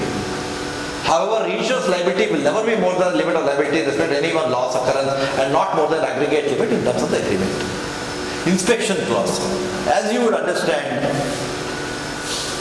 the utmost good faith principle which is applied between an insurer and an insured is also applied between a reinsurer and an insurer, because reinsurer's knowledge about the book of the insurer is limited.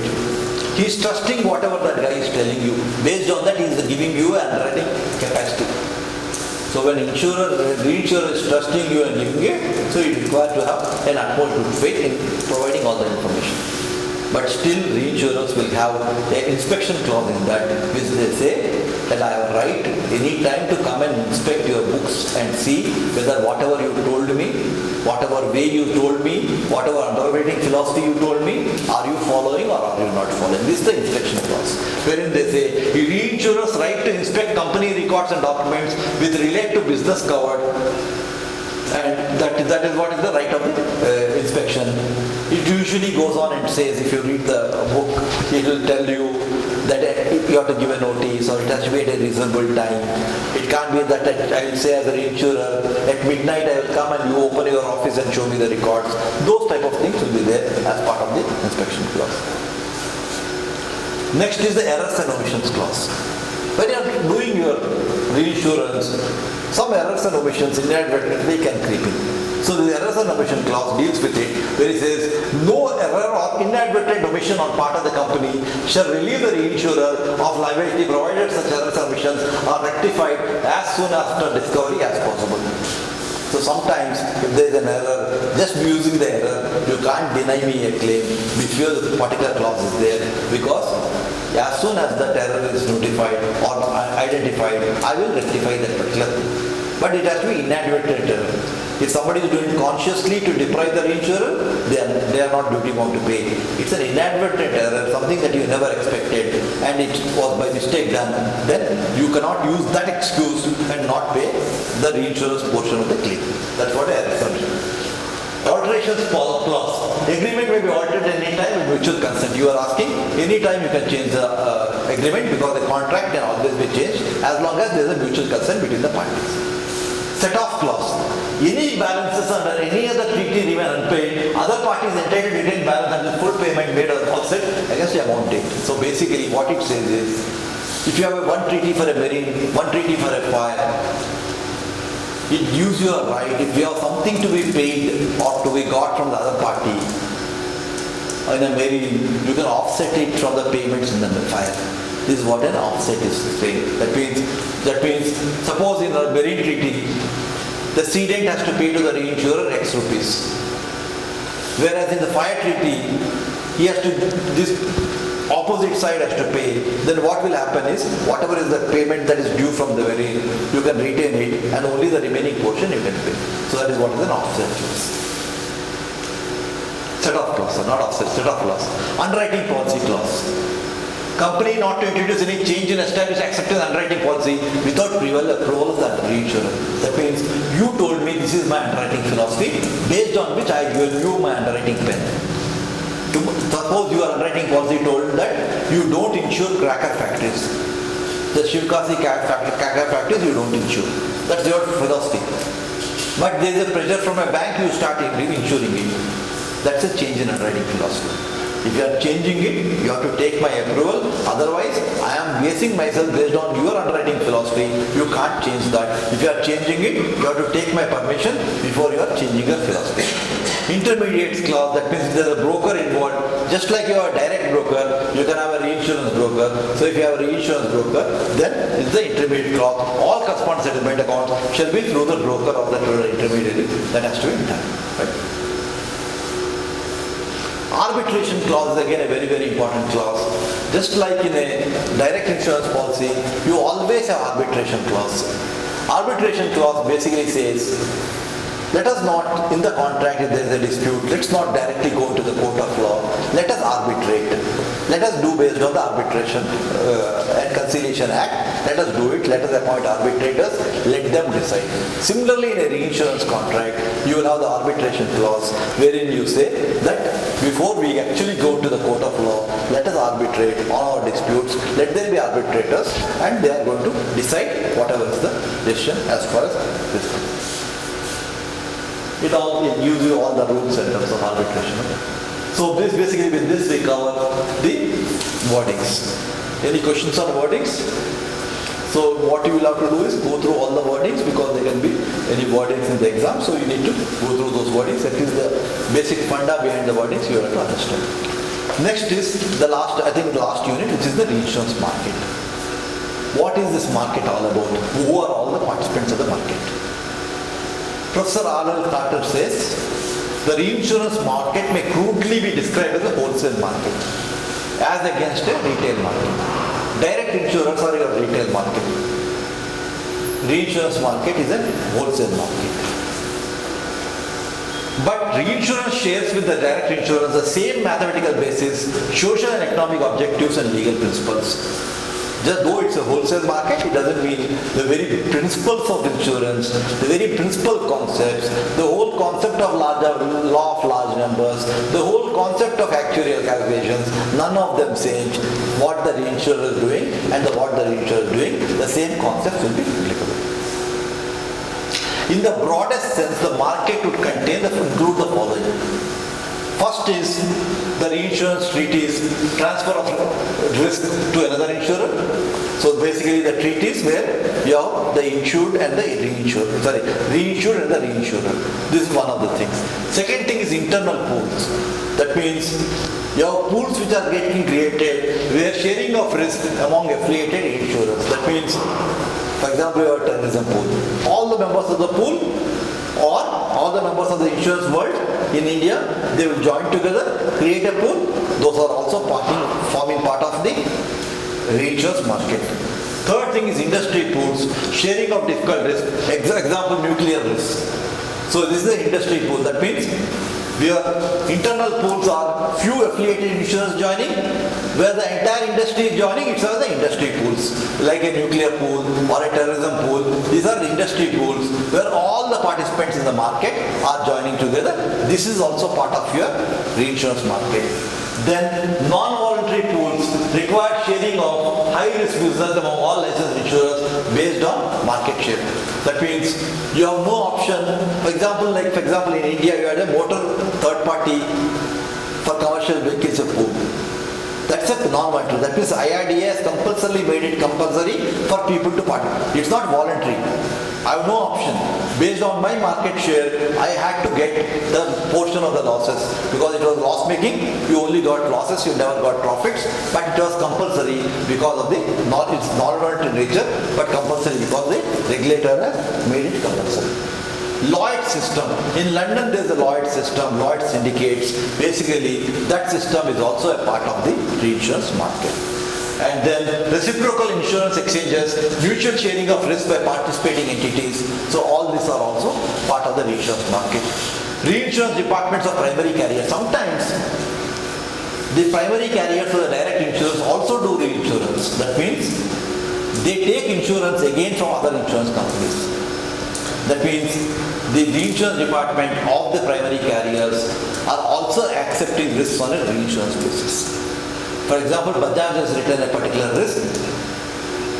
They may give it to a reinsurer or they may give to say, of course, they have an agreement with them, or some companies like New India and Oriental and other things even accept African risk or something as a reinsurance. So the primary license is a direct insurance license, but they also do some reinsurance. So that also forms a part of your reinsurance market. So in a broader sense, it's not just your treaty reinsurance, Lloyds, your internal departments which are the reinsurance departments of the direct companies which are doing it, your pools that you talked about, nuclear pool, terrorism pool, motor third party liability pool, all of them are also part of your reinsurance market. This is the nature of the market that you are talking about. So with this, we have completed the entire syllabus. Okay? So what I do is it's now 10 to 4. Our class is up to 4:15. So you have 25 minutes.